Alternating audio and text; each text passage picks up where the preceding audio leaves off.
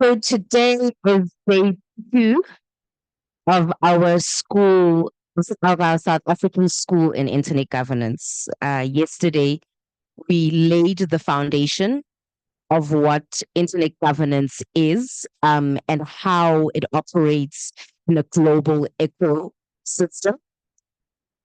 We spoke about the stakeholders in internet governance, um, be it from a multilateral perspective or a multi-stakeholder perspective, comparing and contrasting the two and speaking about the advantages of having more of a multi-stakeholder approach to internet governance as opposed to a multilateral approach to internet governance. And then we took it a step further and we unpacked cyber psychology in business practices within the space of internet governance. Those were some of our discussions yesterday. I'm glad that we have a full launch day, and I'm glad that we've had very active online participation. I think today is equally as good. So that's really good. But before we get Toko to take up the podium, I just want to maybe go around the room, 2 or 3 people that are not in my committee who are not at ZADNA, just to get a sense of what you thought of the discussions yesterday and maybe how do they impact you in your individual or entrepreneurial journeys. So if maybe I can get 1 or 2 hands just from where do you fit in the ecosystem and how do you think that impacts you, just knowing that foundation. Any volunteers? Good day, everyone. Debucho. I'm currently studying cybersecurity. With internet governance is something new to me, and I feel like now that there's a gap in the market, and us as the youth, we need to be fully aware and fully equip ourselves with the knowledge and skills. So for me, I'm very privileged to be here and to explore and network with many people. So I've really, I'm beyond words, honestly, to see what is out there, really. So I'm very grateful and I'm looking forward to partake and be a member for the organizations. Thank you so much. Thank you, Deborah. Give him a round of applause. Online, is there anybody that wants to raise their hand and maybe just give us an idea of what their takeaway was from yesterday? I know I see Elena again. Elena, I hope your mic is audible again today so that we don't have the same challenges, but please do unmute yourself. We are, and put on your video so that we can also see who we're talking to.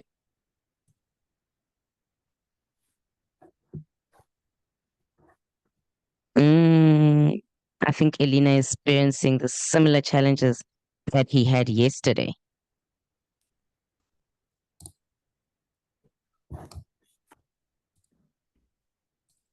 Are you there?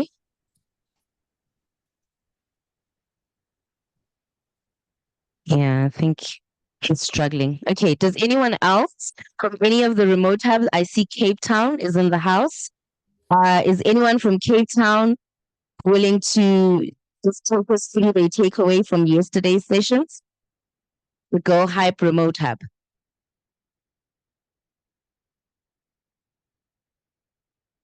Anyone? Raise your hand. We'll acknowledge you.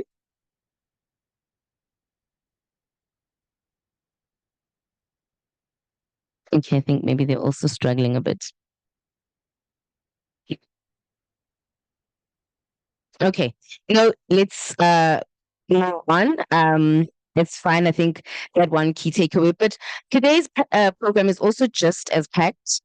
We have a variety of speakers that will deliver on key issues within the internet governance landscape, skills development and education being one of them. The Global Digital Compact, I think we touched on it yesterday. Today, they will be unpacking it for us. It's signed and it's currently in place. So what does that mean for us as entrepreneurs, as students, as people in civil society, the private sector? What does that mean? What is the impact and what is our role Where do we fit in now in this new pact of the future? And then we're going to be having Mr. Neil Dundas. He's not yet here, but he's going to be talking to us about domain name systems and the regulatory landscape around that. Then we've got cybersecurity principles and regulations. Advocate Nandi Panzaluba, who's already here, will also be taking us through that.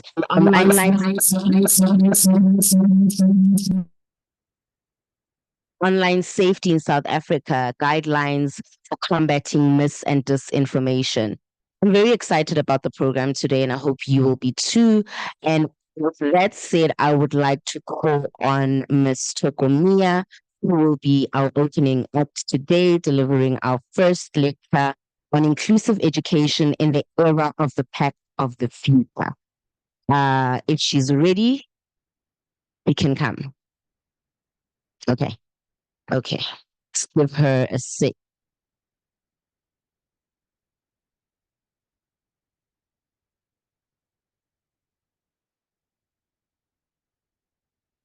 We can give her a round of applause.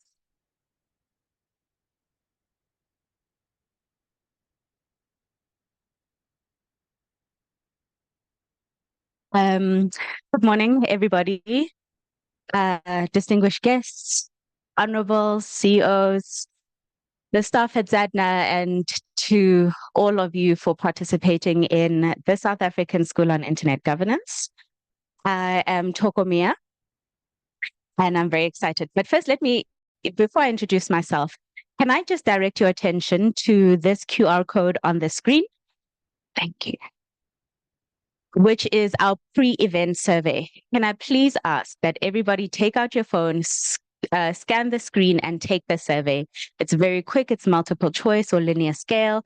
It's very important for our data and sort of understanding how the knowledge that we delivered or how the knowledge of this course worked. It's not working? Okay, is it working for you? Try again. And same with the Durban remote hubs, Cape Town remote hubs. I think I got everybody from Cape Town yesterday. But if you didn't do it in Cape Town yesterday, please fill in the form now as well. Durban team, I'm not sure if all of you managed to fill in the survey, but it's very important. The premise being that you complete the survey as if you had not heard anything about if you had not attended the course yet. So your knowledge at the start of the course, where were you when you came into the ZAIGF? And we'll do the same survey again with some feedback at the end to gauge the level of understanding, whether there has been an increase and then specific topics of interest, which will help us guide how we go ahead with programs in future. Do be honest, feel free to be honest. I don't expect anything much. Just that we can all participate in it. It is anonymous, but we do have your email address in case we would like to contact you further.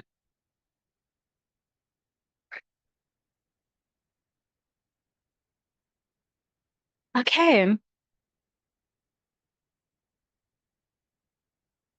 So with that, I take a moment to introduce myself. I am Toko Mia. I'm the CEO at Girl Hype Woman Who Code. We are a digital skills academy that specifically focuses on empowering the digital divide for women and girls to enter into STEM, science, technology, engineering, and maths. And in sort of the past 10 years, we've introduced internet technologies. We've also introduced the 4th skill sets, your data science, your artificial intelligence, and other software that was not previously there. Traditionally, we are a coding skills academy, so learning basic computer skills and coding.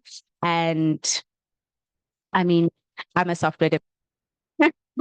That's very much how our training goes. We empower women across all sectors. So we work with high school students where we've got code clubs in high schools and various community centers. It's a really cool initiative where we go into basically any community center, train the trainer, train the teacher, and get a code club going. It's an interactive group of students who meet regularly, learn to code, and get empowered in their confidence skills, speaking skills, all array of soft skills, basically, and get them prepared for university. Get them prepared so that by the time they get to university, they don't take a course in nursing and teaching. Very importantly, that they take a course in software, in STEM, in IT, and the like. Had great success with the programs that I've run. Girl Hype, I've been with Girl Hype since 2014. And in all the time that I've run code clubs, because till now I am also a code club facilitator. So I run my code club at Sea Point High School in Cape Town, which is a lower income high school that is based in the middle of the suburbs. So it's actually disproportionately disadvantaged because it's in the middle of this community. But then at the same time, the students that are attending are largely from your informal settlements, you're from the lower kind of spectrum of the township GDP. So I ran my code club there. But one thing that I've learned over the course of the time that I've been running these high school code clubs is this, and this is my primary thesis. Take a girl, take a young person from the township, take a young Black boy from the township, and start teaching them to code, give them access to digital devices and skills. Do this at around 14 years old, right? 14, 15, so about your grade 9, 10 entrant. Then continue with this process until they complete matric. 98% of the time, 98% of the time, irrespective of their circumstances, that student will go on to study a tech subject at university or to take on a job in the tech industry specifically. That is consistent across all my code clubs. And that is the feedback that we've had consistently over the years. So Girl Hype also works with your school leavers and grads and establishing tech talent pipeline. So we work with a supply and demand model where we work with your private sector and industry and basically bridge the gap between skills providers, us being one of them, but then also advocating for policy around skills and skills enablement. Working again in a multi-stakeholder format to be able to provide these skills, because in any setting where you are doing that, you actually need to have both investors, providers, government, and various other sector involved in order to consistently be able to change that landscape and move from your traditional education models into one which is inclusive and dynamic. So we've been working in various fold of these, working with the likes of your Simedisa, your big MNOs, your big banks, your Nedbank, your ISSAC, and basically working. Okay, thank you. Then basically working with the with kind of providers to be able to bridge the skills gap. So we also work with the universities, pardon me, and your school leavers in internships, in mentorship, and community building. We have like core communities of both young women and young men. Because actually, you know what I found is that there are a lot of male allies within the university spaces, specifically at Girl Hype. Many of our facilitators are actually young men because they noticed the lack of girls being in their classrooms and they were willing to do something about it.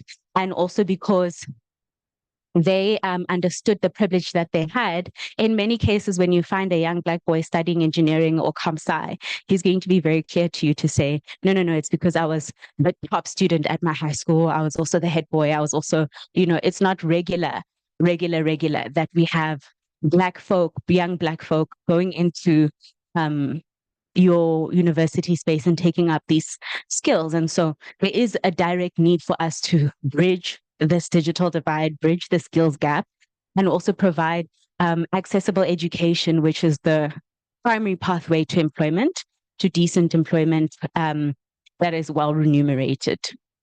So that's one of the things that we do. Then we also work with women in business, specifically, and women in tech, to better understand how we can facilitate the gap or the transitions for women to get better promotions at work, or and also to upskill themselves within the jobs that they have. So you might find someone is a data scientist, they're specifically interested in moving over into the cybersecurity field, and they would like to upskill in order to be able to do so. So we provide a platform for that. We provide skills, programs, training, support, enablement, and empowerment for that a person to do so.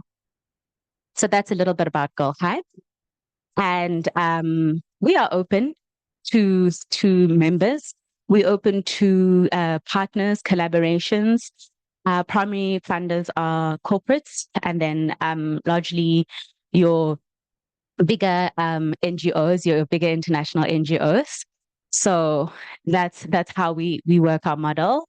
But at the moment, we are still open to, individuals joining us to be a part of our, whether it's the corporate development, whether it's to mentor young people, young girls, or whether it's to actually take part in the program or to open up your own code club. We are open to collaboration as well. There is a franchise model, so you can open your own office or your own Girl Hive to the greater franchise if you'd like.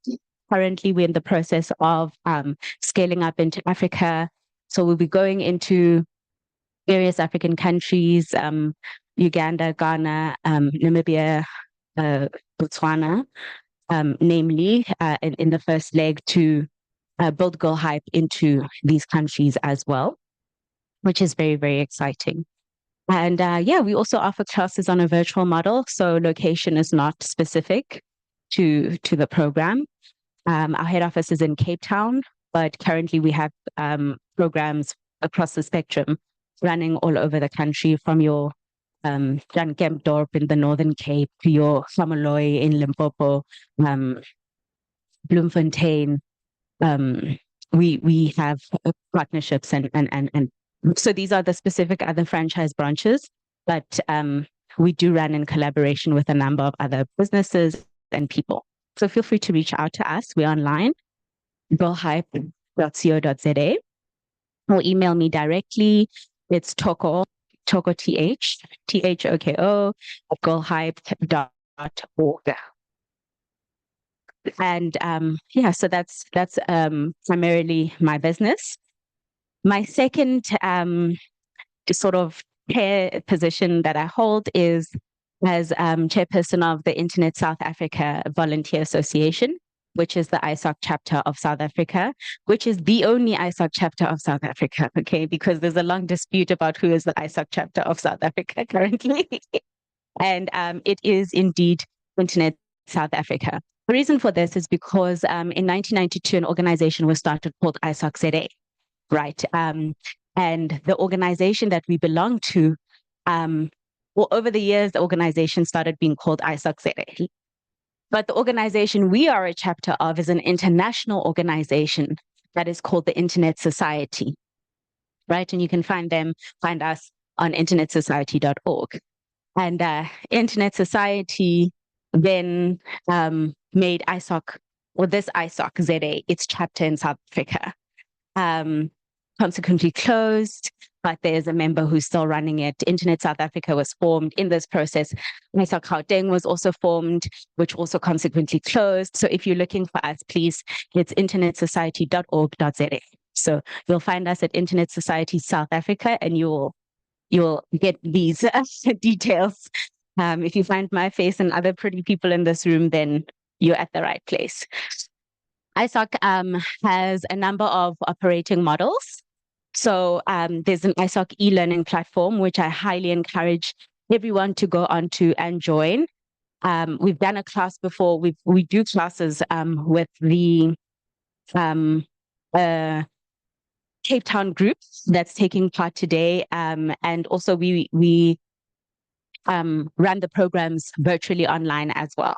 So you can take courses at ISSAC, and they are extremely interesting. Everything from like your history of the internet to your DNS to your networks infrastructure, internet governance. And so they're all subjects that are specifically related to what we're discussing here today. And they have a grand number of opportunities as well. There's so many travel opportunities at ISSAC. So many, there's almost always a fellowship opportunity to travel to ISSAC meetings, to other ICANN meetings, to other regional meetings. So the most recent one was the African Peering Forum that took place in DRC Kinshasa, and ISSAC had the Africa Peering Forum Fellowship. And it's a very open community. They have something called the Youth Standing Group. So there are other various special interest groups. So there's the Youth Standing Group for young people, specifically to join and get exposed to entry points to the internet governance ecosystem and jobs in this way. And also, travel opportunities, networking, fellowship, making colleagues who later become friends type of situations. And then also your grants program. So the ISSAC grants program is also available to organizations. There are various grants spanning from your Beyond the Net small grants, which are like 5,000, your community, technical communities, which are your like 5,000 Rand grants, $5,000 grants, all the way up to your grander grants, your research grants, which go all to like $300,000, $500,000, etc. And these grants, these opportunities are available on the website. So you can go in and have a look at them and apply to the ones that you'd like to apply to. Especially those people who are looking to connect unconnected, there are those grants there as well. And then we as the chapter sort of facilitate this process. We are part of a network of chapters all around the world. And we've got also the regional chapter groups and regional representatives, but it's a really great community to get to know people. I think one of the greatest lessons that I learned was just getting to see how people approach digital in their various countries. So today, the Burkina Faso chapter was reopened. So unfortunately, they decided to close the chapter because of some administration issues. And they reopened the Burkina Faso chapter today. So it's a window into the world as well. It's a window to seeing how other countries are approaching transformation and development. Please join us. Please apply for the grants and the fellowships and get in touch with us if you'd like to find out more, if you'd like to collaborate with us on those opportunities. We're very proud today to be taking part in the SIG as a partner to ZADNA. And I think it's a grand opportunity for us. It's something that we've had on our books. Last year, we took part as well. And I think this year, it's been much more substantial. We sponsored for 3 remote hubs and for the students from YEM online education to travel to the remote hub today. So we've got a hub in Cape Town. Cape Town, can we get Cape Town onto the screen? So the hub in Cape Town is a Girl Hype remote hub. So you'll see, hi guys. Hello. Okay. We get Durban onto the screen. We see you. Guys, please ask questions. We're not getting your questions, and I know you have questions. Can we get Durban on the screen? This is the Durban Remote Hub at DUT. It's very blurry. I'm not sure why. But they also taking part in the SIG today. And we're just going to try to keep things as engaged as possible because we've got our remote hubs online as well. And then we've got our Soweto remote hub in Safe Hub Jabulani. Hey guys. And yeah, we really look forward to greater collaboration in this kind of field and to creating more change for internet governance issues in South Africa. So I have a presentation today. I had to talk on very serious business. And I was asked specifically to speak on inclusive education in the era of the Pact for the Future, unpacking the Global Digital Compact and the UN Summit for the Future. Now, I'm a very traditional kind of person, right? So I'm your very standard average student. I like to say that. However, people like to say, psychologists like to say I have ADHD. I don't like to say I have ADHD, okay? I'm just very productive. So, as I said, I don't like to start a talk and speak to a particular topic, making assumptions. So I'm going to go all the way back and I'm going to be speaking about the history of the internet, where we were, how we got here, and why we now have the Pact for the Future and where the stance on AI stands on that, right? So, of course, we've got the global connected web. This is what most people see in their heads. They're like, okay, well, there is this thing, but I'm here on my phone and it's connected to that thing, right? So what is this thing? So basically, the idea of network computers came up around the 1960s. And the whole concept of it is in the fact that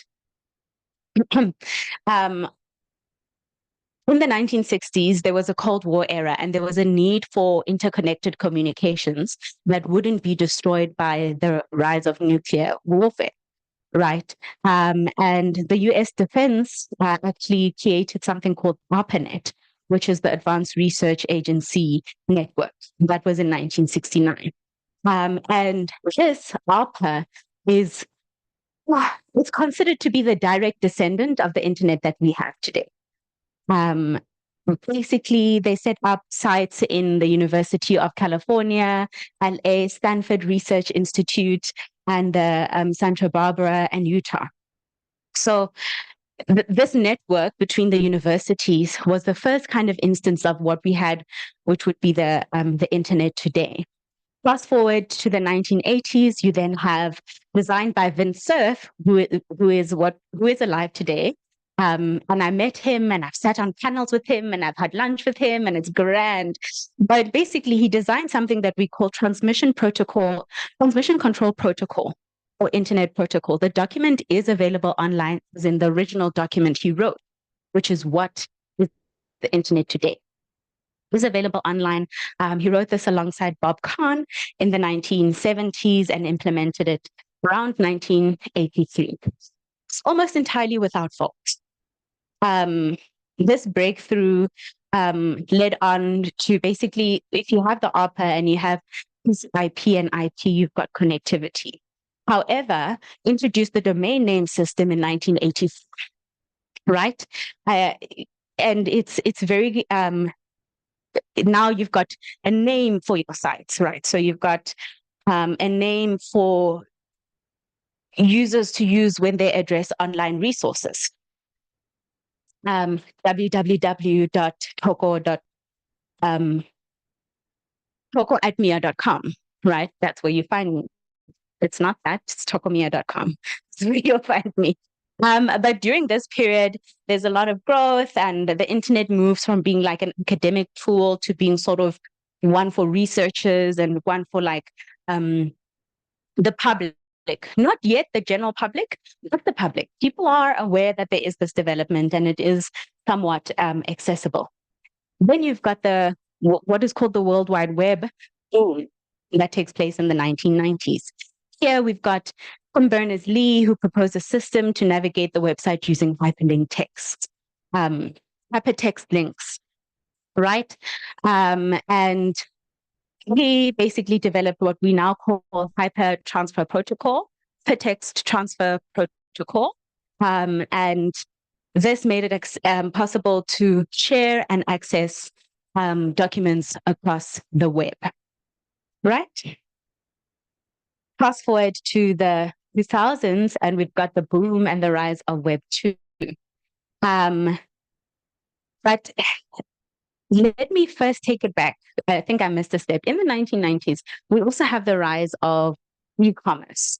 Okay, so you've got this e-commerce boom, and you've got big internet service providers that are developing. AOL, ComServe, and Earthlink are the major players, right? At this point, Yahoo is founded in 1994. Amazon is founded in 1994 as well. And eBay is 1995, as well as Google in 1998. So there's a huge dot-com boom, there's a huge e-commerce boom, and the internet becomes commercial. Internet is getting to every home. Who can afford it can have the internet. People are so excited. They're buying things on the on web. They're buying cell phones on the web. Like it's very cool. And then we've got the 2000s, the early 2000s introduced the social media era, and basically we then get to the point of we have Wikipedia in 2001. Then we have YouTube 2005, MySpace 2003. And the world really takes a turn towards online connectivity, online communication, especially with the advent of things like MySpace, and later MySpace in 2003 and Facebook in 2004. Twitter came in 2006 and LinkedIn in 2003. So we've got these rising social media platforms. The first gen is nothing like the second gen. Your MySpace cannot compete to your Facebook. And in parallel, we've got Google becoming the dominant search engine, superseding Yahoo and every other engine out there. AWS takes this huge boom, and it's become the primary online marketplace. Apple iPhone in 2007 launches and completely revolutionizes the cellular game as well. Big data, internet things, cloud computing in your 2010s. And you have, sort of a trend emerging where devices have become symbiotic with people. So wearable devices like your earpods that you put into your ears. Here, you've got your phone that you use Siri on. Like there's a lot of interhuman connectivity with the device, right? So your IoT becomes huge, and it's on everybody's lips. Then looking at 2000s and beyond, we've got now that the rise and the advent from this sort of big data, which is what allowed for there to be your artificial intelligence penetration and throughfare, and it's developing at a grand scale. It's shaping public discourse, it's influencing electoral and political polarization and events. Platforms like Facebook and Twitter have come under scrutiny, but at the same time, they also form the primary journalistic network, right? People start asking whether journalism is dying because of the fact that these social networks are the ones that are taking the primary push, right? And similarly, you've got this grand disparity. It's what's called the digital divide. It drives competition, it drives infrastructure and development, but also there's significant kind of push and pull towards understanding how the development of technology has actually not been able to reach the lower parts of society. There's a huge digital socioeconomic, now called geopolitical, as of probably like 2 weeks ago, it became officially now geopolitical divide also. Also this green divide, right? Technology takes up a lot of resources, earth, natural resources, and minerals. Minerals and resources that are non-replenishable, and when used in this way, become non-replenishable, right? We've got ChatGPT, which takes about 5 liters of water per search, and when not mitigated right, that 5 liters has negative consequences on the external environment. And fast forward to now, where we're in the era of the Global Digital Compact, the Summit of the Future, and for the future. So that's my brief history of the internet lecture. I couldn't do it in much more in depth, but basically you got the picture, right? We're all on the same page now. That is also very social perspective on it. And the technical perspective has a lot more linear methods to it, right? So for the technologists in the room, please excuse me, I chose this path. And so a few years ago, the UN envoy on technology then introduces something called the Global Digital Compact, right? I'm going backwards.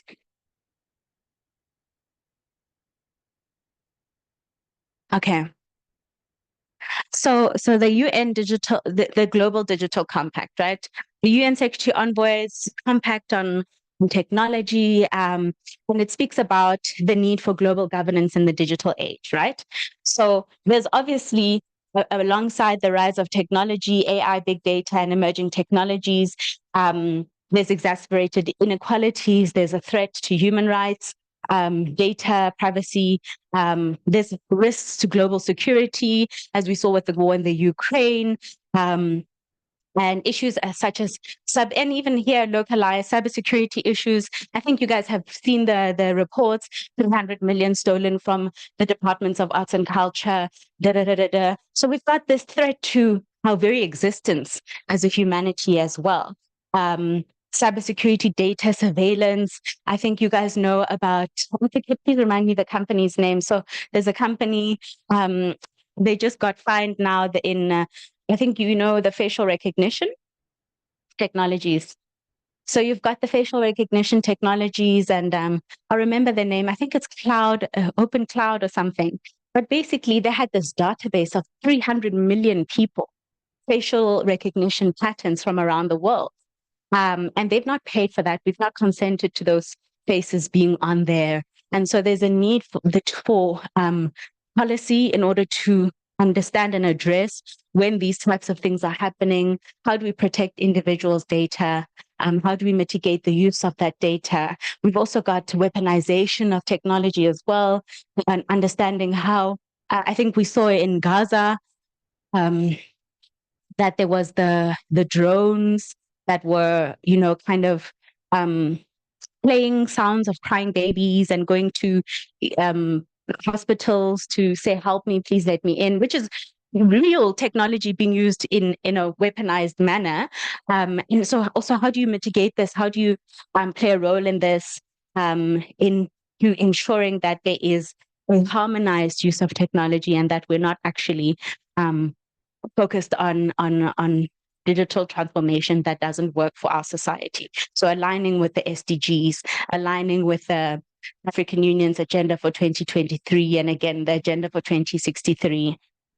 And so the UN Secretary General, Antonio Guterres, puts together this document called Our Common Future, or Common Agenda, sorry, right?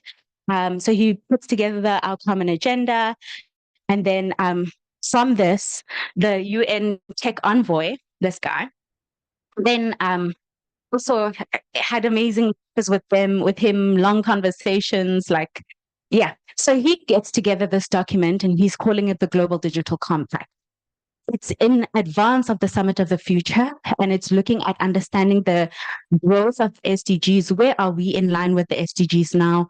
Part of the Summit of the Future is also to put a review of the SDGs of the World Summit on the Information Society processes that were established 20 years ago, and also some of the UN processes, reviewing the establishment of the United Nations IGF Forum, whether it is relevant, whether it stands, looking at ITU, the International Telecommunication Union processes also, in understanding how they fit into the mold of where we stand as a society.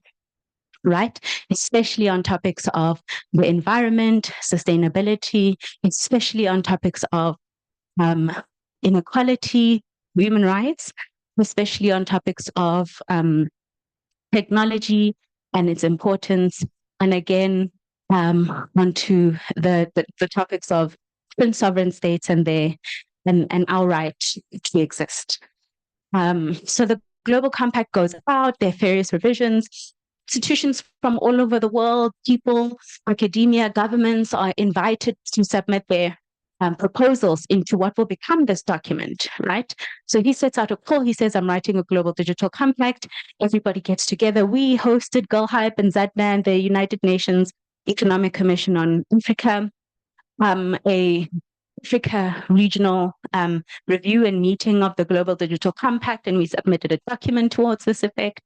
And it was followed up by Research ICT Africa, and it was followed up with the African Youth GDC Perspective. So there's a whole lot going on around the world in submitting to this document. So 4 reviews that go out, Summit of the Future takes place, and we're at the point where we have the final revised document on the Global Digital Compact, right? So this is just some other slides speaking about the digital divide and how the technology that includes the Pact for the Future and the Digital Compact. Here is the link for the Global Digital Compact. Please take a screenshot and read it on your way home. I'm big on reading. I really enjoy reading. So read it on the bus on the way home and take your time. It's quite a long document, but it sure is worth a read, I can say.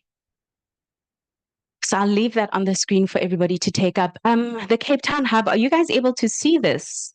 A screenshot, can you? Oh, okay. So it's on the remote hubs group for the coordinators to get it as well. Please do share that during the tea break on the screens. So there's this Global Digital Compact. And basically 2 weeks ago, Summit of the Future takes place. All the world's leaders get together. There's the UN General Assembly, which takes place in advance of the Summit of the Future as well. So all the world's leaders get together. Antonio Guterres, who's the Secretary General of the United Nations, opens up this forum. And believe me, he says, I'm here to tell you one of 2 things. He says, the world we are living in has become sustainable. Listen, that's his first remark. The second remark is we need to end regional wars and work towards our common agenda of peace. 2 things, he says. Okay. He says it in all 3 of the major languages. He first says it in English, then he says it in French, then he says it in Spanish.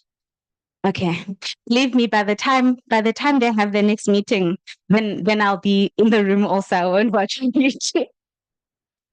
Okay, so there's this brand development, and so this is where a lot of the focus is on digital financial inclusion, on sustainability, on ending warfare and human rights.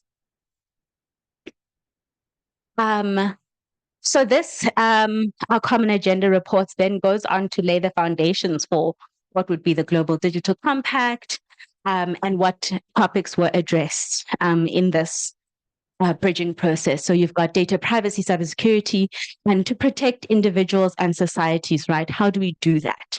How do we? So this is really much more of a path of action. And then we've got the key objectives that were set out for the Global Digital Compact to address, looking at our world and understanding universal access and the internet, protection of human rights online, data privacy and cybersecurity, and bridging the digital divide. Yes. So again, promoting innovation and economic growth, and the role of digital technologies in promoting sustainable economic growth, job creation, and entrepreneurship. This is definitely going to be the buzzword as we lead up to COP29 in Abidjan, am I right? And so Abidjan, Azerbaijan. I'm not too sure. Okay, now I'm confused. But COP29 is coming up, and there's this grand move towards understanding how the compact and the pact for the future then fits into that bracket, right? Then on this, we've got the Pact for the Future, a vision for global sustainability coming up as well. Sustainability becomes a huge one.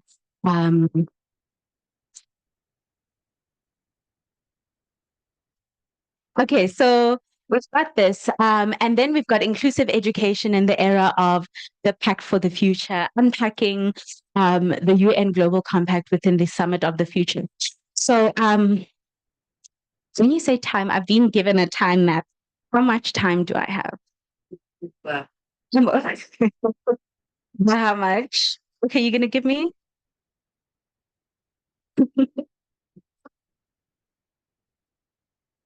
Okay, all right. So I will share this presentation. Please feel free to come to me afterwards. What I had done is I set up a SWOT analysis of understanding AI, inclusive education in the era of AI and the Pact for the Future. So what we can do is I'll just go through the challenges and then I will share the presentation and then they can go through the rest on their own. 2 minutes, it's fine. I'll just speed through it. Yeah. So we've got that was just my perspective. I would do a SWOT analysis because it would be easier to then understand where everything sort of lies, your strengths, your weaknesses, your opportunities, and your threats. I'm assuming everybody in the room knows a SWOT analysis. So, you know, from when you were 10 years old and you had to run an ice cream stand or a lemonade stand, that's SWOT analysis you had to do. This is where it comes into play. So like many developing countries, markets, Africa is a context, a crossroads of a variety of social, geopolitical, and other gap sectors. So what that means is there isn't really a direct path that leads to success, and our impact variables are then linked to other loops, if you can say it like that. So the first one that I was speaking about is the digital divide, and I'll leave it here. So the digital divide is the biggest issue that we do have, which is that, you know, there's still a lack of smartphones and connectivity in rural areas, especially. There's still a lack of access to digital education and digital skills education, and the disparity is only getting greater with the significant hurdle of AI-driven educational tools. If we look at the COVID pandemic, for example, which had a direct result in kids as old as 8 or 10 years old then not being able to read and write cohesively for their age, the level that is intended. So it's really, really technologies and devices, and that lack, urban and rural divide also remains a substantial challenge. Teacher training and capacity, professional development. Yes, I'm just going to leave it here. But basically, there is a SWOT analysis. Look, I'm very far from the end of the presentation, so it would be unfair onto the next speaker for me to continue. But I'm going to leave it here with the socioeconomic inequalities, and I will share the rest of the presentation as well. It will come out in the resource. So yes, I think that we're in an age where there is a significant need for us to address the localized challenges we have in South Africa, especially in light of sustainability. With the rise of data centers, South Africa has now become the primary data center investment market in Africa, right? And we've got data centers popping up all over the country. With two, Raxio's just opened up a data center. Africa Data Centers has also opened up a data center. But how do these actually impact the ecology, the economy? How do we allow this to happen in a sustainable manner? You know, how do we bridge the connectivity gap? How do we bridge the privacy gap as well? and make sure that we are protected citizens in a growing digital age? I think these are the primary questions. And how do we make sure that investment is enough that it can lead to the kind of financial inclusion that we need for proper infrastructure, digital and public infrastructures to be developed? Thank you. I'm not going to open up the floor to questions. I think Toko's going to be here the whole day. If there are any questions, then you can direct the questions to her. You can just interact with her just on the corridors or during the tea break or during the lunch break. We'll share the presentations and all other presentations that you have received over the course of the next, that you will receive over the course of the next 3 days. But I would like to call Ashif just to also come up. She will be unpacking what Toko introduced as the Global Digital Compact, which is now currently the Pact of the Future, and he will take us through that from beginning to the end. We'll steal a bit of your tea time. We'll extend it. Thank you, Toko. Thank you, Shilofelo. My name is Ashraf. I'm with the IGD UNISA in the Digital Society program. My presentation unpacks, as per the program agenda, the UN Global Digital Compact, as well as the Summit for the Future. I think what's important to kickstart the presentation essentially is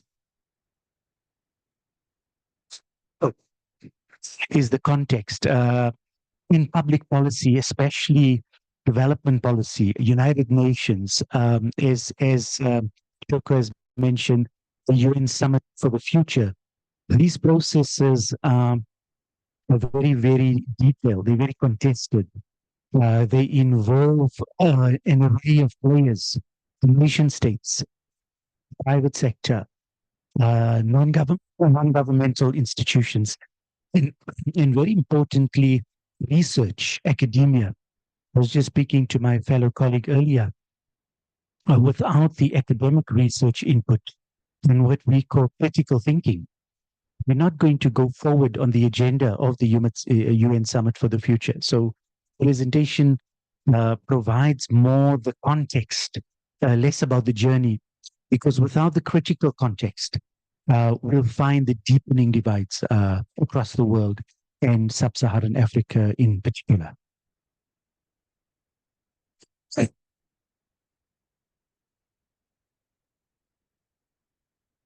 Okay, I think Toko's covered some of it, but we all know the mission of the UN Summit for the Future that was unveiled last week at the UN General Assembly.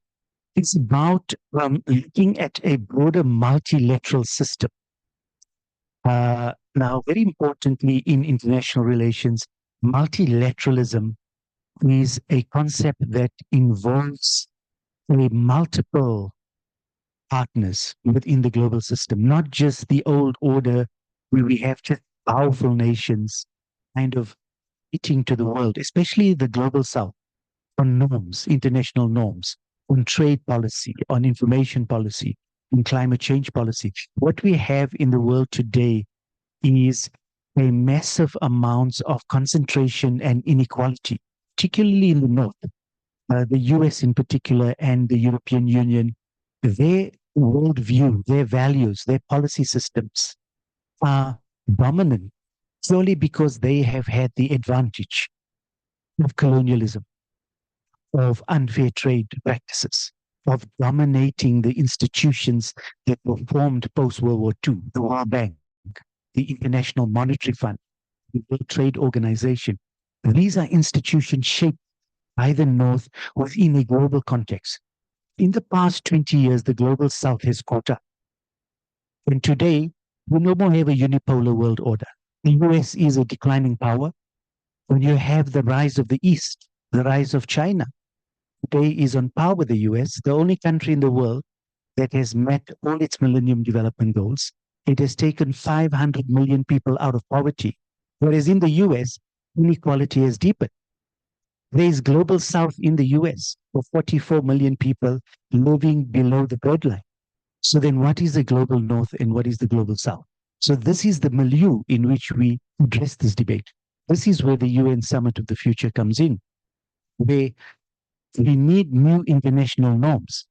And the norms in the last 20 years governing the internet and the information society is not working because of regulation, because of what the US wants and what social media giant wants is they don't want regulation. They want what is called multi-stakeholderism. Everybody around the table, pretend we all equal around the table, but there's huge inequalities. How can a small NGO have same power as Google in the same room and expect to have this an outcome that everyone can literally agree upon? So it's not as if multi-stakeholderism is an innocent concept. It's loaded with inequalities on its own. And therefore, we need new norms, as the Secretary General has mentioned. We also have to revisit the UN Charter, Sustainable Development Goals. Today, the very northern countries have violated the Charter. All the members of the UN Security Council has violated the UN Charter. So therefore, we need the entire globe, and especially Global South, developing nations, Africa, Latin America, Asia, to co-own the UN. This is what the UN Summit of the Future is. And therefore, South Africa and Africa, smaller nation states, the Caribbean islands, South Asia, have to play a big role in shaping the new norms. This is what the UN Summit of the Future is about. And I think that's where you have a role to play. The Secretary General talks about fit for purpose institutions. Are our institutions fit for purpose? As we speak, World Trade Organization needs the most important institution to deal with trade, development, job creation, small business development. That institution is evolving. This is where the UN Summit for the Future comes. Why? Because the US and Europe wants to ensure the WTO is not functional. So when a small country like South Africa cannot export fruit to the European market because of some elements, we don't have recourse to the World Trade Organization because the appellate mechanisms to resolve trade disputes is not functional because the US has not ensured that they are appellate members to resolve these trade disputes, and Africa suffers. So this is what the UN Summit for the Future is about, and that's where we hope to go forward.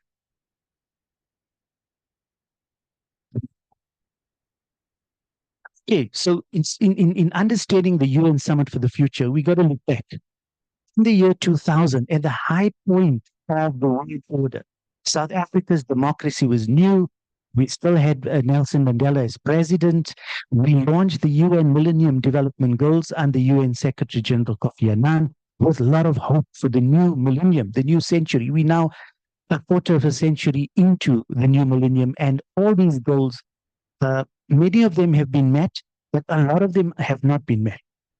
So the UN Summit for the Future doesn't come from the sky, from the cloud, as we say, the data cloud. No, there was no data clouds that time. There was just basic stuff, basic infrastructure, but we got a lot of stuff done. And why has most of the developing South not achieved it? Why has the record been patchy?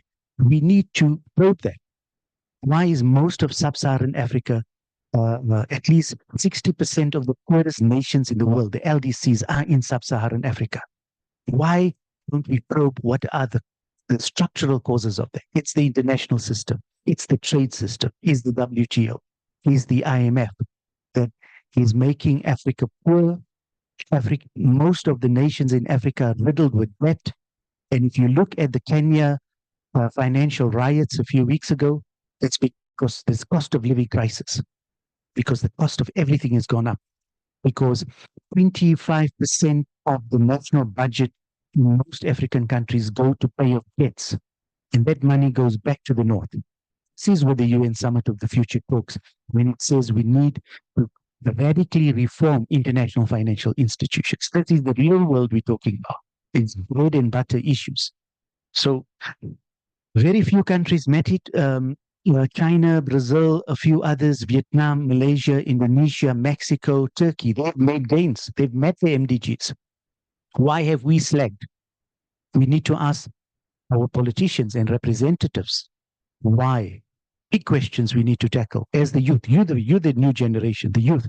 You're going to inherit the debts of the current decision makers. So this is what the UN Summit of the Future is all about. Okay, then you had 15 years later, in 2016, same UN goes back and says, oh, we haven't met our MDGs, now let's invent something new, SDGs. Now they said, okay, Sustainable Development Goals, and they launched it in 2016.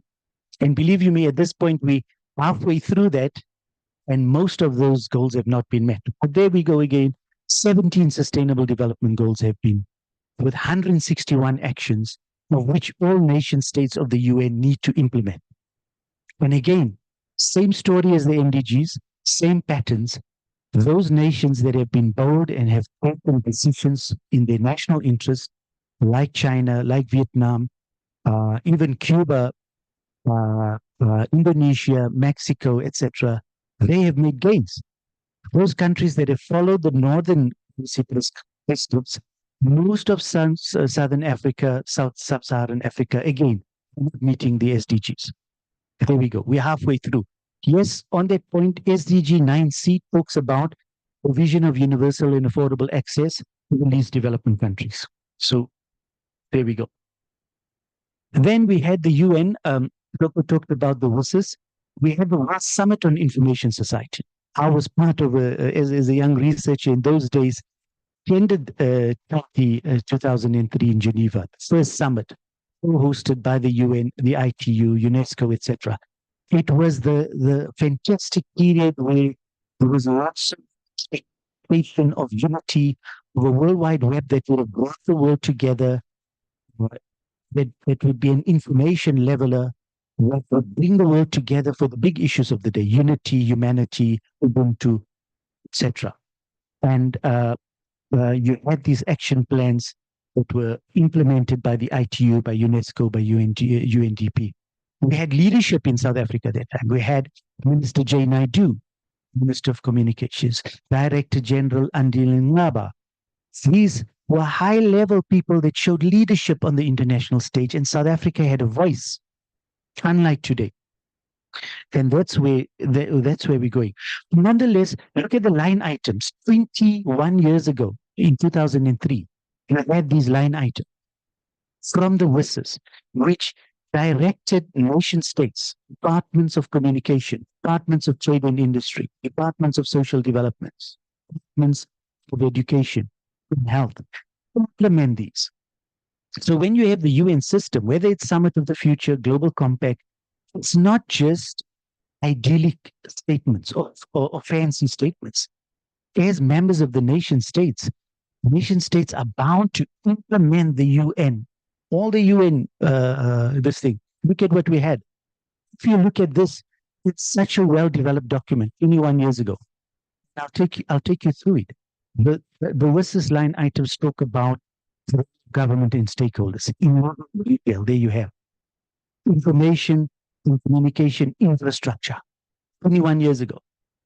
We are democracy, 30 years in democracy, when South Africa has massive gaps in basic infrastructure provision, especially in rural areas. Why are we not meeting these targets? This is where your voice comes in, to make your governments accountable for digital inclusion and digital access, right? Look at all those elements. It talks about access, accessibility, affordability, assistive technologies, all of that, access to information and knowledge. All of these are relevant. Yet we have massive barriers to accessing those line items. The line items goes further. It talks about capacity building. If you look at the details in the WSIS plus outcomes document, the line action items, has our ministries and departments and intergovernment forums, you name it, have they actually taken it seriously? Do we have an M&E system? You know, where is all of that? That's where the discussion should be. Less focusing on the UN, because the UN is a massive, high level. What's happening at the local? That's what's important. And look at that. Building confidence, cybersecurity came in there 21 years ago. Today, it's a major challenge. That means nation states have not addressed the challenges. Enabling environment, consumer rights. Well, the biggest challenge with all these challenges we have today is we don't have strong consumer movements in South Africa. That's why the large corporations can take the consumers for a ride. Our consumers losing out, whether it's the big tech companies taking data, content of users and artists and monetizing it without their consent, not paying royalties. Our artists are exploited by big tech. That came through. The Competition Commission inquiry into big tech. Every artist, every local newspaper, every community newspaper, all the major media houses have complained about the big tech usurping the royalties, not paying royalties for their own copyright. This is how big tech gets rich. You think Mark Zuckerberg is worth $200 billion for nothing? They're stealing the content of Africans, of Asians, of Latin Americans. This is the real story of big tech. There's nothing fancy about big tech. It's using AI and ChatGPT to take your content. That is why South African artists are the poorest in the world. Why is South African artists dying of poverty? Because Google and the copyright is usurping every level of copyright of Mzansi, of local content. And our languages are not represented. This is where the debate should be. As we go forward, ICT applications, line 7, click on there. It's there. It's the UN, 21 years ago. This is where we need to do M&E, line by line, goal by goal, right? Cultural diversity, look at it, line action 8. Cultural diversity in identity and linguistic diversity. 21 years ago, the UN said it. Today, there's only 1% of African content on the World Wide Web. 1%. And we're 53 nation states. This is now outcomes. When you talk of M&E, outcomes and impact, zero impact we're making. But we have 53 African nations at the UN every year participating, signing declarations. And look at the stark reality. So there is no cultural diversity, no linguistic diversity. So this is where we are. Media, again, there we go. 21 years ago, was talked about harmful content in the media. UNESCO has guidelines, but none of the large corporations or big tech has implemented that. Today, you look at Facebook, you look at Google, you look at X, there's everyday harmful content. Only the EU, because they have the resources, they are regulating big tech and they can find big tech and they can tame the big tech. But small nation states, we don't have regulatory oversight or capacity. Yet the learners are suffering. So you are all youth. You are suffering because of the current big tech ecosystem. When you onto the Facebook or when you onto X, the kind of information you get or misinformation or disinformation, there's no national regulation. No regulation. There's disinformation, there's fake. You would not know what is fake, what is real. And this is where academics come in. This is where regulators need to come in. But big tech don't like one thing. They don't like regulation. When you say regulate, they say, no, multi-stakeholder. Because they like to sit around the table and big tech can talk for years and years, and you will participate for years and years in conferences, but there will be no line action items for the nation state. This is what we're facing with big tech today. Ethical dimensions, look at that. 1 years ago, versus the ITU talked about these ethics online. And today we're facing. And today it's such a mess that even the US, that has the largest big tech companies in the world, their departments of justice is moving in. Just last month, the US Department of Justice declared Google a monopoly. A major ruling, which means that it has a monopoly across all the value chains and all the information. And they now want to use new tools to regulate and to break up some elements of it. So regulation works. Don't believe in deregulation. Regulation is needed to get society into new trends. Financing for ICT. There we go. That's all day. And then line action 12. Achieving the targets, plan of actions is all there. Look at it. Connect villages with ICTs. None of the nation states that signed has actually moved forward with implementing. to connect health centers and hospitals. Look at how South Africa suffered during COVID 3 years ago, because we've never implemented this 21 years ago. Look at our schools during COVID. Most of the public schools, no access to internet, no access to content, no digital literacy training. And mainly Black students suffered during COVID and lost out their matric year because we did not implement the universal services obligations. So forget the summit of the future. It's lofty goals. What's happening at the nation state level? What's happening in your provinces? Because your provincial Department of Educations are meant to implement digital in schools. So this is where the debate should be. This is where you need to participate and advocate. Digital solidarity. This could have avoided all the challenges because the digital compact is responding to something. Digital compact does not come from the sky. Responding to the mess and the divisions and the disinformation and the racism and the extremism of what's happening on social media. And yet, 21 years ago, there was a statement by the UNESCO and ITU on digital solidarity to bring humanity together, find common standards. And there we go. From digital solidarity funds, poverty reduction to technology transfer. There's been no technology transfer from the North because they own the standards, they own the patents. And when you want to use patents for development, they go to the WTO and WIPO and they block you. As South Africa and India tried during COVID, we said we need access to COVID vaccine technology and patents, and the large corporations said no, it's our patents, even though it was a public health emergency. So then where is the solidarity? There's no solidarity, not from the global North. So this is where we are. It's hard to swallow, but it is what it is. You know, as we go forward, these are some discussion points you can have in the working groups. The slides will be distributed. So this is part one. I have certain questions for discussion. Have nation states utilize the versus action plan items? Quick assessment, maybe an assignment. Look at South Africa, look at Lesotho, look at Swaziland, Libya, Kenya. How far are we? Where are we? Measure. If so, why has key digital divide targets in South Africa been dismal? The richest country in Africa, why are we behind? Is it regulation? Is it policy? We now launched the South African AI policy, but we don't even have universal access happening. So we want to put the cart before the horse. We want to talk 4.0 and AI. We're not even in Web 1.0.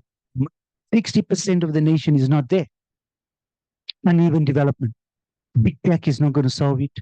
Large forums are not going to solve it. It's a local discussion. It's a national discussion.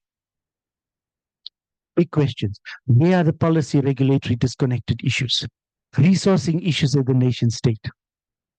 The ethical dimensions of ICT. These are big questions that we need to tackle. Then there was the Internet Governance Forum. The latest was in Japan 2023. Again, all the big themes that they tried to tackle in Japan. Emerging internet fragmentation. Because the internet is fragmented. There's a Western version, there's an Eastern version. There's no consensus on lots of issues. So therefore, you had the UN Summit for the Future to bring some sort of consensus. Fortunately, for the first time, the US and China agreed on a more global AI framework. It's very positive. These are two big rivals. They have different worldviews, but they agree that there has to be some level of AI understanding and regulation to protect the world, because there's a lot of harms, especially jobs. The world of work is going to be impacted. And let me tell you, the fastest growing sector in South Africa had been the call center industry. And now with AI, those 80,000 jobs are at risk as we speak, because people are promoting like Imbongis, AI, ChatGPT. It's going to take jobs, bread and butter jobs of people. Are we prepared for it? The ILO Global Commission of Work, read that report. It comes with very important steps and processes to reverse the impact of the fourth industrial and AI on jobs, because those jobs are jobs in your communities and your families, people that won't eat bread and won't eat at the end of the month. If we just introduce AI immediately into the workplace. We are not yet ready. We need to prepare the labor market for this transition. It's like the just energy transition. It's not going to happen overnight. But if you're just pushing all these technologies in, Black and African people in particular are going to suffer the most because they're in the blue collar worker class. We have to be open about it. Urban people are going to benefit. Rural, semi-rural, peri-urban are going to suffer. So it's going to deepen the spatial inequalities. We want to really take this quite seriously. Okay, WSIS Plus again, May 2024, 20 years after WSIS, there we go. We're restarting the process. And now we go to the digital compact. So I came to the digital compact from a historical route, from a contextual route, because these digital compact didn't fall from the sky. It has a history. Some of you were not born at the time. We were young researchers participating, and we are now, as they say, there's a song called Same Old Story, same old story. And this is what's happening now with the digital compact. Is there any hope?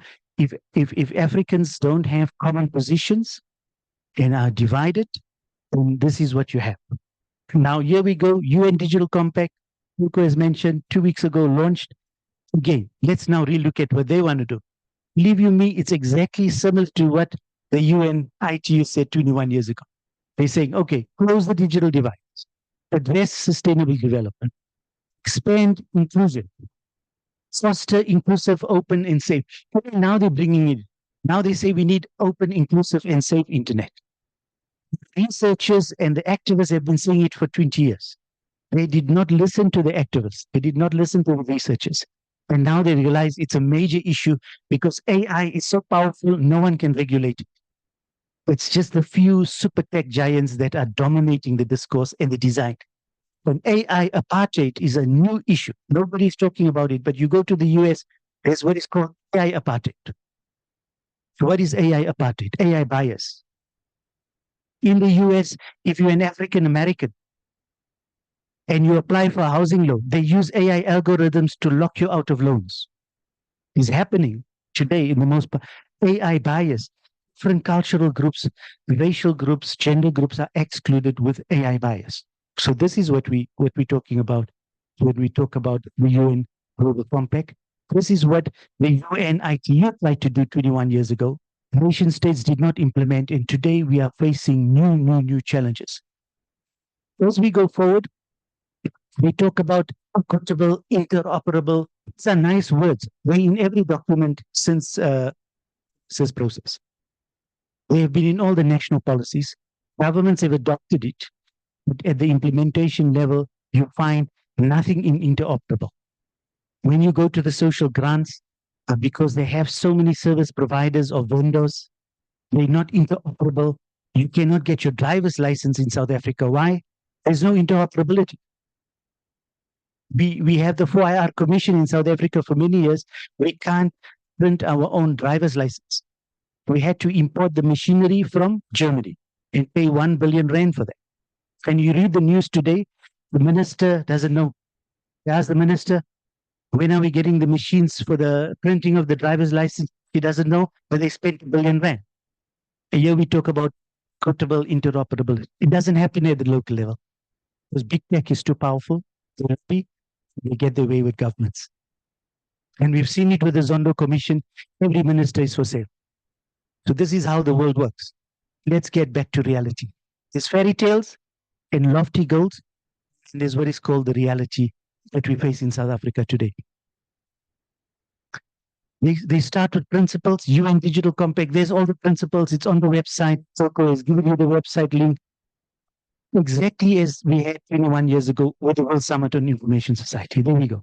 Inclusive, cooperation, these developing countries. Again, back to following. Principle 2, anchored in international law, that's good. Anything that's in international law, it's good. Who violates international law? All the powerful countries.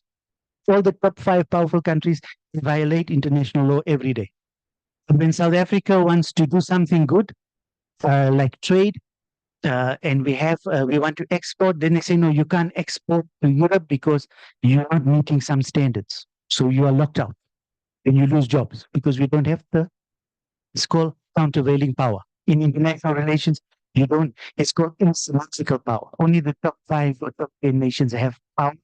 The rest is just there. So this is the reality. It is what it is. Gender equality, yes, that was also a big issue in WSIS. It continues to be, and it has to be promoted.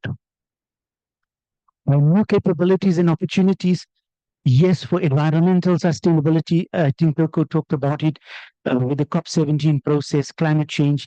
The IT sector is at a moment of truth. It's dropping resources. AI and cloud needs a lot of resources, water and energy. This is something we all should, we need a new research and new advocacy around it. There's been a lot of challenges with that. And when you attract investment, you say, okay, it's good to have a data center. Yes, I agree. Cloud centers, it creates investment, but at what cost? And we've seen the case, let's be honest, the case with Amazon in Cape Town. What happened there? A large multinational bulldozed a local community and got their way to build cloud. And what happened? The Khoi community lost out. So they lost their heritage, they lost their land, and what is being used. So we need to ask ourselves critical questions. Investment at what cost? At the cost of the environment? At the cost of heritage? These are the questions, critical questions that we have to ask ourselves. As academics, we don't apologize. We ask the hard questions because that is what is the public good. There we go, digital systems. Again, it goes on, digital compact, creativity, competition. That is good, but they're lofty ideals. Governance, private sector, etc. Partnerships, yes, all of that is good. Digital world is evolving. So this is what they're talking about. Then they have over, believe you me, I think there's over 56 objectives. And believe you me, it's like for me as a researcher in this field, it's like a sense of deja vu. We've been through this with the first ITU and WSIS and the World Summit. It's just rehashing things to make us in conversation, in multi-stakeholderism, forever. You're going to be in multi-stakeholderism in 20 years' time. People will be older, we'll all be older, but your children will be talking about this again. And believe me, you have similar objectives which will have not been achieved. This is the power, the situation today. There we go. They go on and on. It's exactly the same as 21 years ago. Now they talk of blended finance because they want the private sector to come in. Before we talked about public infrastructure. There's a difference. So again, here you can see private sector creeping into providing it because they want to own the infrastructure. They don't want it to be public because they want to monetize it. So we need to be critical when we look at compact as well. Where is South Africa in this? Talk about every broadband subscription costs that are accessible to the wider population. SDG 1 and 9. Where are we today? Has anyone done a critical assessment of our broadband fixed? We are number 11 in Africa. We fall behind Kenya and Angola. Can you believe it? As South Africa. So it's critical. We need to be humble. There we go. Objectives continues. Believe me, they go on and on. The 56 objectives, they go on and on. Digital literacy, yes, all of it is good. You need action plans and budgets. Action plans and budgets. Digital public good. What is your understanding of digital public good? Anybody? What's a public good?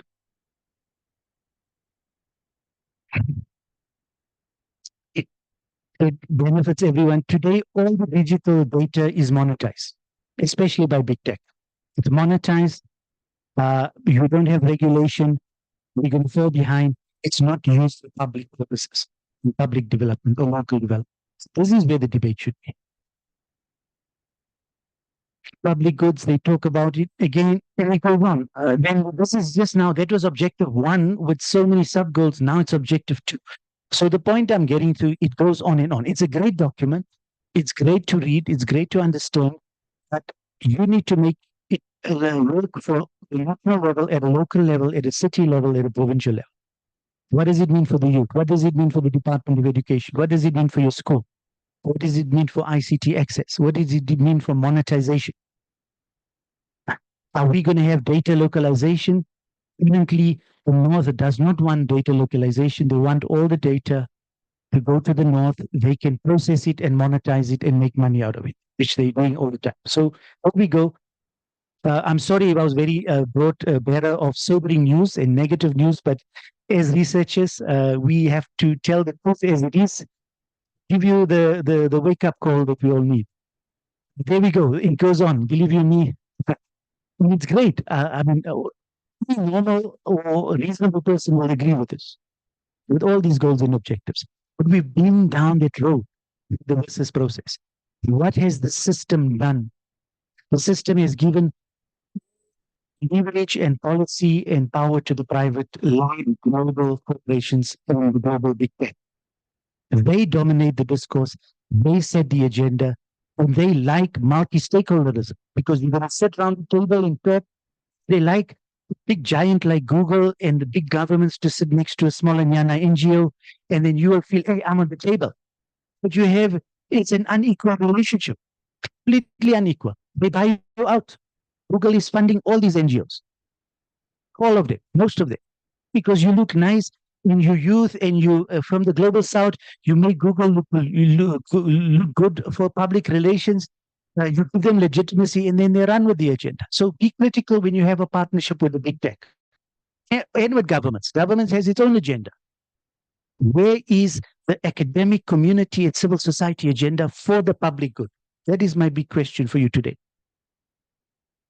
There we go. Discussion points. When you grow in your groups, these are discussion points in the Global Compact. We all can debate it, but there we go. Look at the SDGs, look at the MDGs. Where have we gone wrong? Is it too idealistic? We're in a world of real politics. Let's get real. There's no charity in the world today. MDGs and SDGs have not been achieved. Why? Especially in sub-Saharan Africa. Why? Why are we lagging? What is the structural issues? And there are many. The UN Secretary General has a new AI Council. That's very positive. Big positive of this new digital compact and the summit. The Secretary General is forming an AI Council. We need to participate without the influence of big tech governments. Voice of smaller voices must be there and say, we do not want this model because this model has created the mess that we face today. Disinformation, misinformation, fake news, extremism, radicalism on the net is messing up. And we haven't even touched upon the emotional and mental wellness of children and youth with social media. It's another issue. Europe is now regulating social media. UK wants to ban, UK and Australia wants to ban social media in schools. And rightly so, because there's no academic outcomes anymore, honestly. Here we go. These are the issues. And there we go. I'll leave you with a thought from Albert Einstein. From versus to digital compact, this is my thought. As Albert Einstein said, insanity is doing the same things over and over again and expecting a different outcome. Yeah, I said same because it's same old story for most of us. Anyway, that's the view from academia. We tell it as it is, and we encourage critical dialogue. Thank you. I didn't even have to ask for a round of applause. I feel like I'm in an honors development studies class again, and yeah, that's sobering. Any questions? I'm hoping that someone can go around the room with mics for me. I'm going to take 3 questions online. Any questions, any comments? And then we are going to break for tea. I know we are 10 minutes into our tea break.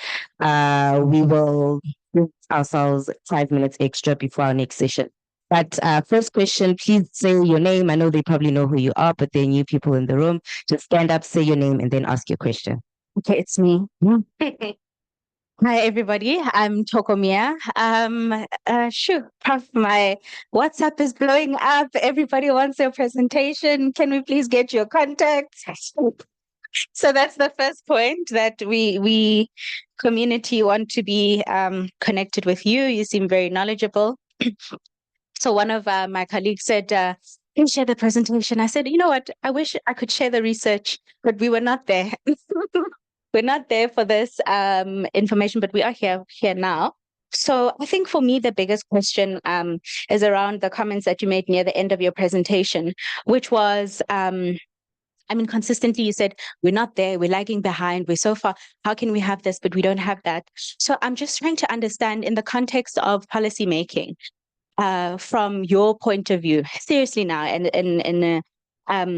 what is lacking in South Africa? I think Memagona and I sat on a panel with Google where they invited stakeholders to discuss the AI policy and this and that. And the one thing that came out, and I think that's a comment that she made, she said, you know what, the big problem is that policy is made in silos.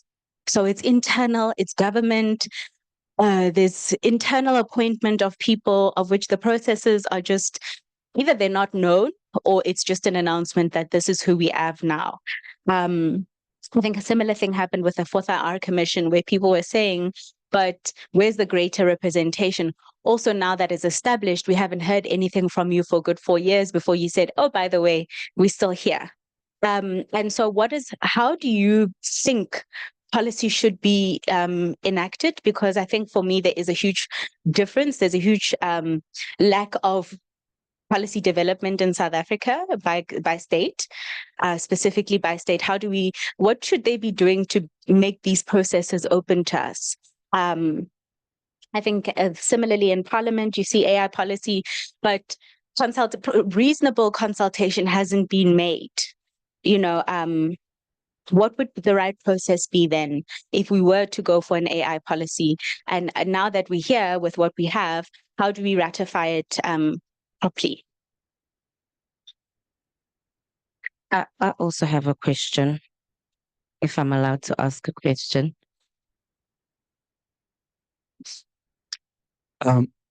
Should I answer first or take? Maybe just answer the question. Thanks, Toko. So this AI policy is quite bizarre. Firstly, it was released by the minister just before the elections in sort of April. And if you look at the Fourth Industrial Revolution Commission, it's done work, it's released its report, but there's been very little public engagement. Even the most important sector in the 4IR Commission is the world of work, is labor. They were hardly at the table. They are facing the consequences of that. And I think what has happened in the last decade in South Africa, you've had a privatization of public policy. This is it. This has been the trend. From the high point of the Mandela and Mbeki administrations, where there was a sense of strong civil society participation or resourcing. What you have now is elite policy. And in these silos, as Toko has said, in very expensive hotels like this one and others. And we if you're really serious about public community-led participation, the first thing you have to do is not end these very expensive conferences, especially if it's called by large corporations. So boycott it, because they're going to co-opt you, because they need you more than you need them. Because why? You give them legitimacy. As a small NGO, you give them legitimacy and they take away your data. And they're taking away of the data and the content. You just need to follow the Competition Commission of South Africa inquiry into big tech and look at the community media presentations. Those people are crying. Journalists are crying. Journalism, the most noble of professions, is losing their job because of the big tech abuse and using AI and ChatGPT and web scraping and all these tools would take knowledge that has been produced by local Mzansi journalists, and that is being appropriated without compensation. And that is why you're having the poverty in the world today. So you have to ask yourself, if I sit on the table with Google or large donors, what is the agenda? No, you form your own civil society, your own community AI policy, and you do it on your terms, and you set the agenda. And you make your presentations to your public representatives, which is the minister and parliament. And you can go to parliament, or you get people to go to parliament and present without any influence. Because the most important thing small NGOs give the large big tech is legitimacy. They need you like oxygen, and don't fall for it. Sure. And as academics, we're there to help you because that's our job. And you need to ask critical questions. Yes, with very important teams, they have to be involved because they own the platform. They have resources and technology, and they have to implement, especially stuff like web safety and all of that. That's very important. That's where they come in. And on those issues, you engage them, but not to the level where there's a concept in public policy called policy creep. And big tech loves it, and global corporations love it, where they put smaller parties or NGOs or the public into their agenda. You say, no, we need you because we for web safety and we for online safety, and that's great. We need to implement it, and we need you at that level. Don't now come with a policy creep, come with your agenda that you want in the AI policy. No, we're going to define that as the youth. That's called policy sovereignty. And that is the only way we're going to meet the goals and objectives. It's critical thinking, but you need critical thinking in a world that's really divided and with deepening inequalities and poverty and unemployment. And you know South Africa's unemployment is 41%. And AI and 4IR in the short term is going to deepen that. And we need a just transition immediately. And we need to have that conversation. If you look at the AI policy, believe you me, it's as if it was written by a consultancy firm. There was no input. Where was the green paper process? Where is the white paper process? It's actually a takeover of national policy without any public participation. And this is where we need the debate to come in. And that's my view for now. Sure.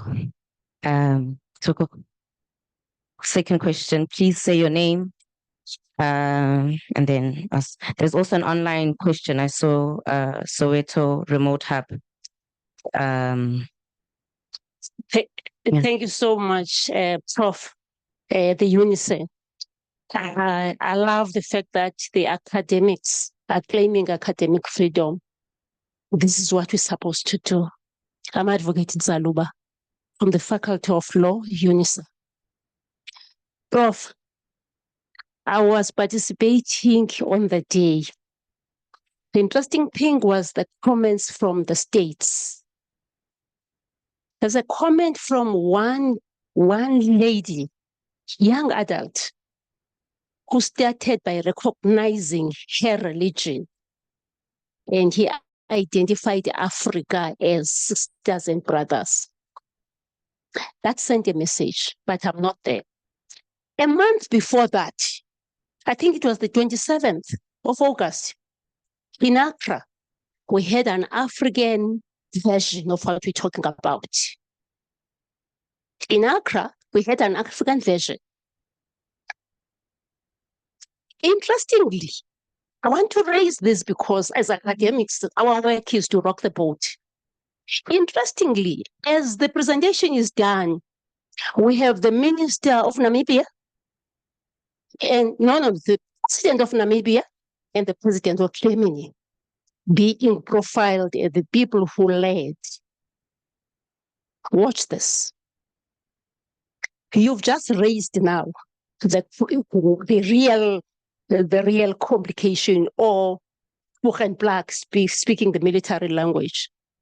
But I want us to take it to the South African context now.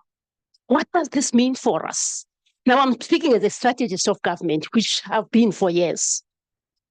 At the MDG level, we took the MDGs, we came with 12 outcomes. Hence we had South Africa with 12 outcomes. And South Africa PTY Ltd had 12 outcomes, and everybody had to respond to that. We then decided from the foresight strategy South Africa 2000, then there was a move to an NDP. When we got to an NDP, it coincided with the SDG trajectory, where we said, no, we could not deliver on MDGs because we're too broad. Let's go granular. And we moved from 8 to 17. And as such, our NDP, the person speaking is a strategist who actually was developing the overarching strategy for government through the military. The MTSF of South Africa had to encapsulate 15 outcomes now from the 12 outcomes because of the SDG. Why am I doing this? Now we are on NDP 2030. We are in the eve. We are on the last tranche of the MTSF. 2025 to 2030. It's not a strategy class, but let me help you. So South Africa now, through the GNU, has got to develop a strategy for South Africa Pty Ltd 2025 to 2030, which coincides with the end of the NDP trajectory. The question to you, Prof, and everything that you've spoken about in terms of policy, I'm not going to get there. What then is the expectation for South African strategic plan in the light of what we've done in Accra, in the light of what we've ascended to at last week? And what does it mean in terms of us bringing quality to citizens? And what are the opportunities for academics? Because academics must be relevant. For me, this is a nice field for academics and new upcoming entrepreneurs. What does this mean for us, for young researchers, for young SMMEs? This whole pack of MDG, SDG, WISIS, the refabrication into the Summit for the Future, into the Digital Compact Global, into Africa Digital Compact. I think we're going to have South Africa Digital Compact, but before we get there, advise us. Thank you, Prof. As usual, I'm humbled to be in Prof's presence. She is one of the veterans in policy making in South Africa, so we're all highly appreciative of that. I would say just look at the dichotomy, the contradiction. You're having Namibia, the president, in Germany. And if you know the relationship between those two countries, you'll be horrified. Because the first genocide of the last century was committed by Germany in Namibia. And there's been no compensation. So that alone shows you the unequal relationship Africa has with the North. And they haven't even apologized for the genocide. Think about that.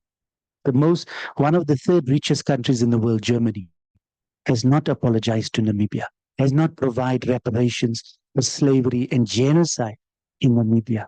And you're having that kind of partnership. So is that an equal partnership? That's the question. That's what global South Africans should ask themselves. Why do we always subordinate ourselves to power relations? The same old patterns. And I think we must be critical. Critical thinking requires that. So that's my first point. The second point is, yes, that alignment with the National Development Plan and the SDGs was very, very timeless. And it showed some sense of South African coherence, state coherence and policy state coherence, that South Africa has had that experience. And I think with the Mbeki years, in his presidency, you had a very competent policy unit called the Policy and Advisory Services Unit that worked across government and monitored. And therefore, you had what I would say cohesion in the presidency. Today, the presidency is a jumble sale of different commissions. There's a commission for everything.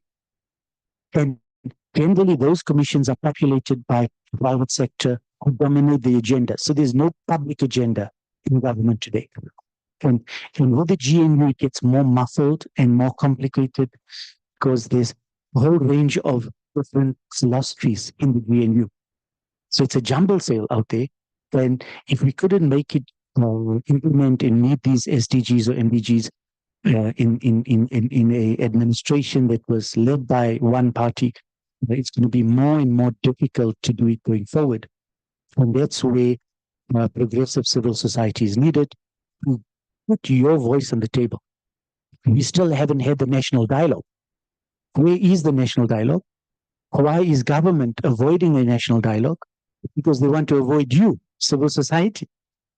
Because they're happy where they are in an elite formation, writing policies, passing policies in your name without any dialogues.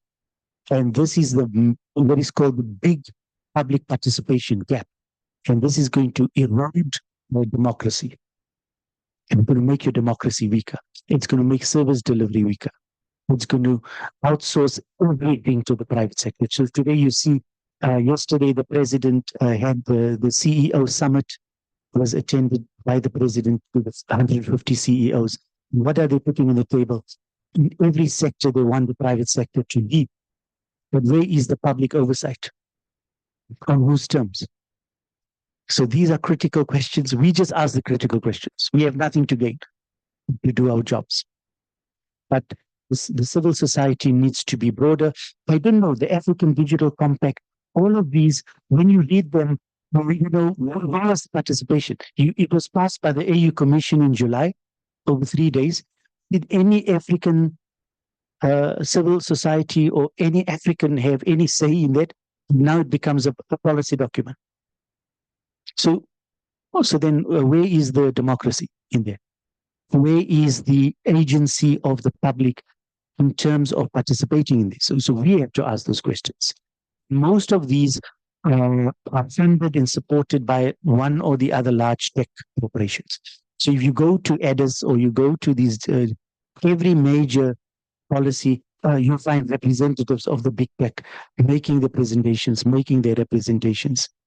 And so this is how co-option works in public policy making. This is an issue. The poorer your nation state is, the less resources you have for regulation. Whereas the Europeans are safe because they have very strong regulators. Every week, big tech is being fined. Facebook got fined last week. Apple got fined the other day. Amazon got fined. Why? Because they have the resources to do the inquiries, find out where the harm is for the public good. Fine. We don't have that. Except in South Africa, we have that. Maybe in other nation states.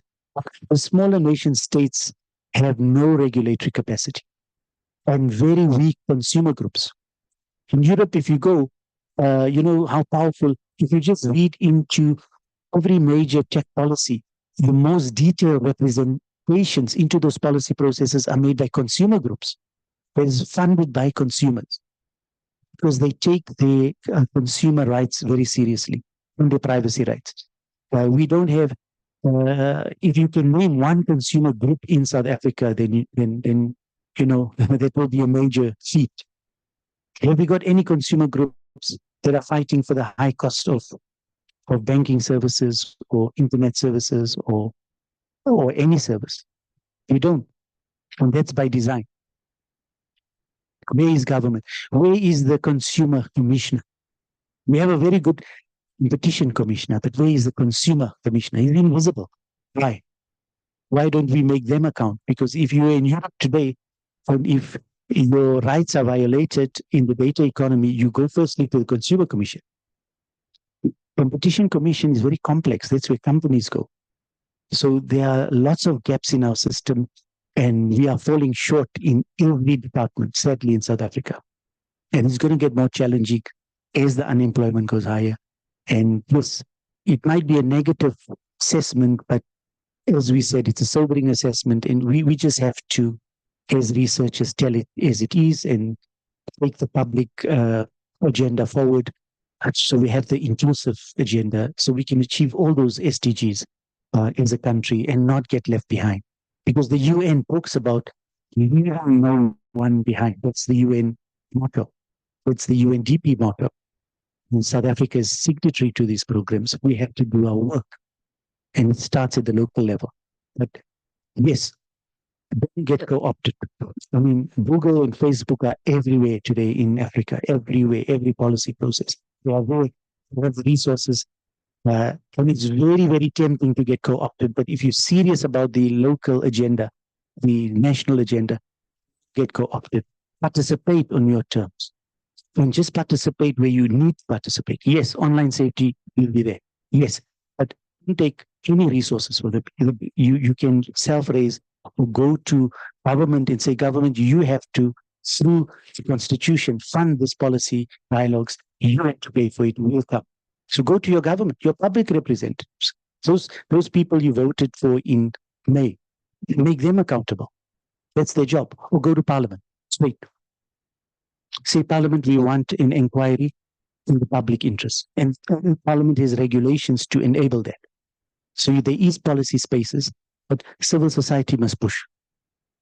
Where you get co-opted, when you are doing a disservice to the national agenda and to the policy sovereignty. It's as easy as that.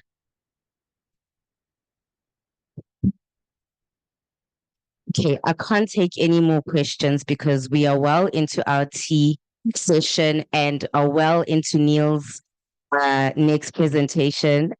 So I think if there are any conversations that need to take place now, please do them during tea break. But I will, with your permission, share your email addresses with anybody that would like to get in contact with you. Can I ask us to have a 10-minute tea break? So by 12:30, we will have to be back so that Neil can then start his presentation. I'm really sorry. To anyone that has questions, Prof is still here. You can engage with him. Thank you. The DNS. Very good to hear what Mr. Neil Dundas has to say on DNS. Neil is the CEO of Domain Name Services Pty Limited.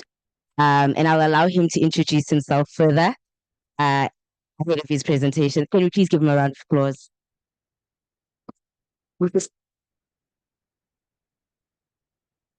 Hi, everyone. Can you all hear me okay? Is the mic okay at this distance? Okay, right. Just, yeah, if someone complains they can't hear me, just let me know. If we can just put my presentation up, there we go. Okay, about a little bit about me. My name is Neil Dundas. I'm the co-CEO of a company, South African company called the ZA Registry Consortium. That is the registry operator for the ZA SLDs. So for the co.za namespace, org.za, we provide the technical and operational services that run that namespace. And we do so under a contract from the ZA Domain Name Authority. A bit of my background, my formative background is law. I practiced as an attorney for many years here in Sandton at Bowman's. My sort of focus area was essentially intellectual property. So I dabbled a bit in the patent side of the legal profession. Oh, okay, there we go. Thanks, Cedric. You could have just said. So I dabbled in a bit of the intellectual property side of things, and this is what got me involved in the domain name industry, because they were essentially evolved as a client of mine, and because of my technical background as well, I got to learn quite a bit about that industry and about the technology. And long story short, many years later, I established a company together with some of my former colleagues, and we established a technology firm that provides the services and the solutions that run domain name spaces. So it's a very niche part of the industry, part of the internet. And yeah, our company, proudly South African, has developed South African grown technologies and services. And I think we've done ourselves proud, but we've also, I think we've set ourselves apart on the African continent as one of the leaders, and then globally as well, we recognized in terms of our contributions. Just as a matter of interest, you can see the COSA 30 years, just so that everyone is aware, co.za officially turns 30 years this year. So the domain space officially existed in the official registry since 1994.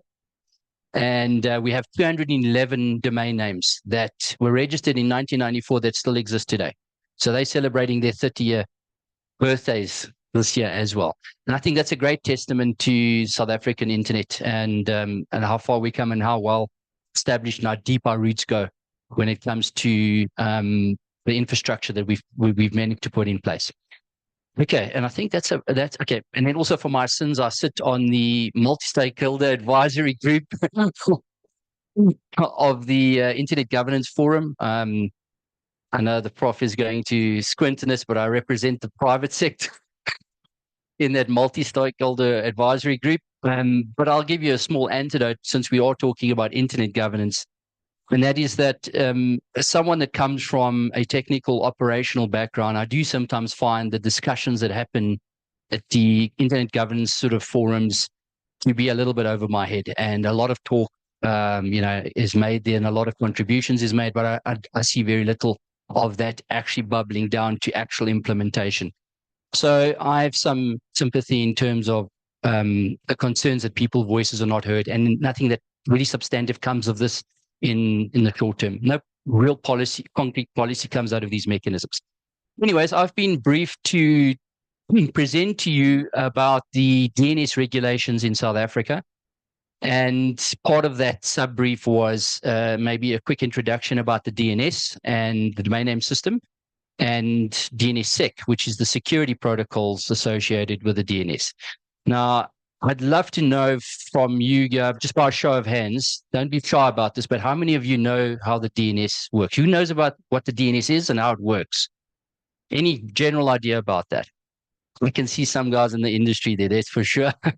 Okay, so not a lot of you know about the DNS. And it's an interesting one, because one of my fundamental philosophies is that if we're going to look at regulating and engaging and creating policy around specific sectors or specific services, I think it's important that we have a common joint understanding of what it is we're trying to regulate. So if, sorry, I've got this slideshow here. Okay, so quickly, my presentation is going to go through the fundamentals of the DNS and its importance, the domain name system, then DNSSEC, which is the DNS security protocol and its importance, and then a high-level overview of the regulatory framework for DNS in South Africa, and then we can end off with a Q&A. If you've got any questions, you can feel free to ask me. I'm just going to push down on this. I think that's what works. There we go. So what is the domain name system? And in a nutshell, the easiest way and the most simplest way of explaining this is that it's the telephone directory of the internet. That's its fundamental claim to fame. Nothing special about that. And it seems extremely simple on the surface of it when I say that it is a simple telephone directory. But once you start digging down into the deeper levels of the DNS, of this technology, of this infrastructure, it becomes extremely complicated and difficult to regulate and to develop policy on. But essentially what happens is, if you understand that every single device and every single service connected to the internet has to have a unique internet protocol number, in other words, it has to have an address, a number, then a domain name is essentially a human translatable version of that number. So it's something that is meant for humans to use, and it helps us to remember the name a lot easier. And when we enter that name using the DNS, it translates to a number, similar to what a telephone directory would take someone's name and deliver the telephone number for that person. So the DNS, in broad terms, is a sort of decentralized telephone directory. When it takes something like absa.co.za and ultimately through the DNS process, it delivers a unique IP record, the actual address for that particular service. And you'll see two different IP numbers there. And let me just quickly, briefly explain that. The top one is an A record, which is a result you get from a name server lookup. The top one is an IPv4 address, and the bottom one is an IPv6 address. So I hope you've heard about those, but if you haven't, we'll discuss them a little bit more in subsequent. So you get a physical a number, an IP number that is associated when you query a particular domain name. Right. So what is an IP address? This is the fundamental of the internet. And as it says out here, the IP address is essentially the address where a particular device or particular service is hosted on the internet. Every single device, every single service and solution has an IP address. Without it, it simply cannot be connected to the global internet. So if you think about the development of the Internet of Things, the more devices that are connected to the internet, the more you need IP addresses. And something strange happened a few years ago. The world started running out of IP addresses. The number of IP addresses we could allocate to devices out on the internet, we were running low on those. And that's where the concept of IPv6 came out. It's a new protocol that allows us to issue even more numbers to many more devices and services on the internet. But long story short, each item on each device on the internet has this IP number. And essentially, as I said earlier, the domain name is meant for humans to be able to translate a memorable name into an IP number. So essentially an IP address is the fundamental core infrastructure of the internet. You need that. And a domain name is a layer on top of that that simply translates a name into a number and vice versa. So just a summary of that is essentially a user that types in absa.co.za into their web browser using the telephone directory of the DNS, it's told where that particular service is. And that service is located somewhere on the global internet. Be anywhere in the world, on a desk, on a computer under a desktop, in a cloud service, in a data center. The IP address will be associated with that service, and the domain name should ultimately lead to that. Okay. Now, this is how the DNS infrastructure works. And I don't want to get overcomplicated here, but I think it's important to understand before we can look at regulations and policy, we need to have a fundamental understanding of how this whole technology works. But if you take something as an example, absa.co.za, there is a process that happens, a technical process that happens when you type absa.co.za into your browser so that you can get the final address. This is a complicated process, but it happens in milliseconds, right? The first thing that happens is on your browser, you have a tool called a DNS resolver. It's built into your browser. So when you type in absa.co.za, that DNS resolver speaks to another machine in milliseconds. It speaks to a recursive server. And that recursive server is hosted on the network that you're connecting to the internet on. So it could be Vodacom's network, Afrio's network. It could be this network in this building here. The resolver speaks to the recursive server and it says, please help me find the IP address for absa.co.za. So what happens? If you look at the address, you'll see at the end of it, I've got a red dot. The red dot is a silent dot. On every email address and web address you have a silent dot at the end of it. And that silent dot is the root of the internet. And then any lookup, any NS lookup works from the back to the front. So the first thing that your recursive server is going to do, it's going to go to the root of the internet and it's going to ask them, where is ZA? Do you know where ZA is? The root server is going to say to the recursive server, yes, ZA is by ZADNA. Yeah, here's the address. Then the recursive server is going to say, do you know where co.za is? ZADNA is going to say, we know where that is. And it'll give them the address of co.za. It will then go to co.za, administered by the ZA Registry Consortium, and it will ask ZARC, do you know where absa.co.za is? And those servers are going to say, yes, we've got that record. absa.co.za's servers are available here. And the recursive server will then refer to those authoritative servers. We call these authoritative servers. And these servers will then return the final IP number to the browser.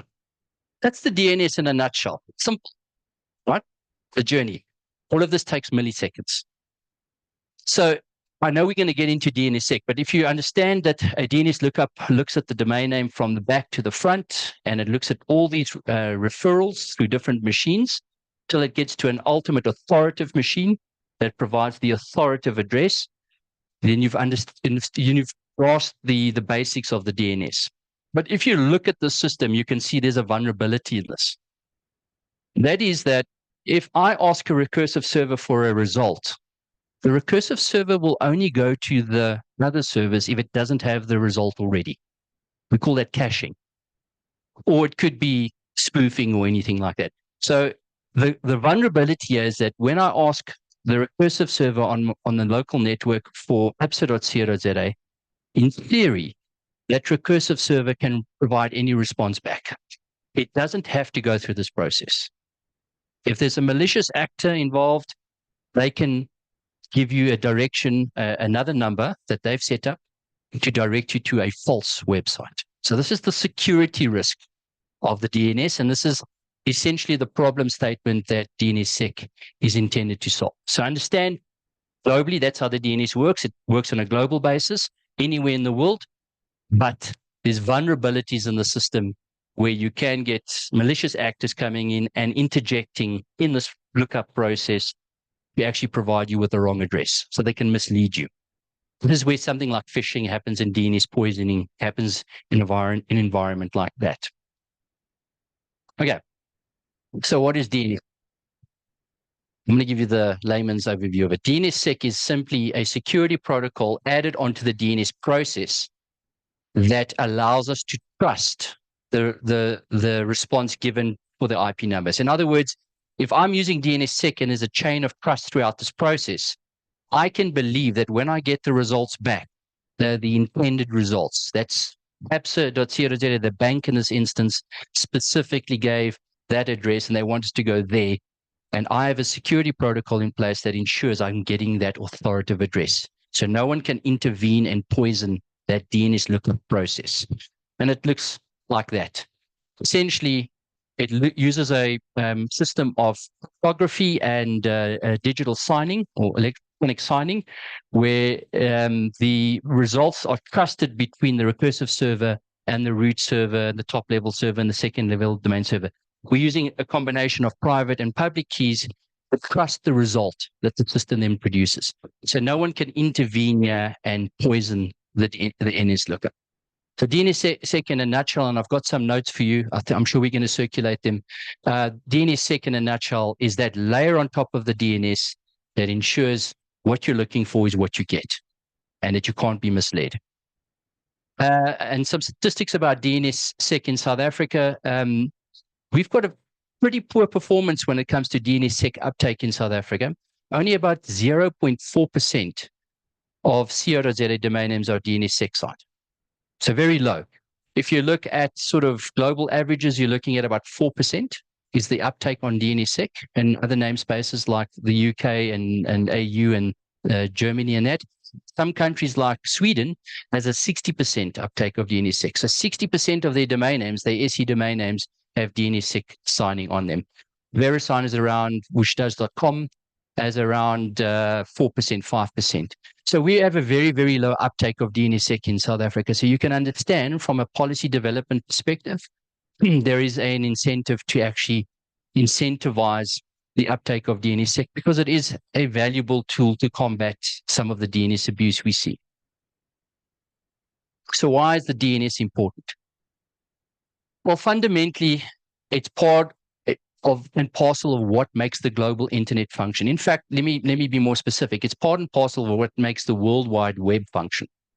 So it's an integral infrastructure in making the systems work that we use on a day-to-day basis. So you need to understand that the translation from names to numbers and numbers to names is an inherent technology and infrastructure that makes the internet work. So that's the first part. Secondly, why is it important for South Africa? Well, because we have developed a lot of trust and efficacy in our internet ecosystem in South Africa. We've developed a lot of dependencies around banking and public services and government services around the ZA namespace.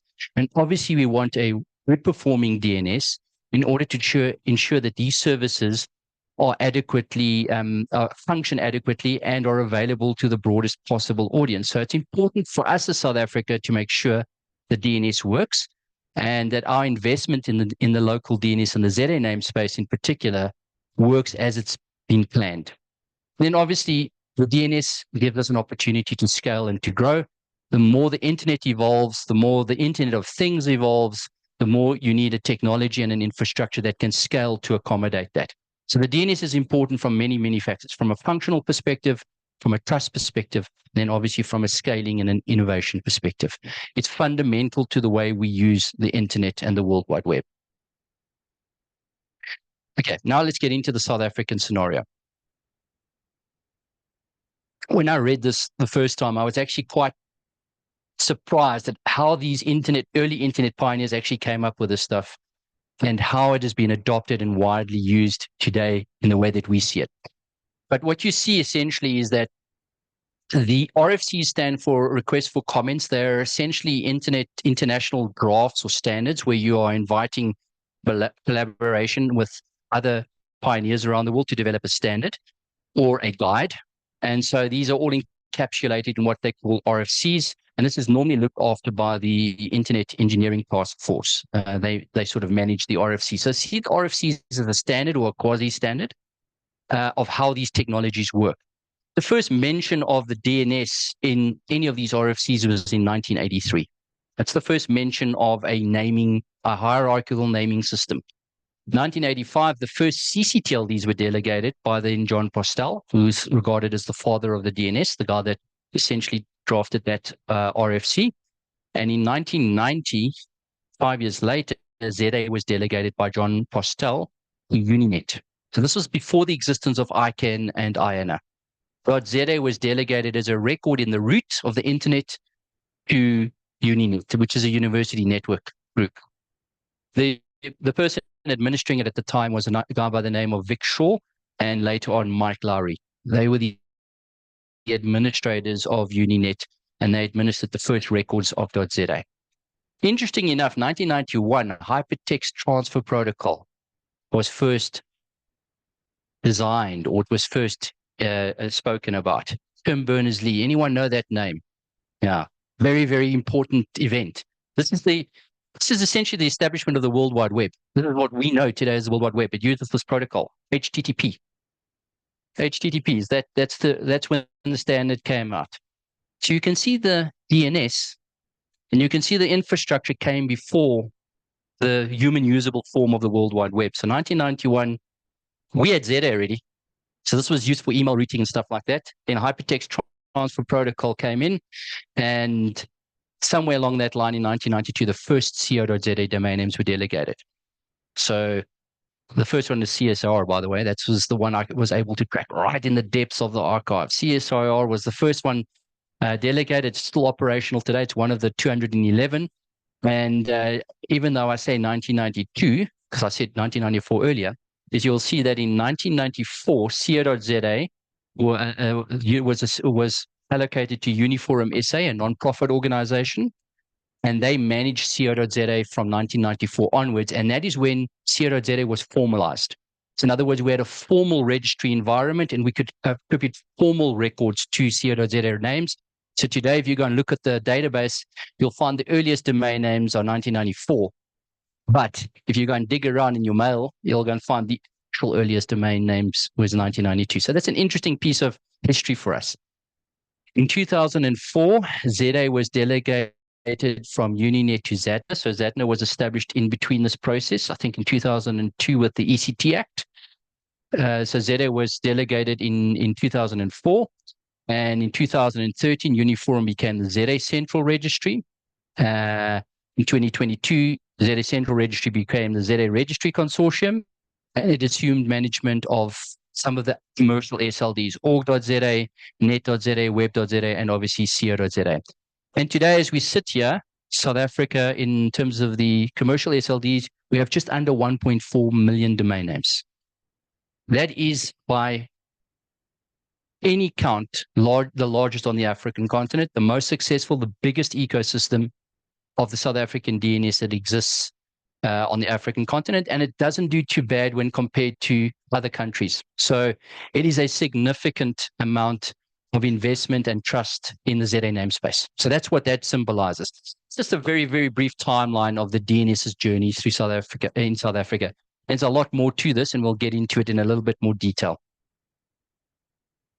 Okay, and as I said a little bit earlier, where we are today, those 211 names that were registered in 1994, some of them just before 1994. What was interesting that in 1994, when hardly any of us knew about the internet and the World Wide Web, that you had the spread of uptake of domain names from so many industries. You would think the ICT sector would be the biggest and the only uptake and the support of this, but actually not. You had financial services, retail, media, business services, research and development, agriculture, medicine, all of these industries participating in 1994 in the global DNS in South Africa.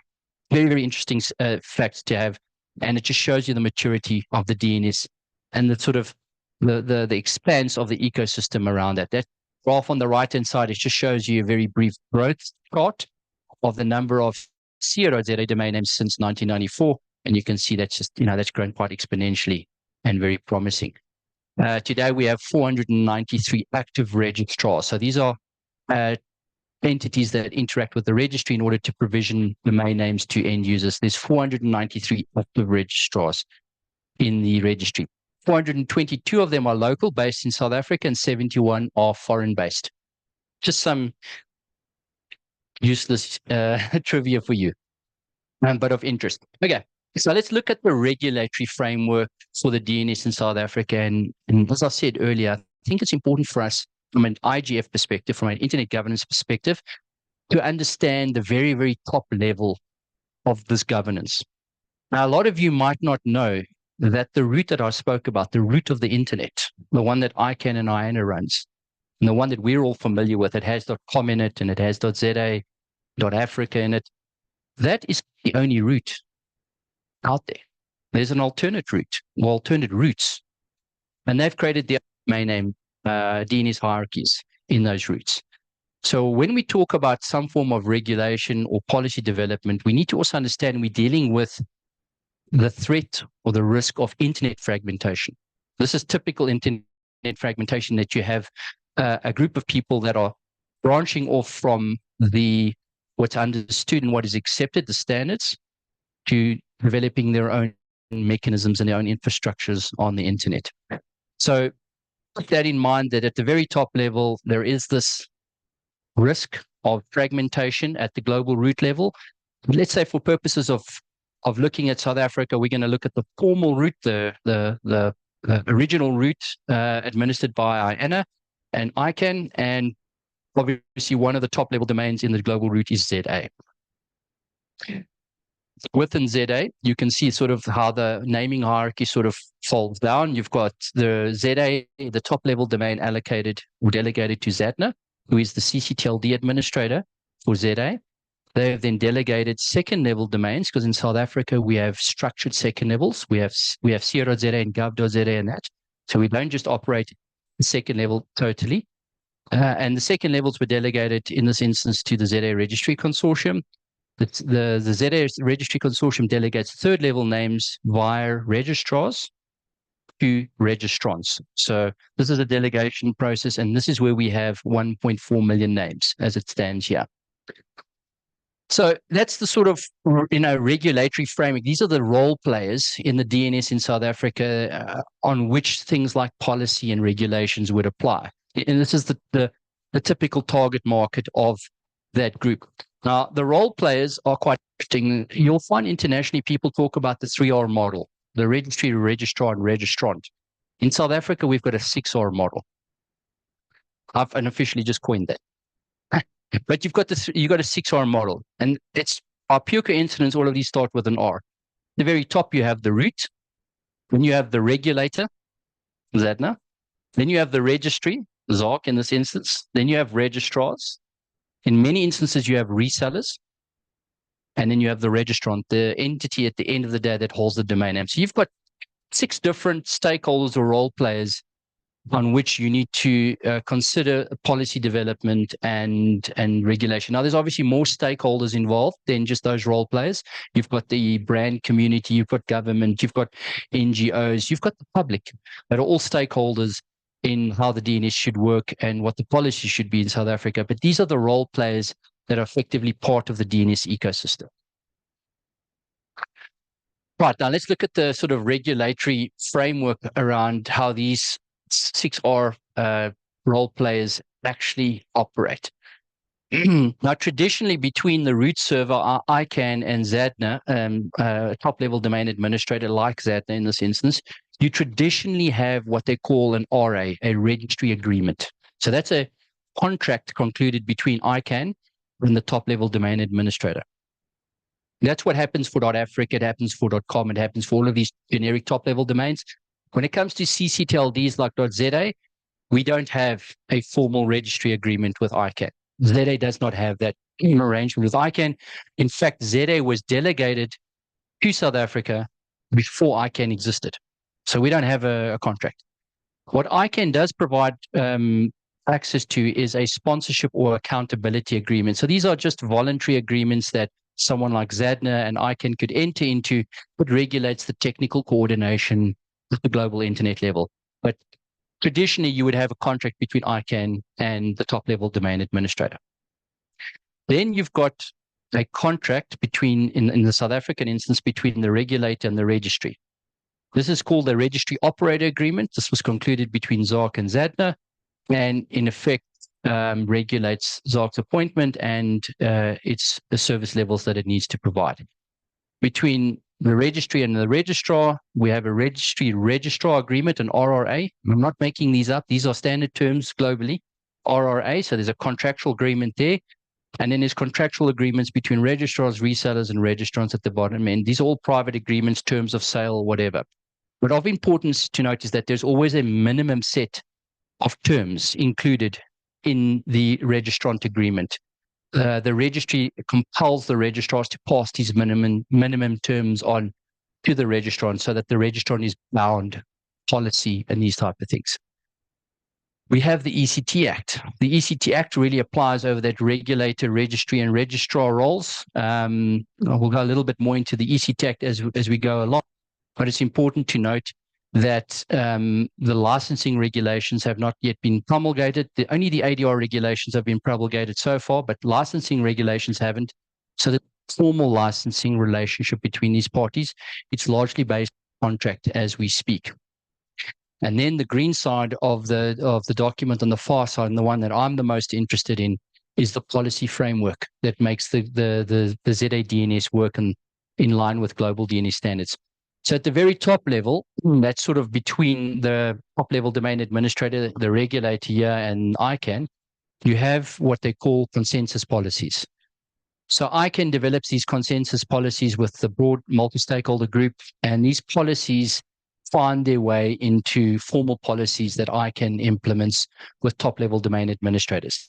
Again, in the ZA context, we don't have a compulsion that those global consensus policies flow through to ZA.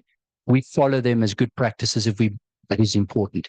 But ZA is essentially a sovereign namespace, so we can make up our own consensus policies if we don't agree with international policies. And then between the regulator and the registry, between ZADNA and ZARC, you have what is termed general policies and SLD charters. So this is a policy framework that ZADNA uses to sort of distinguish the different second-level domain spaces from each other, and it sets general policy prescriptions in it. And then from there going downwards, that's between the registry, registrar, and the registrant, we have published policies, accreditation rules, and EPP. So this is just literally us taking those general policies and adding more detail to them, more operational detail to them. And that regulates eligibility criteria, qualification, domain names, how domain names are updated, how domain names are deleted, transferred, etc. was all dealt with in the published policies. But if you take these three sets of policies together, that is the policy framework that governs the global DNS. And the invocation of those policies stems from contractual commitments or regulatory commitments, in the case of South Africa in particular. So you can get into a lot of detail and a lot of minutiae when it comes to these policies because they're focused at different interest groups and in different circumstances. But the fact of the matter is we have mechanisms in which to drive some form of framework that can uphold, let's call it the global internet governance expectations around how, for instance, ZA is actually administered. Okay, something about the ECT Act. For those of you that don't know, the ECT Act, Chapter 10 of the ECT Act, I think that was promulgated or signed into legislation in 2002. The ECT Act actually gave rise to the establishment of ZADNA. So part of the ECT Act actually talks about the incorporation of ZADNA, how the membership must work, how the board of directors is appointed. It's all regulated by Chapter 10 of the ECT Act. It then also defines a set of functions for ZADNA, the South African regulator, including policy development. It's one big thing. The management of the ZA namespace and promotion of public awareness. These are the three. I mean, it's being summarized. Yeah, there are a couple of functions that are stipulated, but they can be broadly summarized into those three categories. Third category is the licensing of registries and registrars. Now, I've put the registrars a little bit in red there because I think it's an opportunity for me to raise. I think we need to be careful about the licensing of registrars. I know it's prescribed, but I think we need to be as a multi-stakeholder group. If we're looking at policy development around this and regulations, we need to be very aware of the impact of registrar licensing on the well-being of the namespace and the influence of the namespace in South Africa. So I've had some notes there. I think that I would support a light touch sort of approach when it comes to registrars. more regulation that enables more registrars entering the market and gives them certainty in terms of the roles and responsibilities they need to do. And the reason why I say this is that the more influential and bigger we can make ZA, the more we can invoke trust in the namespace, the more we are able to assert change over a broader grouping. So instead of disenfranchising or discouraging people to participate in ZA, let's rather make it easy for more people to take up ZA, because then we can drive trust and integrity centrally through that process. Things like DNS abuse can be driven within ZA. If it's a .com domain name and it's registered by South African, we can do very little about it. So you want people to incorporate into the ZA ecosystem, and within that ecosystem, we can set certain rules and standards and policies that protect consumer rights and these type of things. So we want to make sure the broadest possible reach of ZA domain names is met. And that's why I say registrars play a key role in that, and you want to encourage them to grow that ecosystem together with ZADNA and the registry. The other aspect of the ECT Act is dispute resolution. Dispute resolution for domain name related disputes. That's those regulations, I think, came out in 2014, or I might be wrong, could be earlier. But today you are able to lodge disputes around domain names, and you can get them effectively arbitrated. So that's a fantastic service and provision that has helped us to alleviate some of the DNS abuse we saw in the early phases of the DNS in South Africa. And then the fifth requirement is essentially to operate and administer ZA in the public interest with transparency. And there's obviously some more detail behind that, but that's essentially what the ECT Act says today. And it's sort of summed up in those 5 categories in terms of what it means for regulation and legislation in South Africa around the ZA namespace. That's it generally from my side.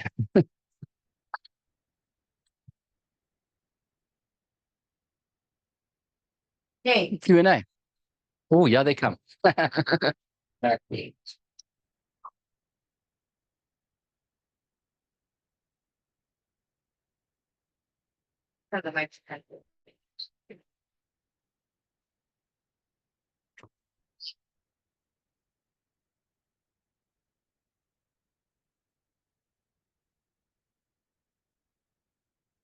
Hi, Neil. I don't know if you did touch on Afrinic.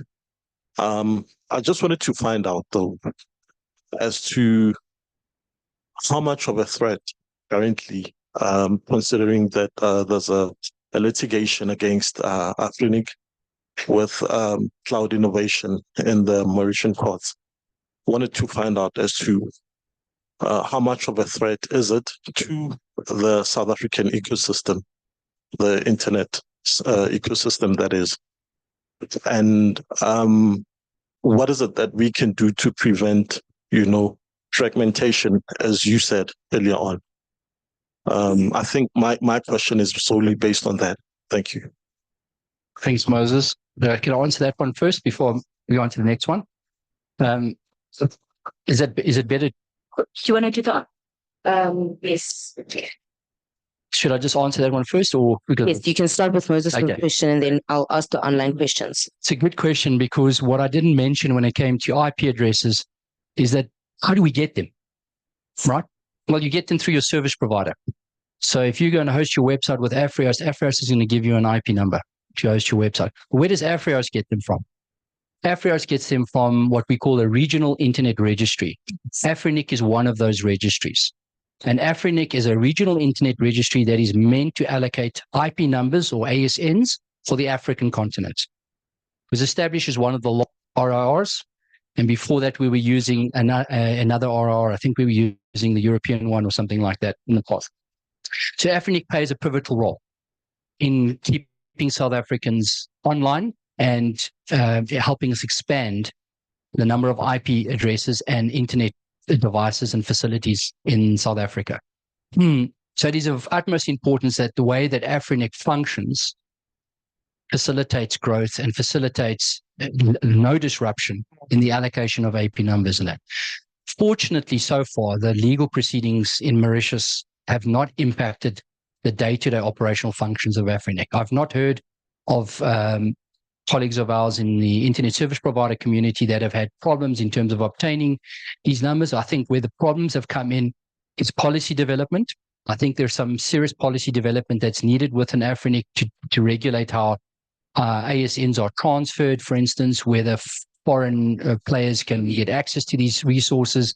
And those policies need to be approved by a properly constituted board through a consultative process. And this is what is being held up at the moment by the legal process in a nutshell. But functionally, operationally on the ground, entities are still able to apply for and obtain IP ranges from Afrinic. Afrinic's operating teams in Mauritius are still able to function for that. So for now, I don't foresee an imminent concern or disruption, but it is something we must watch closely because the bedrock of that operation is obviously Afrinic, the organization, and the more they are under pressure, the more the operational side might come under pressure. And I don't know what will happen if that comes to pass. I mean, we might have to look at emergency administration by another RIR, which would be a pity. But at the moment, things seem to be going well. There seems to be a good relationship with the guys on the ground at Afrinic between the South African ISPs and the African ISPs and those guys. So from that perspective, I think that's important. In terms of internet fragmentation, this is obviously not just limited to the DNS. Internet fragmentation happens across multiple different spheres. The digital divide is a part of internet fragmentation as well. But when it comes to the DNS fragmentation, I know that organizations like ICANN place a lot of emphasis and importance on collaboration and a multi-stakeholder approach in terms of having governments and the private sector, the technical communities, NGOs, the end users, all of them involved in ensuring that there's trust and buy-in into the official route so that you don't get this fragmentation. And I think ICANN is also trying to be responsive to the growth in the DNS. In other words, some of these other GTLDs that the alternate route is trying to service, it shouldn't be for the lack of the availability of that scalability and resources from ICANN. So ICANN is opening up new rounds of GTLD registrations to allow demand to be met. If there's a demand for something, the main route should be able to meet that. But I think you need to develop trust in that system so that people support it and regard it as the main system that they would basically underwrite when it comes to the growth of the global DNS. So internet fragmentation, big question. DNS fragmentation, ICANN's probably the front runner in terms of trying to tackle that, together with support of TLD operators and the rest of the community. Okay. I see the remote hub, Soweto remote hub has a question. You can unmute yourself and ask your question.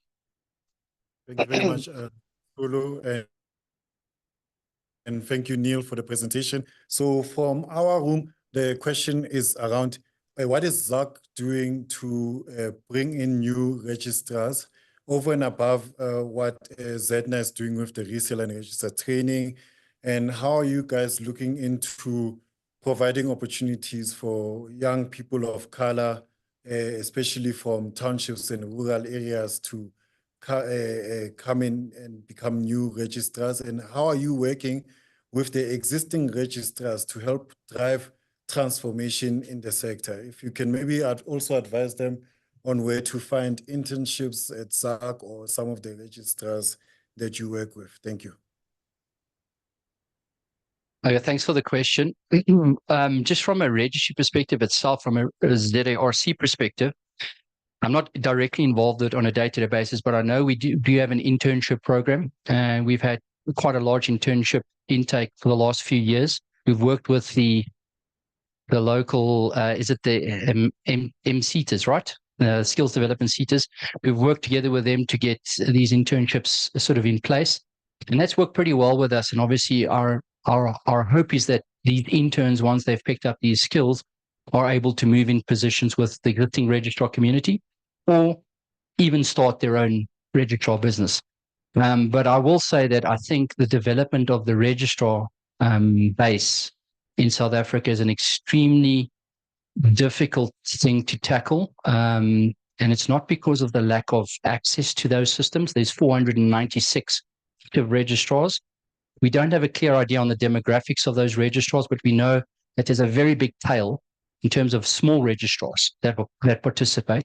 and they are represented in all 9 provinces. So we have registrars in all 9 provinces representing different communities. The key thing is it doesn't help to just develop registrars. You have to develop demand. The registrars are there to meet demand. So if we're able to generate demand for domain names, for ZA domain names, say in the Northern Cape, developing registrars there to service that demand is a lot easier. Developing registrars in a vacuum is an extremely difficult thing because a registrar business is time consuming and resource intense. So you have to be able to come up with a comprehensive business plan. One thing that we've sort of have mentioned to the regulator in the past and that we want to maybe take further, especially because I think it will provide a good opportunity in South Africa, is to develop a reseller, a development base. So in other words, develop resellers at a lower cost base, provide them with the tool sets and the business training, sort of combine it with ZADNA's entrepreneurship training and our DNS technician training that we provide to the youth, and then develop those candidates into resellers, and then they can graduate from being a reseller into a registrar. So you don't throw them into the side immediately. We always thought the best way to develop the registrar community is to take down the barriers to entry. We've done that. We've got a lot of registrars, 496 of them, but you're getting a very long tail. The top 5 registrars have still got the lion's share of the market in the main metro. So very difficult to say from a technical perspective, do we break down the barriers to entry? We also have to help these resellers with tools and resources to be established, and training, of course. Okay, let me just ask the online questions, and I know we've got 3 hands in the room that you can maybe then address. So I'll ask these 4 questions, right? So I'll start with mine. Reasons for the low uptake in DNSSEC, but I'll couple that question with what are the barriers, or what barriers do organizations face in implementing DNSSEC, and how can they overcome them? And then the second question is, do we have any registrar in KZN, and where are they situated? What are the participants? Who are the participants of alternative routes, and using the SA model, how are consumers protected in the reseller at a reseller and registrar level? Then the last question, I hope, but I see they're still typing. What could have detailed the development of delegated legislation, as contracting always gives substance to regulatory provision? I don't know if that's a question or if that's a, and then, yeah. What informs the accreditation time frames and the M&E of compliance with legislation provisions? I think, yeah, those are the questions. All very good questions. DNSSEC is an interesting one. And I think that I'm not going to draw this out because I know you got a lot of questions, but the main thing of why there's such low uptake in DNSSEC is skills. You need to appreciate that implementing DNSSEC, although it has a fantastic outcome and has a great ideal when it comes to security and securing consumers and vendors out there, it is an extremely brittle technology. It's designed so that it fails to safety. In other words, if something breaks in the way you've configured it, it will break the DNS, that specific DNS. That's the safety feature. In other words, if it's getting something that it doesn't believe in, it doesn't match up, it's going to give you a null result. So a lot of people that run very high-end, very popular websites, they're hesitant to implement DNSSEC because if you don't have the necessary skills to address these problems and stay ahead of it, when your DNS breaks, the services go down. Your banking is not available. ATM routing goes down. No internet banking. You name it. Internet connectivity, emails don't work. A small thing like that. So it's an extremely difficult process to get 100% right. But if you have the skills and the training and the wherewithal internally within your business, within APSA or within the corporate or the small e-commerce providers, you know how it works and you're comfortable with it, you can always be comfortable in the protocol being implemented. So I think that's what's holding it back. I think it's about awareness, and I think it's about the lack of skills, and to some extent people being afraid of the concept because it seems like a overly technical solution. But I'm sure we are working on solutions together with the Internet Service Providers Association to get more uptake on implementing DNSSEC. In fact, I know that ISPA is recognizing registrars that have DNSSEC. They're recognizing them and promoting them more than other registrars. So it's a means of differentiation to kind of highlight services of registrars that offer DNSSEC services. The next question was, well, I'll go to the last one that I remember, and that was about contractual, contractual terms and how that sort of fits into a regulatory environment. I think in terms of the contract between the regulator and ZAIGF and its registrars, we've always been very mindful of the type of best practices out there in the global space. In other words, we didn't have to reinvent the wheel when it came to this. And we would anticipate that local regulations would incorporate these international practices. There are certain things that need to be done, certain things that need to be catered for, like data privacy. And these are already booked into or invested into the contractual frameworks. So much so that I believe between ZADNA and ZAIGF, we believe that the current contract will simply be adopted or folded into a license once those regulations will come to being. So nothing in the contract should conflict with what happens in the regulations and vice versa. And then obviously part of that contractual process is that we stipulate in these terms and conditions and the minimum terms and conditions that if there's new policies created by ZADNA through general policy or published policies, those become binding. So contractually, we are binding people into future policy development through those contractual terms. But that's obviously taken over by regulation once that's in place, yeah. What is the sort of middle question there?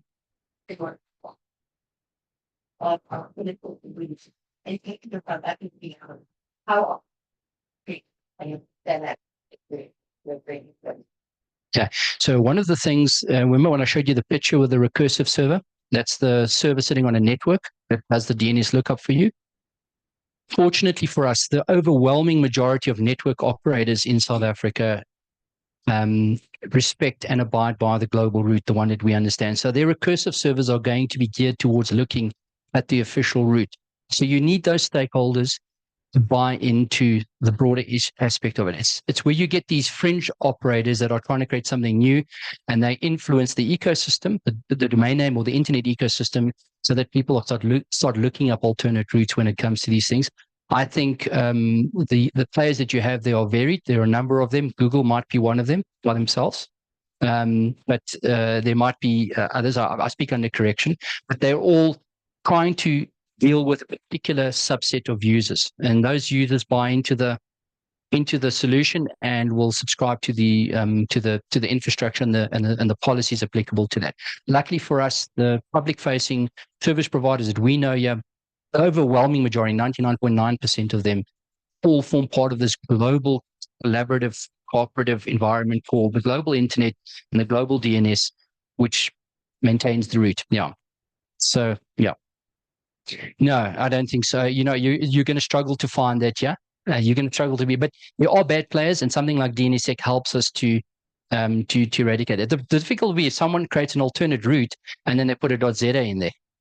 You know, then you don't know what you're going to be getting. So DNSSEC helps you to find the right one. Yeah, absolutely.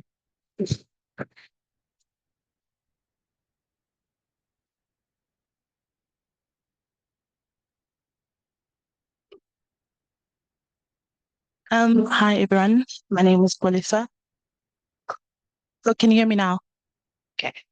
So my name is Kolisa. Hi everyone. Hi Neil. So based on DNS, right? I just wanted to know, can one own DNS? And second, how does DNS resolve IP address for websites within multiple servers? Within multiple servers. Okay, wow, that's an interesting question. It's capable of doing that for sure. A lot of the cloud-based services have multiple servers that respond to a DNS query. So the way that it works, the DNS is essentially can't be owned. The DNS is a standard and a technology that is globally adopted and is run according to a set of principles that people abide by. So if you abide by the standards of the DNS and you operate within the framework of the DNS, and it's a hierarchy, by the way. So if you've been sort of allocated a role in that hierarchy, no one can own it outright. So that's the DNS lookup part of it. When some people submit a DNS record in, they submit DNS records that can provide answers, the same answer from different places, from different servers. And that is the reason why they do that is for redundancy, essentially, and also for performance issues. So if I'm querying absa.co.za, and it's got multiple name servers that'll give you multiple responses. The DNS is so clever, it'll go to the closest server, proximity-wise, network-wise, and that one will respond to you quicker. So performance-wise, it's going to give me a response quicker. If the name server fails, it will default to the next name server. So it's built-in redundancy or business continuity in a broader sense, that you have these multiple servers, but they should all be synced with each other and they should all be giving you the same responses. They might be a little bit out of sync when there's an update, but it's a good question because the fundamentals of the internet, the global internet and the DNS is built on redundancy. You build things in a redundant way that you make them, you decentralize them where you can, and you make them secure and safe and robust. And using multiple servers, load balancing as an example, is a fantastic practice to have.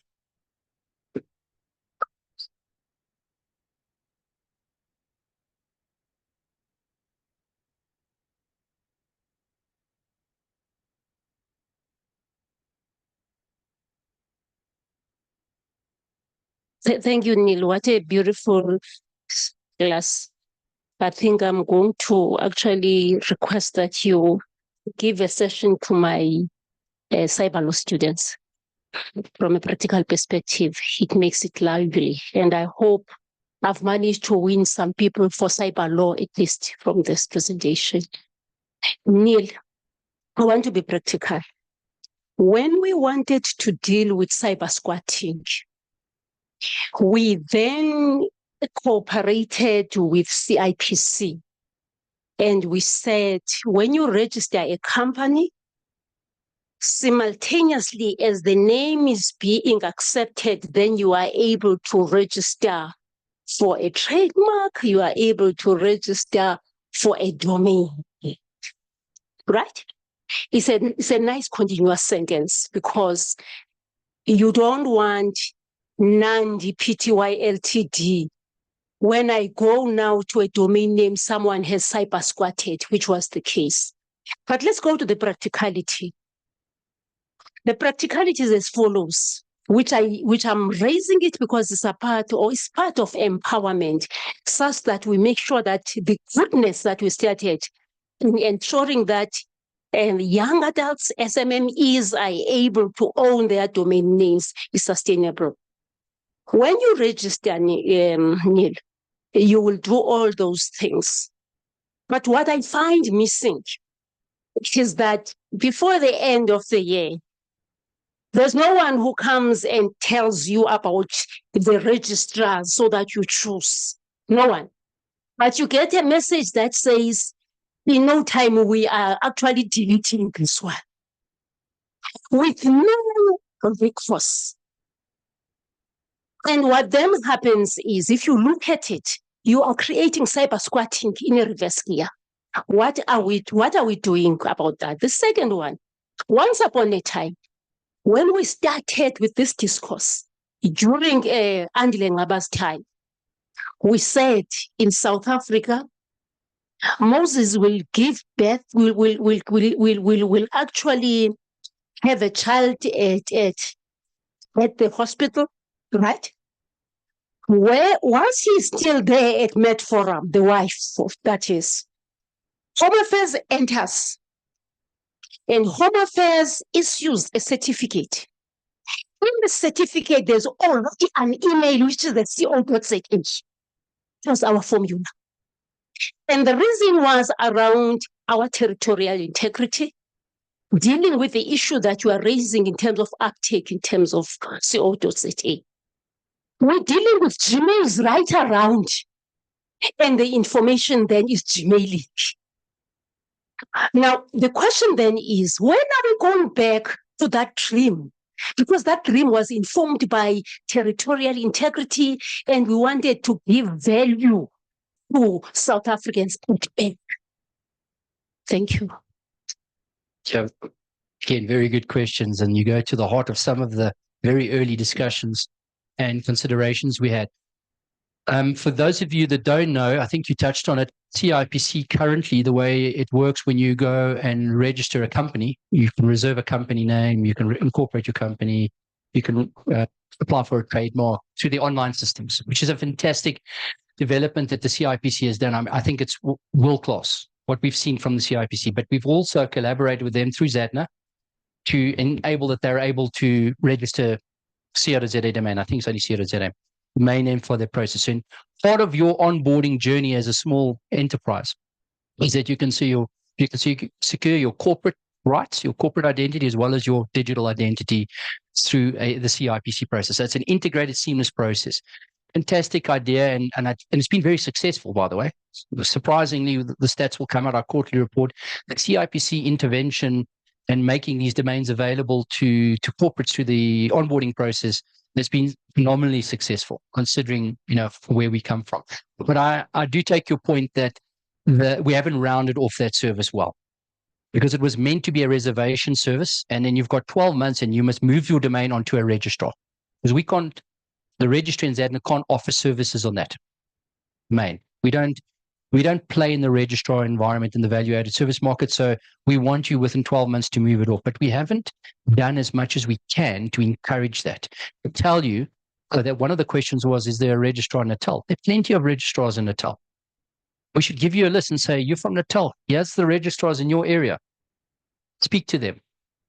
Shop around for pricing, whatever you need to do. These are the guys you need to speak to. So we can definitely, I take the point, that we can definitely build out that service, be more hands-on, and develop it further. I think we didn't understand it was going to be that successful when we first implemented it.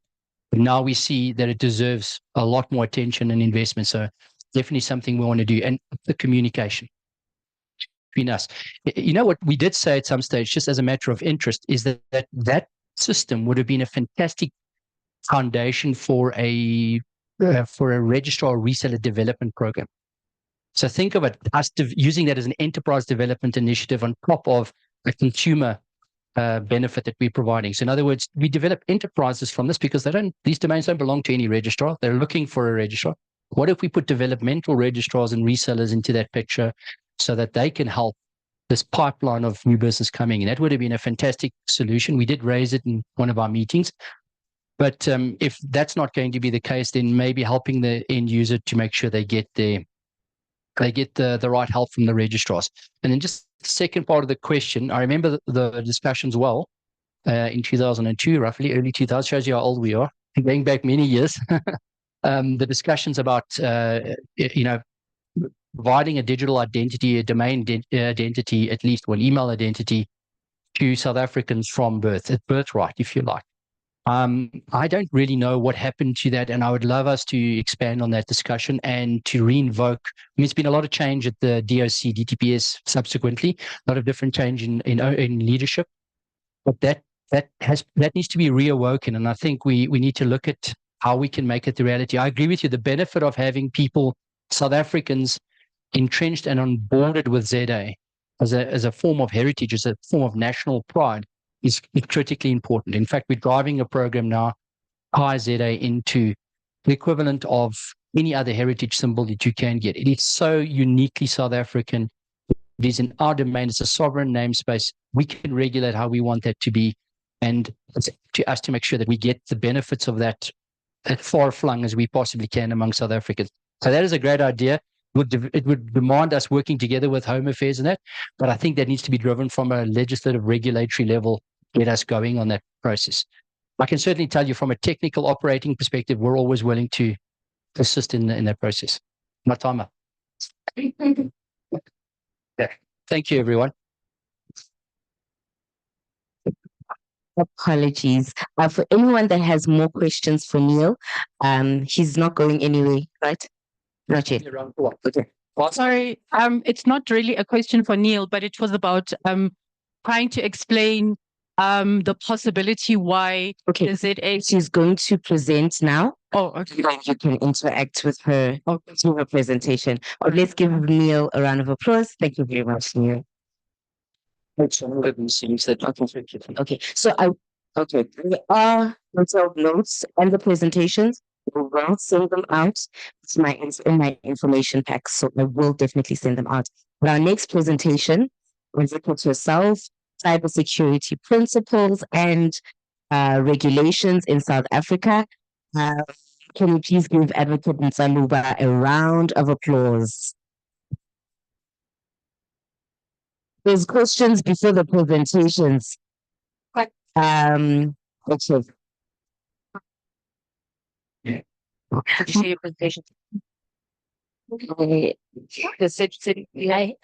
ummeli wami uphaya. Leaving my phone. Ummeli, did I share?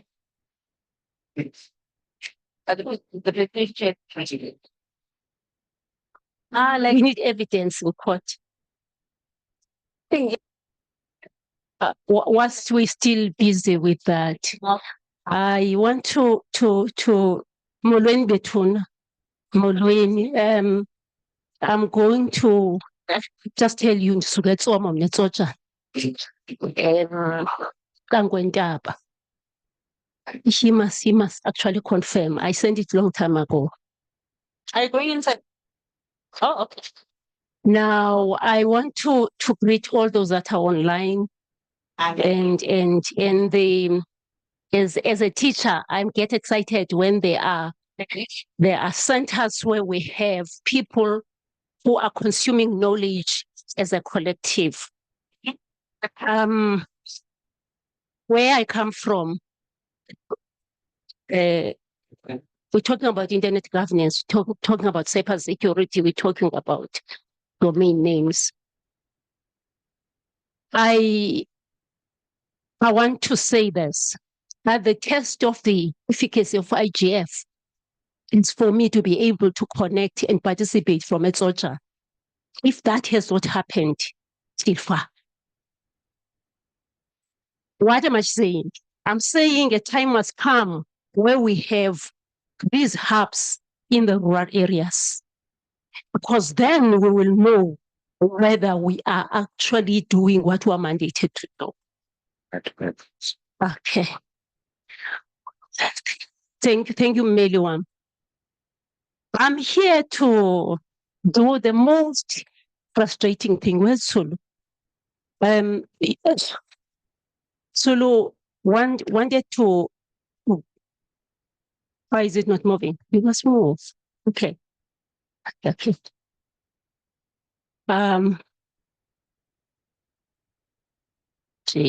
Move.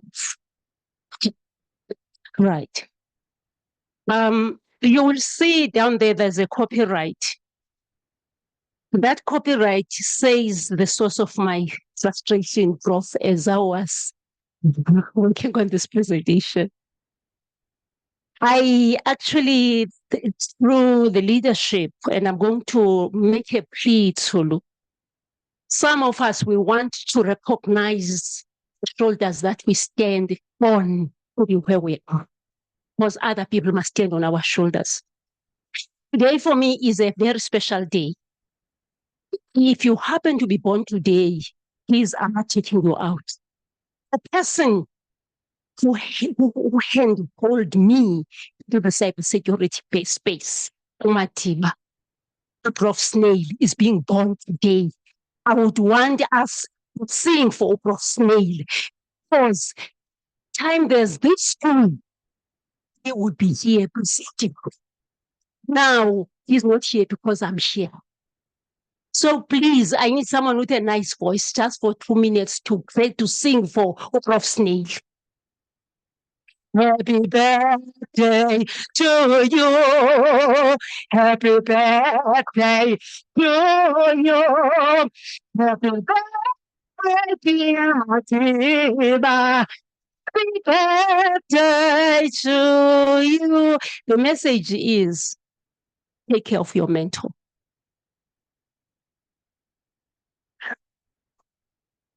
That's the presentation.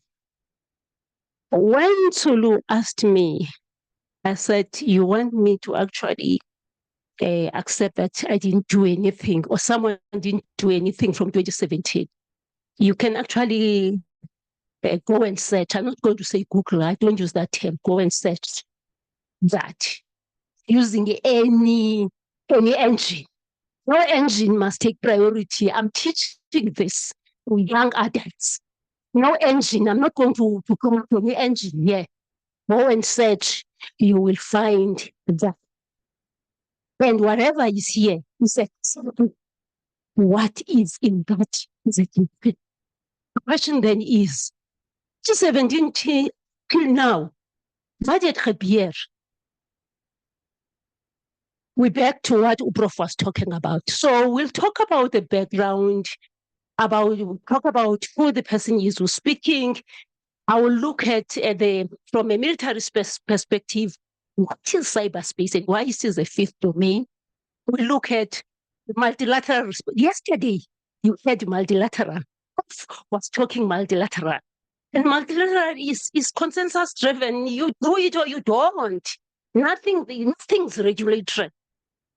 Or nothing forces you to do that if you have not ratified. Then we look at the regional response, the AU response, the South African response, and what I will do.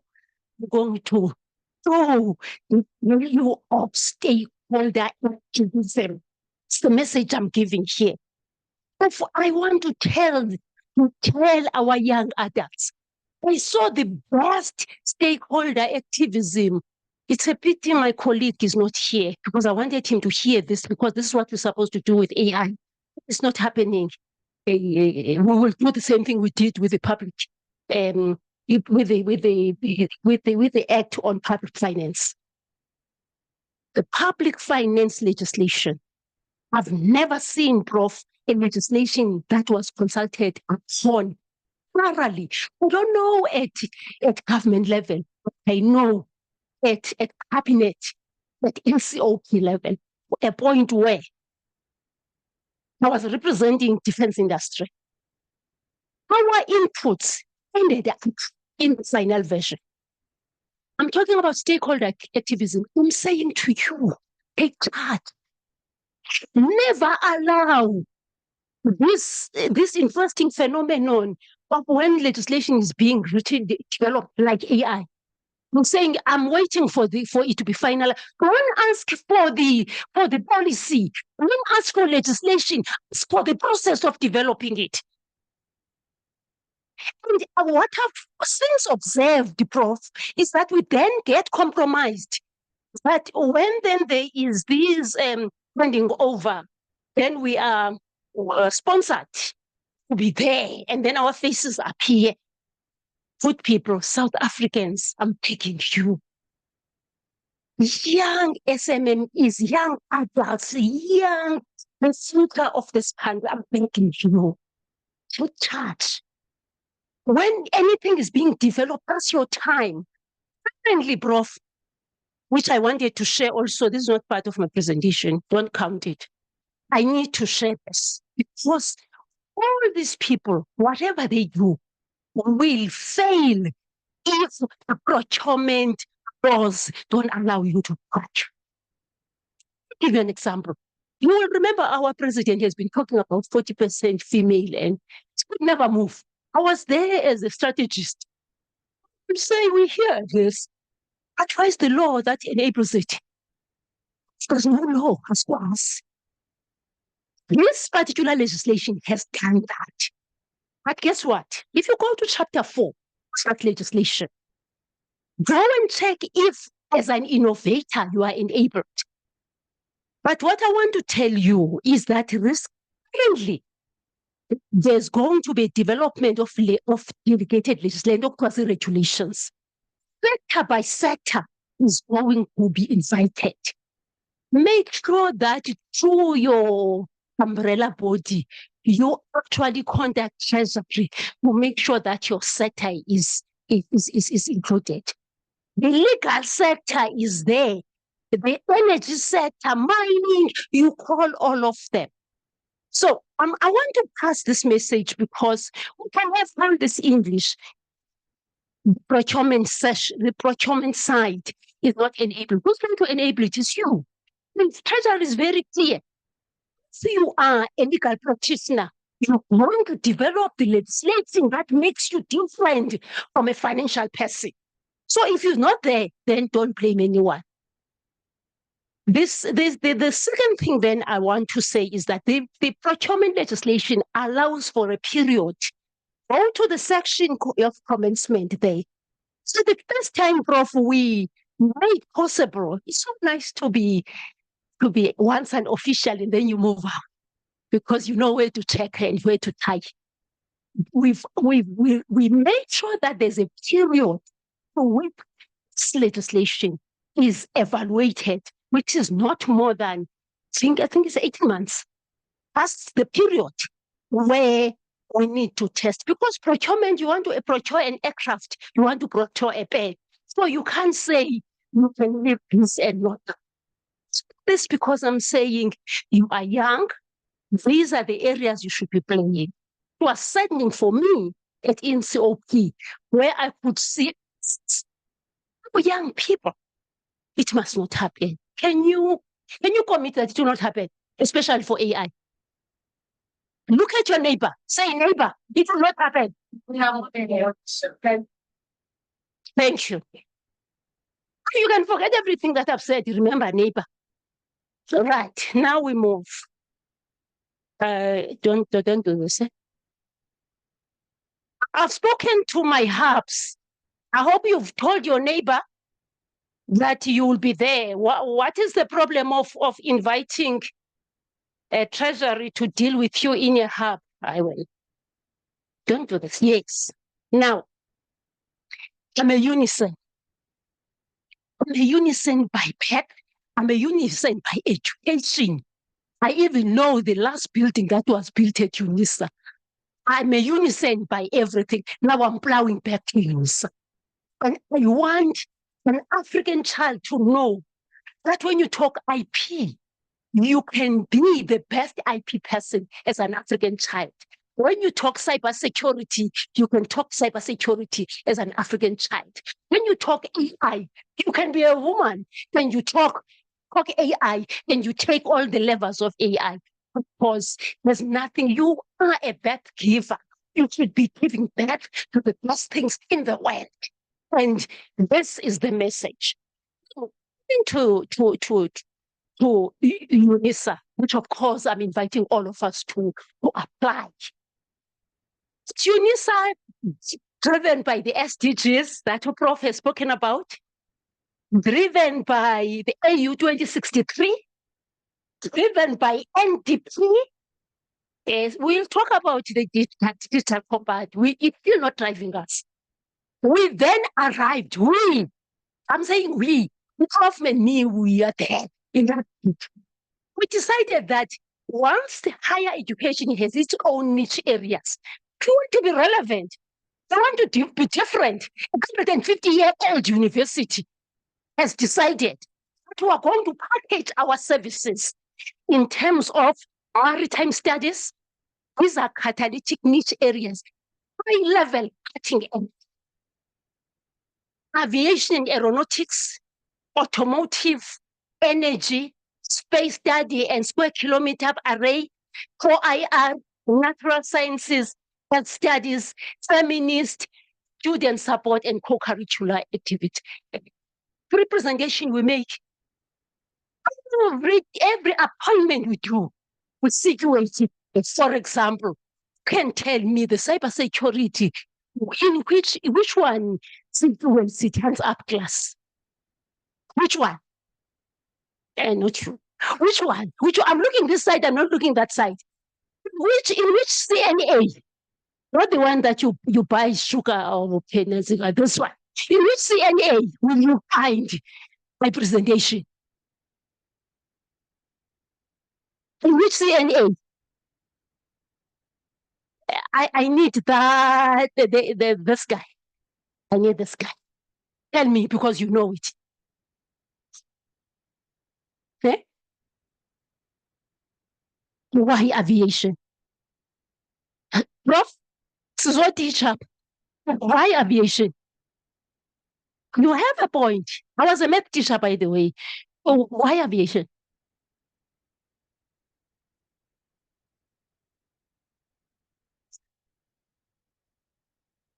More money. So my presentation on cybersecurity is within the aviation. You correct, they collide there. But any other input? Any other input? You have a point. You have a point. But you need to tell me though, is cybersecurity affecting aviation only? What about the vessels at sea? What about energy? What about your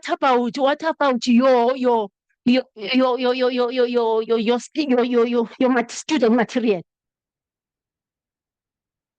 Another try. Help us.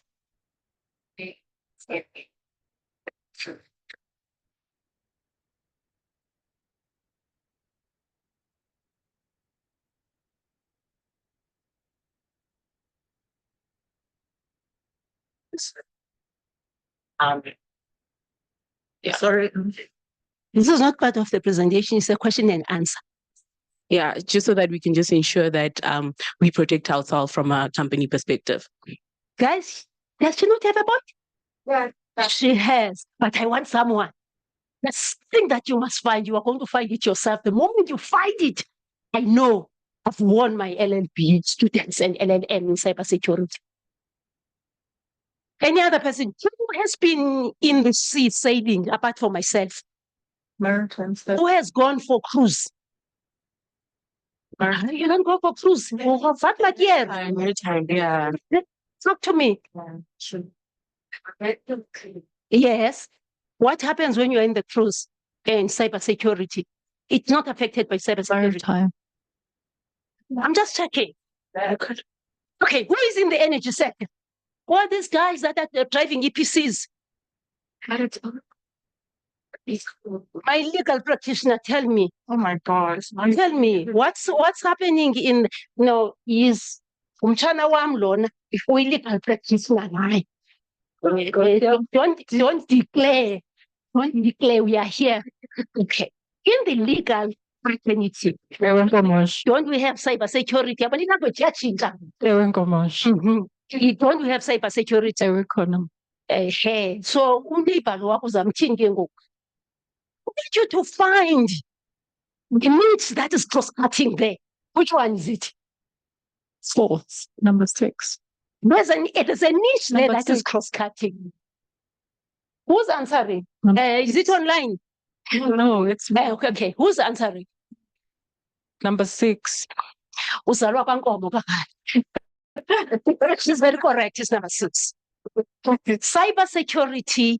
If you look, for example, at everything that we do, all these have got one feature. There is an enablement. In military, we call it an enablement. And so that enablement, then all of it is taken here. You digitize everywhere here. So what we're talking about is here. Because if you put it here, this one's going to fight, and this one's going to fight, and this one's going. But when you put it there and you declare that as cross-cutting, is everybody not happy? Now I'm dealing with people who are going to write research proposals. Please, the research proposal, must situate itself on a CNA. Okay, now I hope we've understood now the CNAs. I want to talk about innovation, co-curricular student support. I was talking about procurement. During the IP Day, International IP Day, there's a wonderful young adult who has developed a capability that allows you to continue writing your exams and submitting even if the electricity has disappeared. Watch this.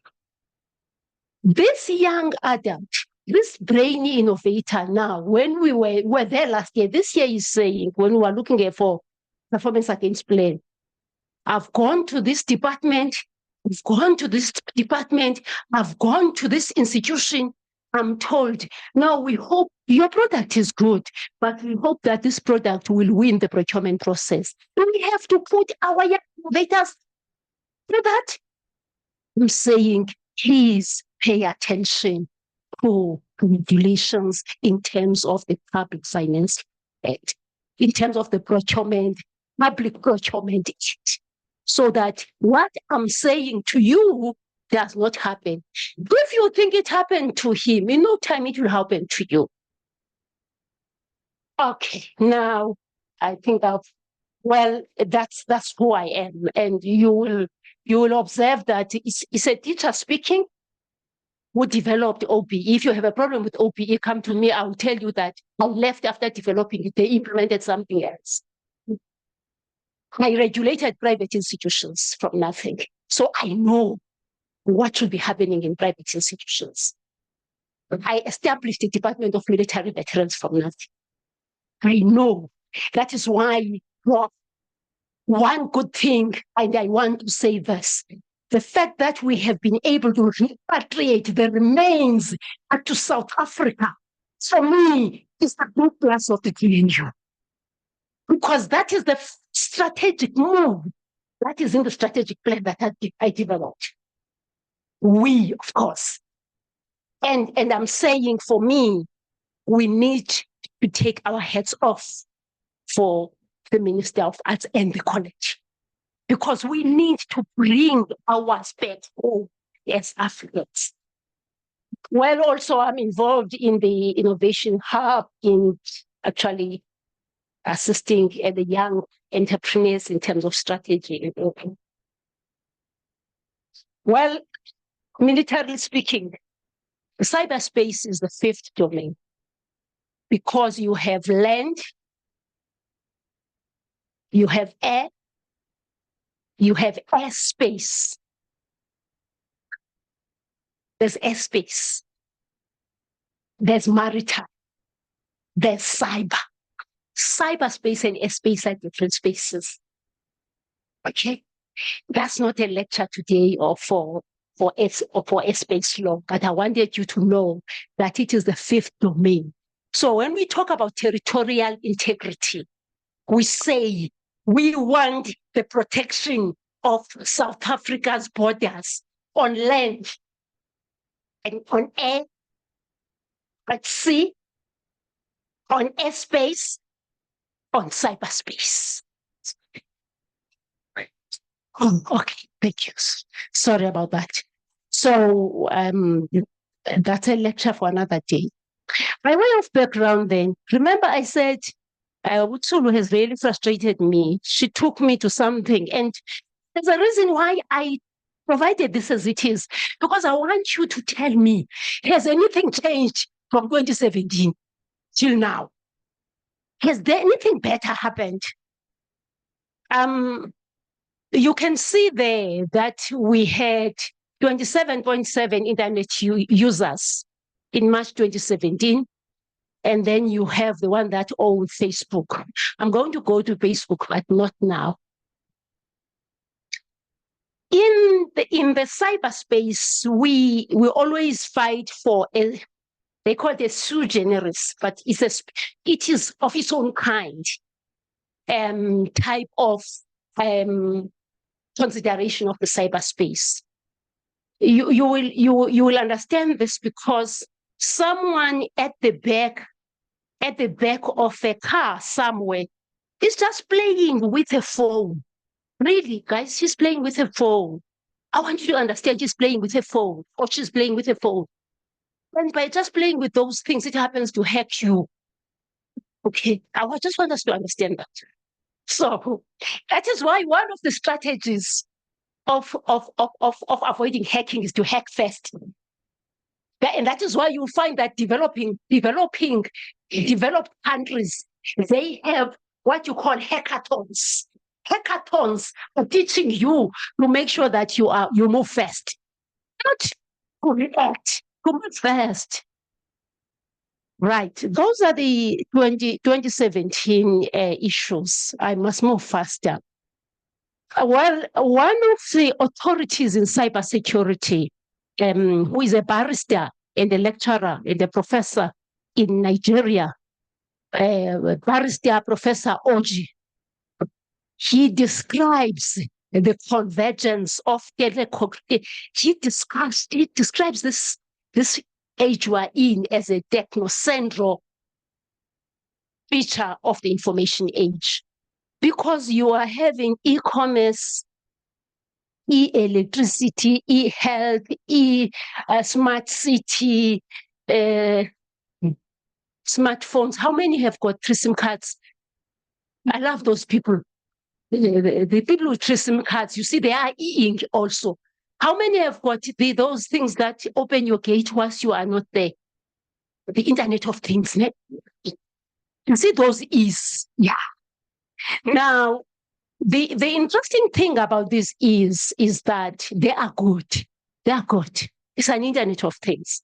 It's big data. But have we actually understood the implications?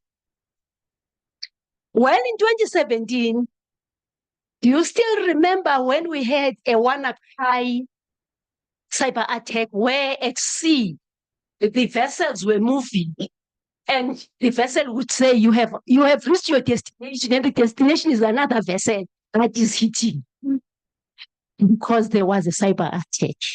Immediately thereafter, I'm doing this because I want you to know that what you have now is not new. When I was dealing with this, that was there. So what have we been doing? Immediately after that, there was a picture malware. And I'm not going to talk about what was claimed to be the source, but that's what was indicated. One of the frustrations within this space was the issue of prosecution. Now, 18 October 2017, I'm still in 2017, there was an Australian web security expert who revealed, Prof, do you remember 2018? When that expert revealed, it was trending that our private information was somewhere as South Africans. I'm not talking about the ones you know, I'm talking about that time. Now, allow me to talk about the recent one now. There is what they call a cybersecurity firm know before. One of my colleagues who is a cyber forensic in Tanzania, Prof, he is able to talk, to teach cybersecurity to Tanzanians in their language. Nina, I've got to speak English. I'm just appreciating. Now, this is the latest, that there has been a sharp increase in power grids. What is a power grid? Communication systems, transportation networks, ports, and other critical infrastructure. You know that thing called the national key point? You know a national key point? What happens at the national key point if it's attacked? What happens to the country? Shuts down. She has it. If you watch carefully what is happening in Middle East, you'll find that a lot of activity was happening on critical infrastructure. Because when you actually deal with the source of electricity, then the whole city is in tatters. You deal with a hospital. You know, those are, for example, SITA, SITA, universities and all those are national key points, airports are national key points. So we're talking about critical infrastructure. But watch this.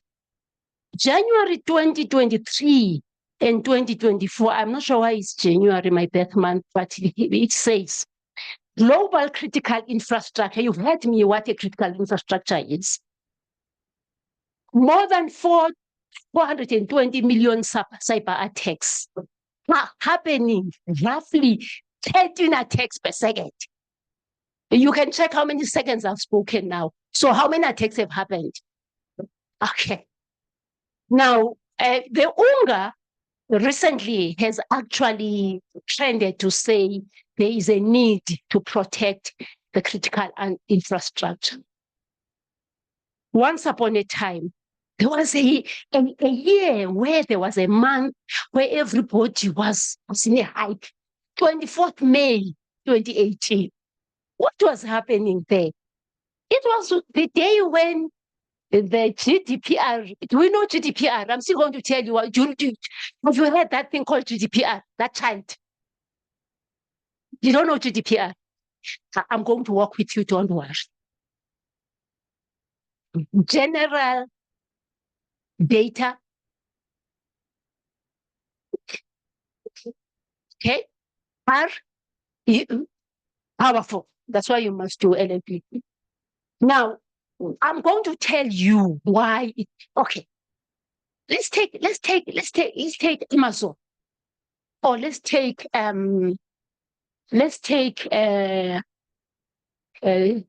Tulu, help me. I want a transnational company.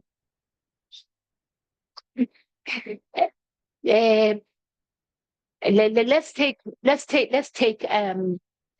what is this thing that you use for electricity, which is not Vodacom? Cell C, not Cell C, the other one. No. Please give me a name. Hello, I use only Vodacom, so that's why I know Vodacom. Another one, MTN. Are you aware that MTN existed in South Africa and somewhere in Africa? So it's transnational. I want to use that. In fact, even Vodacom is the same. But then a time came where the law was from North again. If you want to transact, that's a different presentation I will do next year in the same class on data adequacy. I'm not on that today. We'll deal with that year, the next year. But GDPR is a regulation that was put in place to make sure that before, let me use UNISA, or let me use, military veterans were all over. Now you have a military veteran who is in Angola. Now he wants to transfer the information back to South Africa. The GDPR then says, if then Angola has actually signed, or it has actually not domesticated, just used GDPR, as it has happened in most of the countries in Africa, except South Africa. And there are good reasons why they've done that. Now, what then happens is that before the transfer happens, they must make sure that there are safeguards of your information, where it's going before they release it, right? The same thing that happens with extradition cases and all that. So something of that nature. Okay, now, there was a white paper developed. I'm not going to go to those, but I want you to pay attention to the National Cybersecurity Policy Framework. Now, Oji again talks about a wired society. You know how much wired you are. And what makes it worse is that we want to buy everything outside Africa. And we don't know the security features. Prof, I always want to tell a story that once upon a time I was traveling to another country and I had received the country brief. When I got to the place, I had to leave my capability. Now I'm speaking the military language. I left all capabilities. So I was going to use the line there and I would sweep it before I use it, the landline. So the interesting thing, I'm talking about territorial integrity. The person who collected me knew about me, knew about my kids, knew about this, knew about this, knew about this. You know why? Because the phone I was using is made there. I've said what I've said. Africans, can you develop your own capabilities? That's my message. Okay, now, well, I'm not going to talk about the issue of a cyberspace treaty. We've been saying because we need to make sure that there's a cyberspace treaty that deals with the issues that happen in the cyberspace. Because look, you have Botswana, you have South Africa, you have Swaziland. If someone now plays a game in South Africa and it affects someone in Lesotho, how do we deal with that? But I'm going to show you something. Once upon a time, within the EU, in Budapest, the Council of Europe decided that there must be a mechanism to make sure that there is protection, this is a multilateral legal instrument. Remember multilateral? Now, this instrument then was saying an interesting thing, that if you don't, it's about protecting data for people that are within the EU and people that transact with the EU. So if you are in South Africa, you want to sell pork in EU, then you must make sure that you fulfill that requirement. You get me? So there was no way that South Africa would not comply because we are transnational by operation. Now, what then happened with South Africa? Though there were specific crimes that were identified, as you can see there. But what happened with South Africa, though we had not ratified the instrument, what we did, we went to specific pieces of legislation like copyright, like Films Publications Act, like ISSAC Act. We infused all those offenses. So what we did what is right, what Prof is saying. We must look at ourselves, at how we protect ourselves. Well and good. Okay, let me move. Now, within BRICS, again, there was a call to do the same. Remember, we are part of BRICS. I need to move. Within AU, as a continent, we have one continent. There was a need for us to have an instrument that responds to that covenant, right? To that global covenant. And then there was a need that was identified to develop a convention on cybersecurity and personal protection, that long name.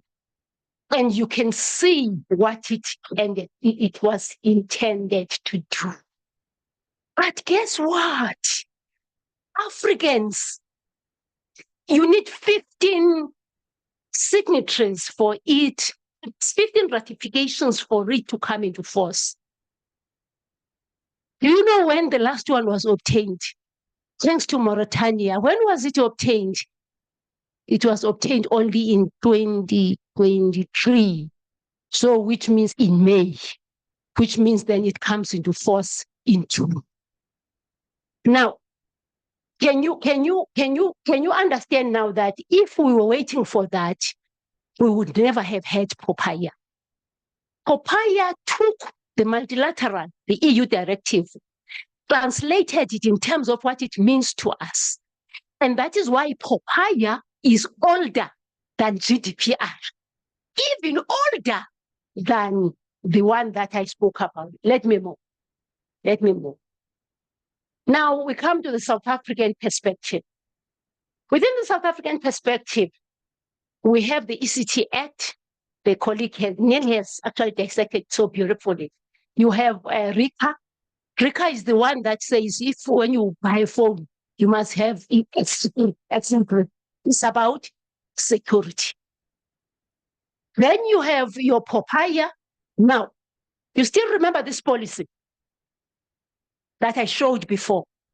This policy gave rise to this bill, right? In 2017. And institutions participated. That participation led to, when I get to that slide, I will show you. It led to the separation of the two cousins. My mentor, Professor Snail, says cybersecurity and cybercrime are cousins. You see, the cousins were together. But here, because of COVID, we had to run with one cousin, cybercrime, because we had to make sure that people are protected on what was happening on the cyberspace.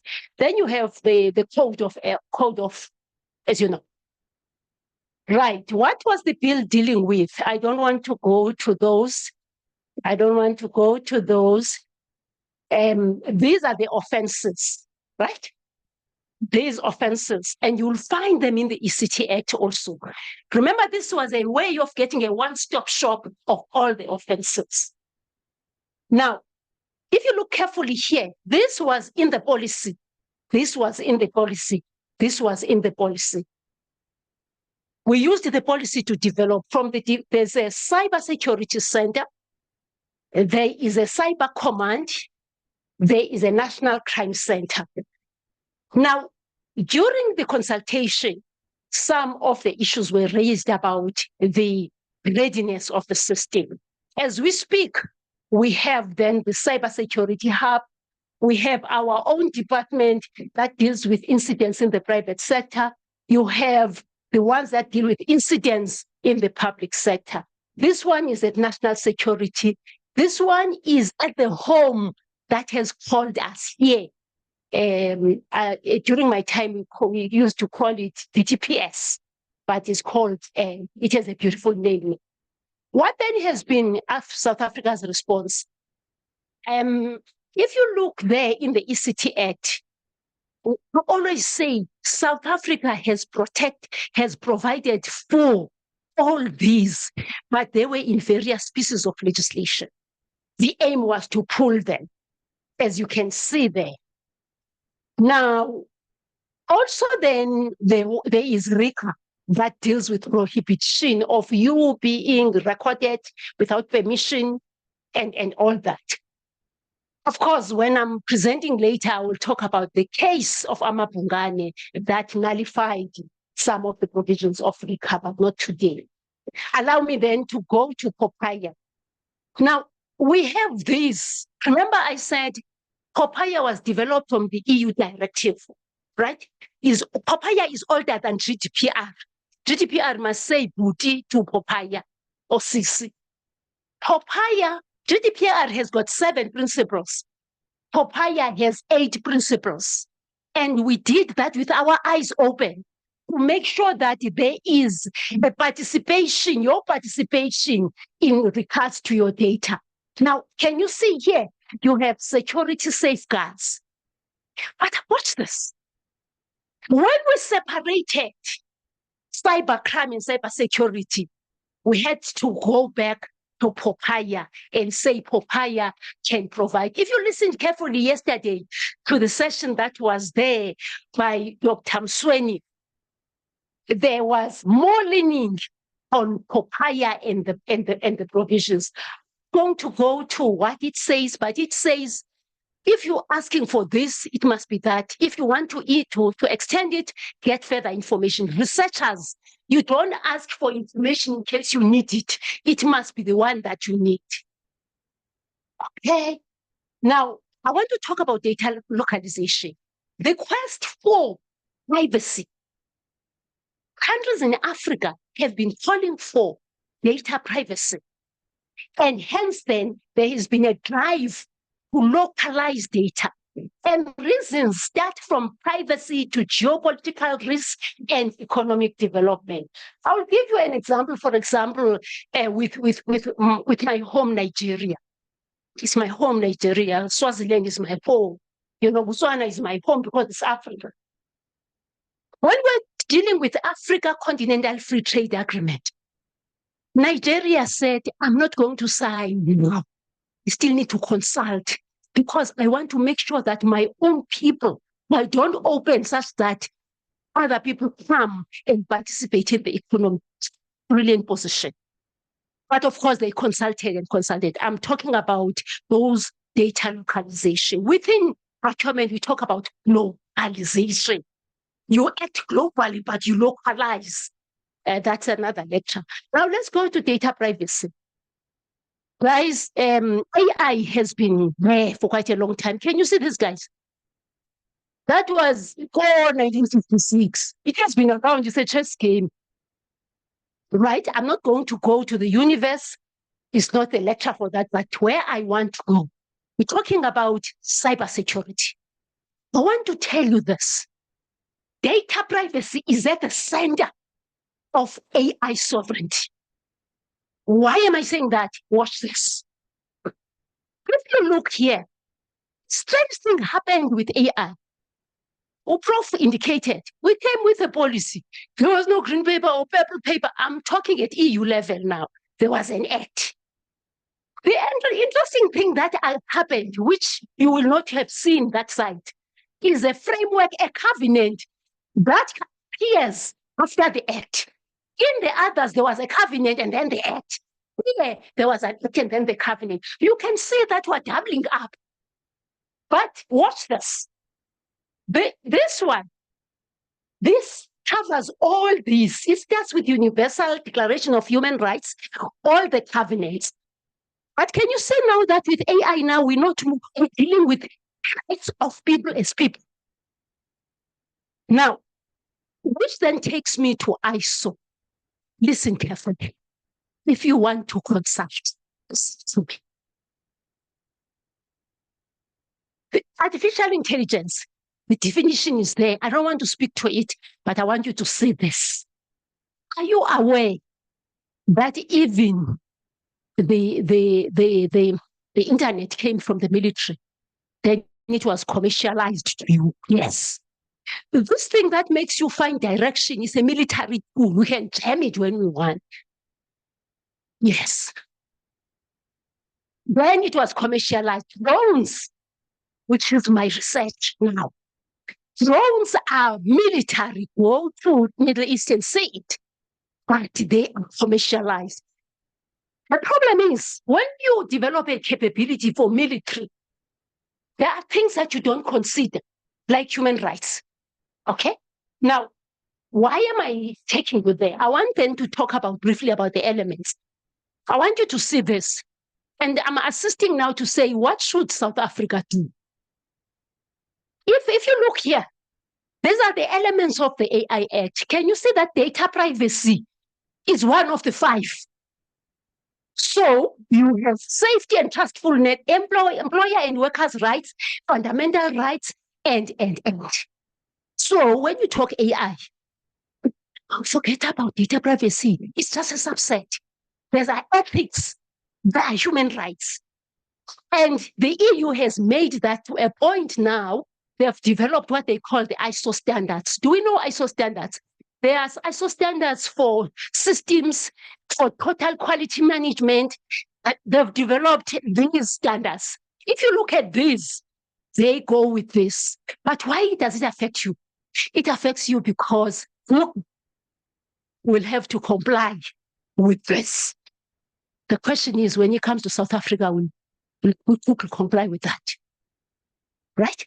If I go to Amazon, or if I go to Nandi Pty Ltd, Nandi is actually consulting in the UK. She will make sure that she has this.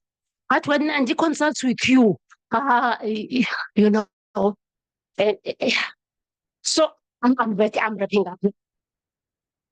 Now, this is South Africa's response to AI. AI is not new. South Africa has been on it. Africa has been on it. 2018 UNESCO, there was a white paper. 2021, there was a cloud policy. My colleague from the department knows about this. Our own South Africa was part of the BRICS. And currently, as we speak, we have a framework. Good people, I want to tell you this. If you have a problem with the framework, participate and make it what it's supposed to be. That's where I was going. Please participate. Don't stand on the wall and throw stones. Participate. Now, the military academy, Stellenbosch, through the military academy, has been designated to develop a military approach to AI. Now, as you can see here, all these are sections that are talking about AI. It's in Popeye, is it in the ISSAC Act? I'm trying, Prof, to debunk this saying, Tulu, where is the law? Let's consult it properly. Because we have, for example, as we speak, if ISSAC decides that now because you are performing, you had a pink card, and then decides that it's going to give you a black card, you can revolt. It was a further prophecy. They cannot automate. You cannot be subjected to automated decision. You need actually review. The last slide, which I would request for some minutes because this is important. Recall that I've indicated that the issue of cybersecurity is about your right to privacy.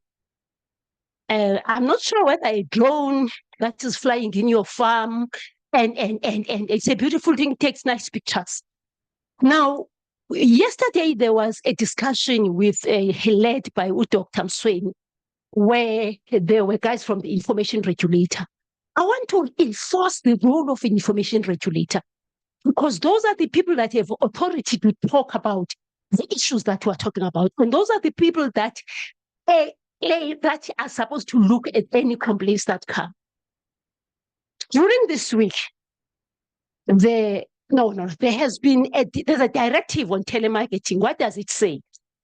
Remember, the interesting thing about Popeye says, if you did put your details on Facebook, it's in public, so don't complain. It's already there. So we had to do reverse gear and say, how do we protect our people? If you have observed now, your phone rings, you pick up, and it's a machine. It's not a human being. Have you ever asked why? It's a Popeye issue. Now, if what has happened now is, because they've seen the number of complaints, the complaint, you can call that toll-free number, or you can send it here if there's someone who is continuously harassing you. Take a picture, you send it there so that you can get protected. They have to do that. The same with cyberbullying. You think before you share. Pay attention to terms and conditions. We know the terms and conditions around these virtual platforms that we use. Have you observed that there will be something that says this will be recorded? Have you ever asked, I want to participate, but I don't want to be recorded. What happens to me? These are the terms and conditions that call us to develop our own things. Now, if you look at AI, I want to talk about the centrality of data privacy. Never underestimate it. It's not the only thing, though. You have ethical conduct, you have human rights, you have transparency of utilization of data. Now, what I'm putting forward is that if I am a transnational company, can I take a posture that says, what is good elsewhere for me to operate must be good also to Africa? I want to go back to the slide number 2 on the CNAs. We are developing programs in UNISA to align to the CNAs. The issue of cyber culture has come. The issue of cyber psychology, cyber resilience has been there. And these should inform curriculum standards at the Department of Education. They must inform the qualifications that we get into. Please, when you are looking for somewhere to go, you must deal with the in things. And yes, we have those in things at UNISA. I'm not sure about other places, but I'm sure about UNISA. The other part is stakeholder activism. Military people will always say nothing about us without us. Nothing about AI policy without you participating. Thank you, one. Thank you all. Those are the sources. No questions allowed. Love you all. No questions, no questions. Look at Nandipa has 10 qualifications, 2 master's degrees. So when she speaks, she's a combination of all of that. 4 master's degree. No questions, colleagues. She's around. If there are any questions, you will ask her. We are rushing because of time. I'm going to call up our final speaker. I know we are missing the Cape Town remote hub. They've gone on for lunch, but they are online. We will interact with them. Soweto is still here. DUT is still here. Nomshato, I'm calling you up. Cedric, please help put up her presentation. She will introduce herself. Someone else? Mama. Okay, this is a difficult session because it's me between your lunch, but bear with me.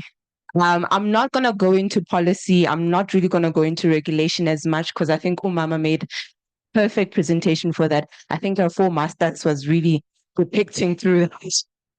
But what I want to do is really go on the home ground and really be practical about the issue that I was asked to present on today. I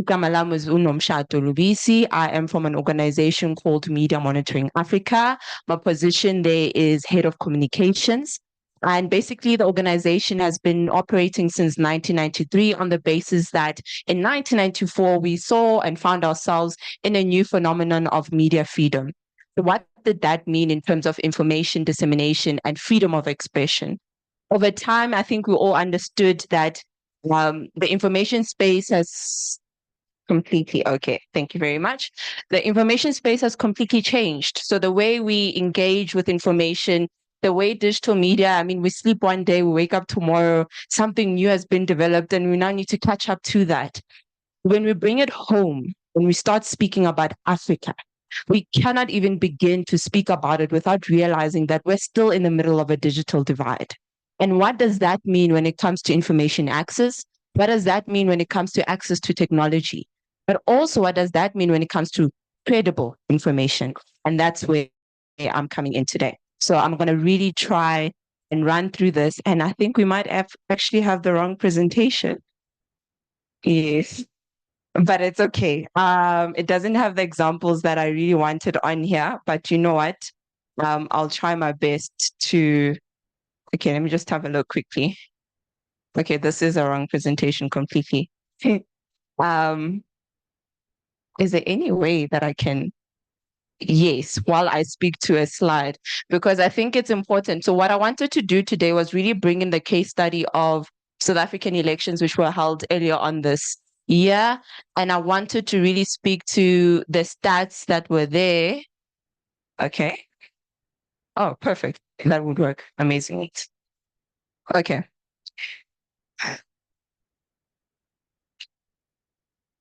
Thank you so much. And I think that's going to be even an issue. Yeah.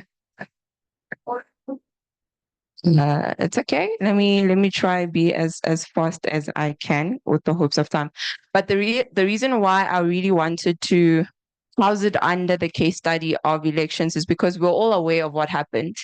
And I think when it came to information dissemination, yeah, for sure. Let me try and multitask. I am a communicator, so multitasking should be something upon me. But I wanted to use elections as a case study because I think we're all aware that this year was a big year when it came to elections across the globe, never mind Africa. And when we started comparing, analysis when it came to the experiences of elections across board, and we housed it, it's almost coming to you. I'm just waiting it for, okay. There you go. All right. So the reason why I'm bringing it home is because the assumption is when we speak about a global issue, most of the times because Western countries are so far ahead, we look to them for solutions. Great, right? But when we start bringing it home, we start seeing gaps and loopholes, right? Because reality is they're far ahead of us in some instances. But when we start speaking about digital technology, that's even a whole different platform. So now when you bring in the issue of mis and disinformation, and a lot of people have been using the term fake news, which I myself do not like using, because it's actually one that has been used by those in power to deflect accountability and to discredit media. Because I think this also reminds us why media is there, is to hold power to account. So the issue that we're actually dealing with here is disinformation, right? And I wonder who knows the difference between misinformation and disinformation? An idea. There's a little hand up. There's a little. I love that it's Generation Alpha. Gen Alpha. Okay, yes. Yes, please.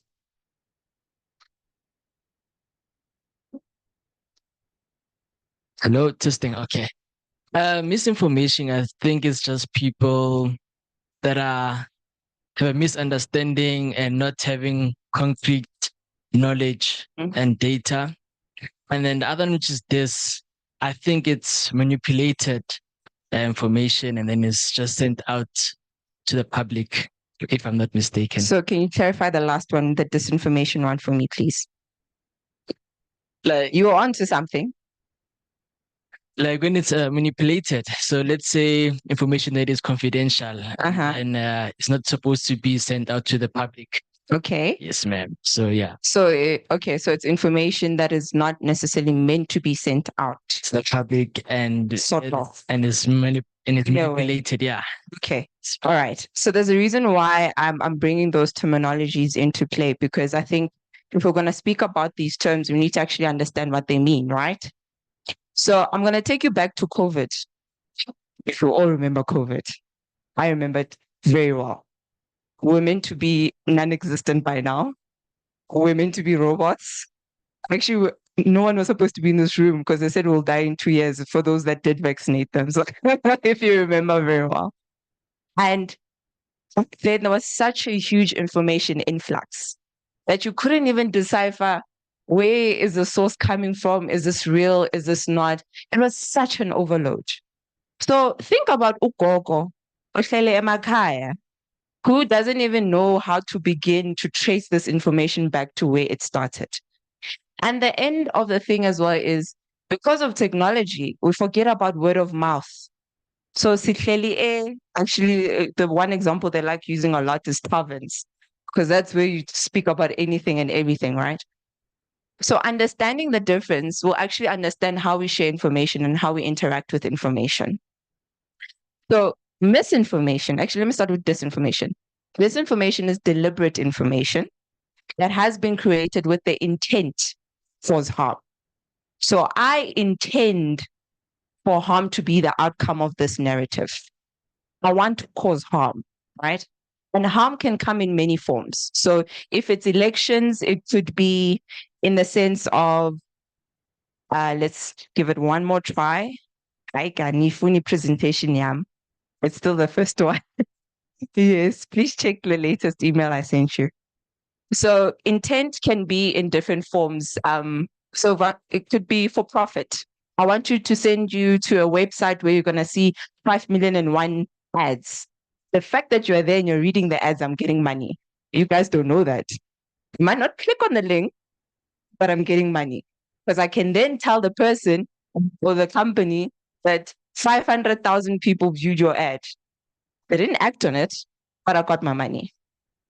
The other harm, which is the most dangerous one, it stops you and hinders you to make an informed decision.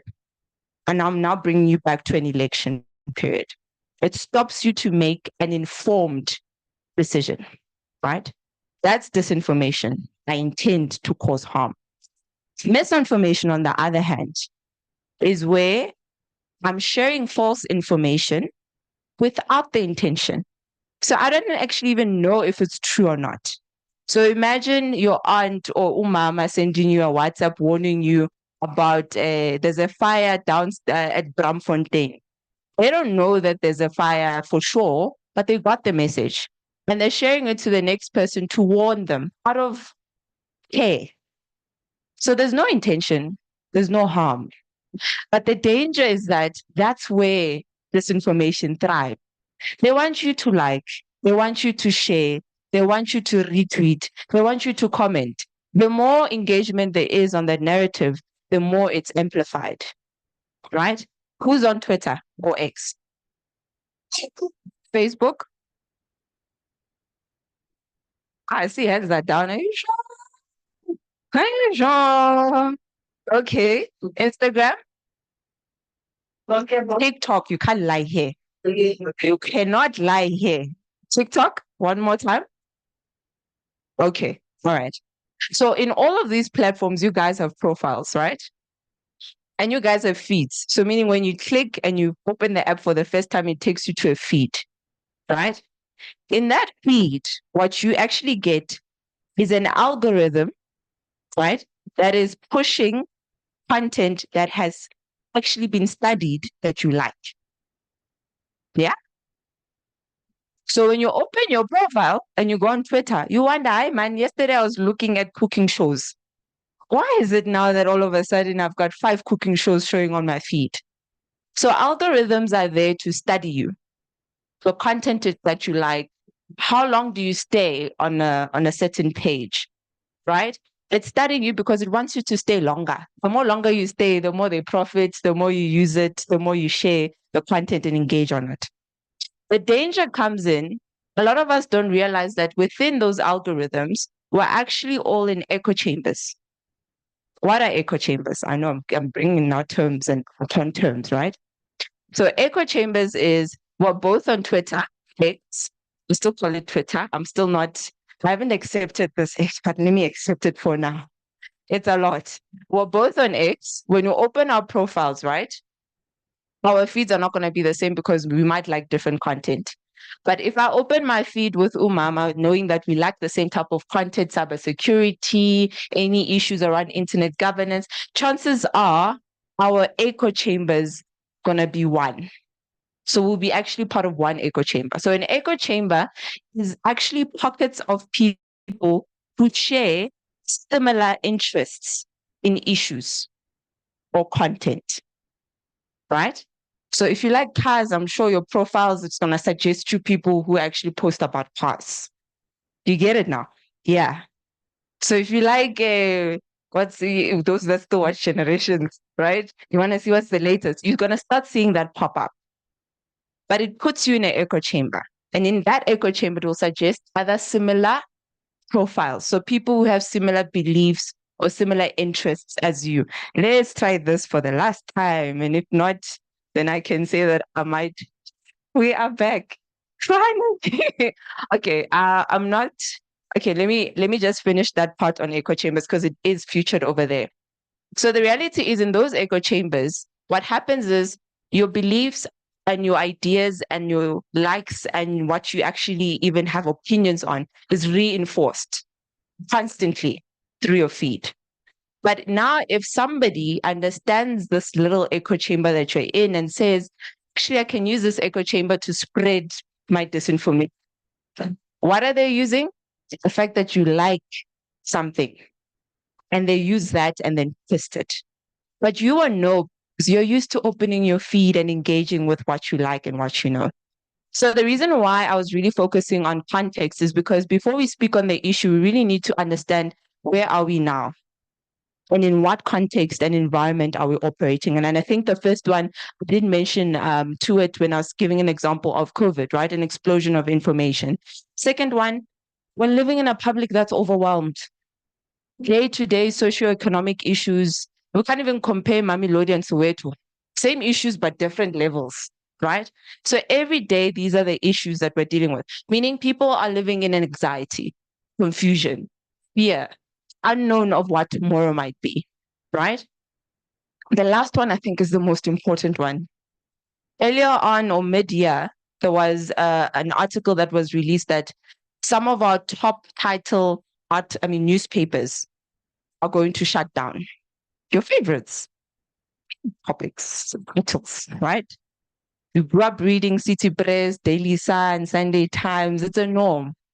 But to start hearing that these newspapers might actually shut down is a big thing. Because when we're now bringing it back to Africa, and we're now bringing it back to South Africa, where traditional media still plays a very huge role because of the disconnection that we still have, we have a threat, a big one. And that is all tied back to our democracy. I have a right to engage with information. And I have a right to make an informed decision based on credible information. So if I'm shut out, and now technology is this big thing, which is great, and we're advancing in it, but we very much know that half of our society is still depending on radio, TV, SABC, newspaper. What happens to them? Right?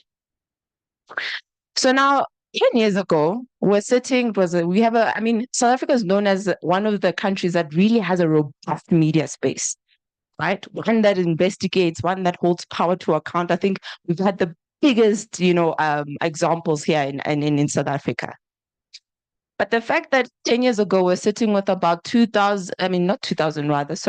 about over 10,000 journalists. Sitting here today, it's half of that. 5,000 journalists operating, investigating on issues, and bringing back that information to society. That is a threat, a huge threat, because it means that there's a decline in news media and access to that information. So before we understand mis and disinformation, we need to understand this context, because it brings us back home. It brings us back to our continent. It brings us back to our country in understanding that information dissemination and consumption is completely different than what you would get in Western countries or in other countries. I'm not going to go through this, but I like using that. Who thinks that's real? For those that maybe have seen it and have not. No, Trump cannot be found running like that.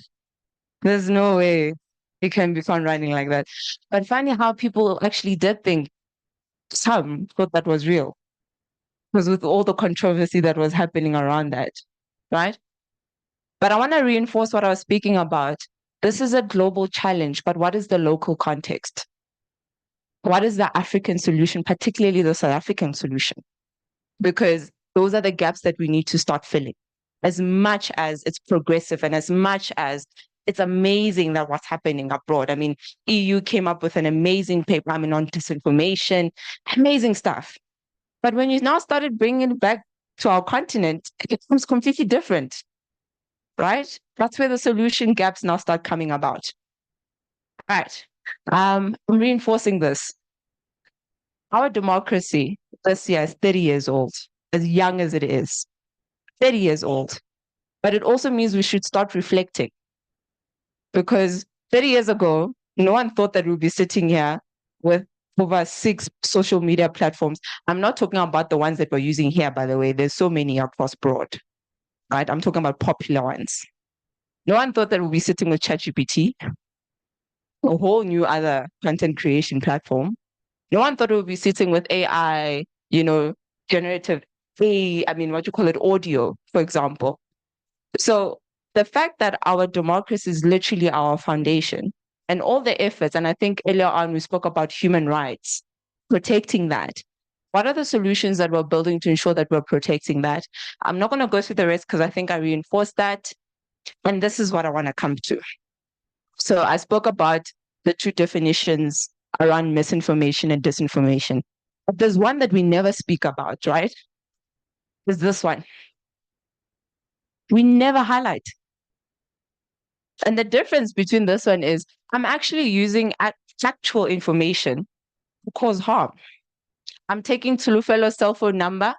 I'm posting it on Twitter and saying, guys, this lady is posting about government needs to do more. Let's phone her and call her and show her how we move, right? I'm causing harm by using somebody's personal information. That's somebody now, right? I'm discrediting them. I'm dehumanizing them. But this information can come in many forms. Here as well, this is where we start seeing harassment. We start seeing hate speech. And I think we can all agree when we start engaging with South African trends when it comes to hashtags and the dailies. And X is one of the biggest platforms. And unfortunately, we can't engage with them the same way that we did a few years ago. So we need to start understanding that there's a connection between all of these different definitions, but at the center of it is the intent to cause harm in different forms. I have no right to take away somebody's right as a fellow citizen. But unfortunately, we live in a society where there's people who are sitting there and creating this whole network to do so. But because we're sitting in a society where there's a huge gap when it comes to digital and media literacy skills, it means that they're not even going to know that the information they're engaging with is meant to cause harm. That's why it easily thrives, that vulnerability. I'm also not going to go through this quite a lot, but this information always has an element of truth. Always. There's a percentage of truth. Because why? They want to rope you in, thrive in the narrative, and then make you feel something. Right? Who remembers the July unrest? We all do. I think that was one of the darkest moments in our country. But the sad part about that was, and it's unfortunate I don't have this example, I remember it very well. I was on X and we were investigating different narratives that were spotted as disinformation and incitement to violence. One of them was a video of a burning building. And the person posted it on X. Now it's where it's thriving. South Africa's burning, the country is no more. What's happening, right? In the building, people are jumping out from the top all the way to the bottom, screaming, shouting. It's hectic. Then the person says, stay away from Plum Street, guys, small street, exactly in that term. That video, when I took a screenshot, had over 300,000 views. The comments, I will not even start, right? People actually thought it was South Africa. People actually thought it was from South Africa. And how it was reinforced, when you go to the comments, there's those good Samaritans that will be like, no, guys, it's actually disinformation. No, it's not true. They don't care. They've latched onto the narrative. They're not going to look at you and your truth to see it's building. It's a burning building, right? It's already happening. That video was from 2019 in India. Yeah. So if you paid attention to the monument itself, the language that the people were speaking, the clothes that the people were wearing, there's so many elements that you could tell there's no way that this is in South Africa. But that wasn't the case. And in that one video, there were not only local people that were engaging with that, not only continental people that were engaging with that, it was a global international narrative. And that was only one of those narratives. So now imagine sitting there and thinking this is what's happening in this country. Imagine the harm that one narrative amongst many that it's causing. So there you get your anger, you get your anxiety, you get your fear, and you get your confusion, right? So emotion, I want to try and run. This is just a depiction of the echo chambers I spoke about in terms of reinforcing the narratives or the content profiles that you like engaging with. And it actually looks like that. Then what happens is I'll sit and be like, how do I infiltrate this to ensure that they stop pushing a narrative that I want them to push that will cause enough harm? I look for loopholes. They like looking at this influencer. How do I use that and piggyback on that to create the narrative? Small things. But you won't see them because on a daily, you engage with what? The same content, right? I'm also not going to go through this because I think I kind of spoke to that. So some of the solutions that I think that has been very powerful, not only from our organization, but I think South Africa has been really leading in this, is starting to understand that working in silos means nothing. We have amazing organizations, amazing regulatory bodies, but people still don't even understand what their mandate is. So the fact that we still need to actually go on the ground and start promoting constitutionalism is even one of the biggest things. Second to that, imagine all of those organizations coming together. The information regulator, ZADNA, right? ISSAC, civil society, FPB, everybody coming together to say that we hold different parts of this huge chunk. How do we synchronize these efforts so that when we push it out to the public, they actually start understanding the importance of this constitution and democracy that we're trying to protect? Because operating in our own little stakeholders is great, but we're not seeing the impact that we want to, thank you, because that is not amplified across board. So one of the things that we started doing was we started seeing, okay, there's a lot of organizations that are doing similar work that we are doing. Let's form a disinformation working group amongst all of them. So this is SANEF, who obviously deal with media, Africa Check, deal with fact checking. There were so many, LRC, the legal aspect of it, DCIS, all these different organizations. Let's bring them together to say, how do we work together during this election period to ensure that when these narratives comes, there's a holistic approach behind this? Because we get the complaints, but we also understand this is data that needs to be accessed to by everybody. So that was one. Second to that was signing the framework of cooperation for the second time. So in 2021, an African first, by the way, first of many steps that still need to be made. I need to flag that. We're able to get the social media platforms to one table to say that the biggest issue with dealing with these narratives, I think we can all imagine, is speed. That thing lasts for 30 minutes, it has already done its job. And you come after 30 minutes and say, oh, let me save society. Your voice will be just swallowed up by all those narratives that are already there, right? So how do we ensure that we're dealing with it in a speedily manner and that across all platforms, there's enough initiative in terms of whether it's takedown notices, or whatever action that needs to be made. So in 2021, we were able to bring Google, Meta, TikTok, and then it was X to the table. Unfortunately, for the 2024 elections, we lost X, obviously, because they don't have an African policy team anymore. So to try and get a hold of that, it's just a whole different ballgame. But it's also a flag to say something needs to be done there, because I think we can all see the narratives that are happening there. So first of many steps, because that table needs to be broadened, a lot of more initiative needs to be done there, because there's many other issues such as privacy, such as access and so forth that needs to be handled. Second to that, a lot of people, when they hear AI, Mama spoke amazing about the different elements of AI. It's either we run out of the door, darker than the table, or you just say it's going to steal my job. I don't know what this big machinery thing is. Does it mean that 20 years from now, even 2 years from now, my job is going to be done by a robot, right? Because we don't understand it.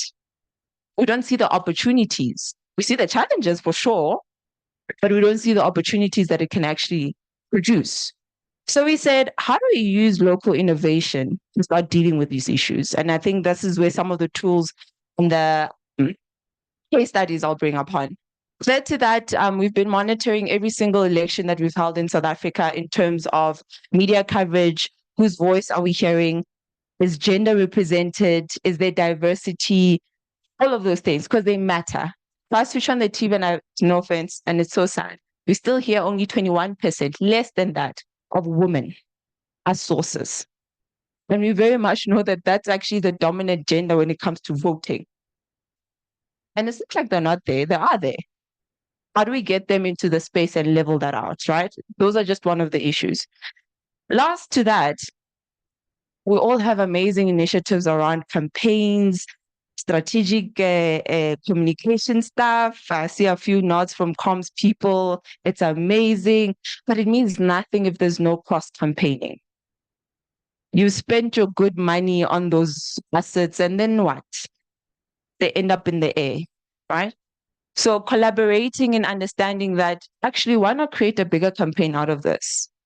But most importantly, bring in indigenous languages.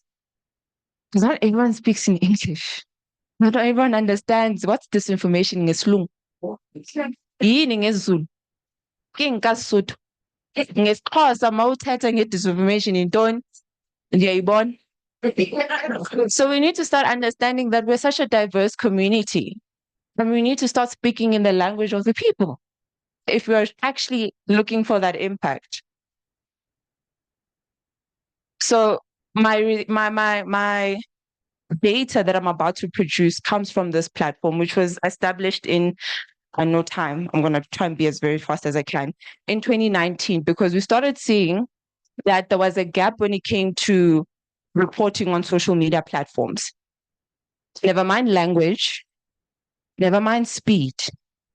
But there's also a bit of a legality where what is defined as hate speech in South Africa is not the same as in Kenya, in Ghana, or in other countries. So clearly there's a gap in actually dealing with these issues. How do we bring it back and bring a local solution in dealing with this gap?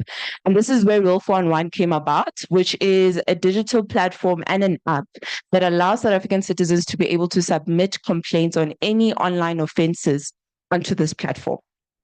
And it's accessible in all official languages. So meaning if you see that narrative in isiZulu, ngeXhosa, Xitsonga, accessible, right? But what it does is it means at the back end, there's actually reviewers, media, tech, and law are fact checking and going through this to say that, is this disinformation? Is this incitement? Is this hate speech? Is this harassment? And if it is, what steps need to be taken? We work with all different organizations such as Press Council, if it is found to be obviously a press or media issue, South African Human Rights Commission. So it's a mechanism that really brings about a speedily solution to this. And sadly, I mean, this is where it kind of like it's a positive and a negative at the same time. 2024 saw the highest amount of complaints reported onto the platform. It's a positive thing to say that people are starting to realize that we have an issue and actually I should flag it and report it, right? But it's also sad that now you're also dealing with more narratives that we shouldn't be dealing with. The platform looks like this, as mentioned. So biggest positive part or even element is the transparency. Not necessarily the person who submitted the complaint, because the information is only there for you to know what was the outcome of your complaint. But I can actually see what narratives have been complained about or submitted as complaints and start building on the trends of what actually is going on online across all platforms. Second to that, it upskills individuals when it comes to media and digital literacy skills. So meaning you can find modules, you can find, we try and make it in a fun way because we all know that no one wants to read anymore. You see more than two paragraphs. You see more than two paragraphs, and you're just like, no, not for me. But it gives you short, modules that you can really start tackling. How does this look like on social media? How does this look like on websites, etc.? This is where I want to come in. So this is a breakdown of all complaints that were received per platform. And this is based from these elections, right? Highest being X at 63%. The interesting platform that came about was TikTok. Historically, it wasn't TikTok. Top 3 has always been Facebook, X, and WhatsApp. TikTok became second. Then you've got WhatsApp at 10%. Then you've got Facebook at 6%. So this also started, raising a few flags of becoming clever. They're starting to create content in visual, appealing ways and make it look so real. And especially on a platform as fast as TikTok. Imagine that, right? This is a breakdown of a total of complaints that were actually found to be disinformation. So once again, there's not much of a difference there. 68% X, 15% TikTok, and then 8% WhatsApp. Top 3 platforms. This is how the complaints form looks like. I'm not really going to go through that because I think I did explain the purpose of that. Looking at the trends across all the platforms that we received, we categorize them under 4 folds. So I think we're all familiar with these. Electoral processes. Oh, there were so many changes this year, right? Our Electoral Act changes. All of a sudden, there's independent candidates. What does that mean? I've got 3 ballot papers. What does that mean? A lot of people were so consumed with so many changes, but they didn't actually understand or could apply what does that mean. And because of that wonderful, beautiful, vulnerable gap, we started seeing a lot of narratives that were trying to confuse people, right? So looking at, confusing people regarding voting venues. So you're no longer allowed to vote here, you need to vote here. Or actually, you can vote everywhere, right? The second one to that is the election results. So we all know that international citizens obviously are the first ones to vote. Interestingly, after that, before the gap where we started voting, there were results that were posted, particularly on TikTok, and I'll show you one of the examples that stated, these are the results from the international votes. You'd assume that people be like, we know the results only come after. But people actually engaged with that content and assumed that those were the standing results. But the danger in that is, I already know what's happening. What is my little vote going to do to this, right? Third, parties and candidates. So undermining informed political choices and even just the shutdown of critical debate, because we now even had more options on our table, right? Last, I think we saw this, a lot of attacks on the IEC themselves, but also their commissioners, particularly Janet Love, where all of a sudden it was discrediting the capabilities of actually giving us an election of integrity. So now imagine the body that's actually in charge of this being attacked, and now I'm going to go vote, they're going to rig my vote most. And people were actually pushing that narrative. These are some of the examples based on even complaints that were submitted. As I mentioned, IEC acts as a political party, not as an independent institution. So this is also interesting because there's a fine line between a fact and an opinion. And people have learned to push that boundary line of making the opinion sound like a fact. And now you're reading and you're like, actually, does that mean these elections are rigged? Right? Some of the TikTok ones, and you'd assume that no ways, man, that looks edited. There's no way that people will be engaging with that. But these were some of the narratives around the results that were pushed. Okay, also looking at time. I'm not going to spend a lot of time with this, but this is also another platform that pertains at political ad spend and advertising. We kind of disregard that from a local context because it's such a huge international phenomenon, right? To use political ads, to drive influence, to drive voting engagements and so forth. But one of the interesting elements that was added for this year's elections was social media ad campaigns. So the transparency to be able to actually engage, and which we're pulling APIs from Meta and Google to see which political party was running an ad from where. It might sound small, but it actually brings about a lot of data that we need to know.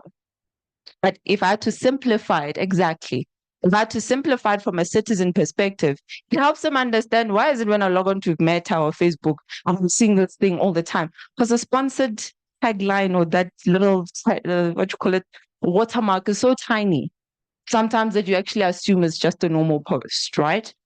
So this was interesting because then you started, engaging with what's happening across all board, how much money has been spent, and also what are the narratives that are being advertised. So this is an open platform, and if those are obviously interested in engaging with this information, feel free to go to Padre, which is the platform that I am alluding to. I'm trying to run here. The other platform is called Mars. And this is really there to start dealing with the issue of attacks against journalists. Because we all know that you post about one political party issue and so forth, and they run after you on X because now I've got access to you. Historically, traditional media knew by name, but now I can actually tag you, I can tweet you, I can comment on your posts, I can actually attack you on that aspect, yes. So this is really there to empower journalists to start archiving who are these attackers, who are these abusers, and what are the narratives that are going about. In this report, we actually have two reports, one on the disinformation part and then also one on the attacks on journalists. And it actually even has the narratives that were posted, which is horrific. The fact that we even come up with such horrific things is even quite scary. At this point of the screenshot, it was just only over 793 online attacks against journalists. The final report had over 1,000 attacks. And for me, it's even more alarming because the fact that it's against female journalists, it's even more scarier. Because it's all about self-censorship. It's all about, let me take you out of this space. Let me diminish your voice. Let me diminish your work. Let me dehumanize you. Let me discredit you, right? And this obviously goes in detail. You can also access it onto the platform. To conclude, just to highlight three things that I mentioned in the beginning. It's an issue that a lot of people are still grappling with because we're using different terminologies to define it. We're also trying to use international solutions, which is great, forgetting that what is the actual local context that we're dealing with. And to also understand that by detaching ourselves to realities, and I brought about the socioeconomic issues that I touched on. So how people are experiencing water shortages in Mamelodi won't be the same as Soweto. So meaning the information that I'm engaging with will also differ. So we need to start targeting ways of how does this multi-stakeholderism look like? Because at the end of the day, disinformation is an intersectional threat. It's part of hate speech, it's part of incitement, and it's part of harassment. So how do we ensure that we're actually going away from debunking, which is building a solution to react to something, and to actually start pre-bunking? So anticipating the acts and actually building mechanisms around that. Thank you. I tried to run through that. Thank you, Nomshado. I'm going to open it up for a Q&A for 5 minutes before we head out for lunch. Any questions? To Nomshado. No questions. Going once, going twice, and there are no questions, Shadow. Oh my God, I think this was again another very packed question from the Global Digital Compact, bringing it to cybersecurity, its regulations, DNS, their regulations, and misinformation. Thank you so much to our speakers, to our presenters. for their like well presented presentations. I'm going to ask you for your presentations with references of where you get your, the websites that you get your information, or the books that you are sourcing in your presentations for our fellows. And please do engage with them. I think maybe they don't want to raise their hands. They could be hungry. Concentration span, we've been here. Please do engage with them over lunch. I do believe they have questions. I personally have a lot of questions. And just indulge, indulge them on just more information, or how they can get hold of you. Who do they need to get hold of you? Should they need to engage further with you post event? For now, I'm going to wrap it up. I do know that we have 1 hour before the lunch bar is closed. So I will say thank you to everybody for coming. Tomorrow is our last day. I believe it will be shorter. We will end at 12 tomorrow. And I don't know what the program says. And it says it's 12. Oh, I'm looking at your face and I'm thinking, okay. But yeah, tomorrow we end at 12. Again, I would extend an invitation to all of you to come back. We have Cape Town Remote Hub. Please do join us again tomorrow. Sorry we kept you longer. DUT and the Soweto hub as well are always invited, as well as there are over 50 participants online. I think this year's SIG just had the numbers, and I just would like to thank everybody for just participating, asking the questions. We will share more information starting the process for next year's ZAIGF. We will extend the invitation to you again. All of this I will announce tomorrow. But for now, thank you so much. Please do go enjoy your lunch.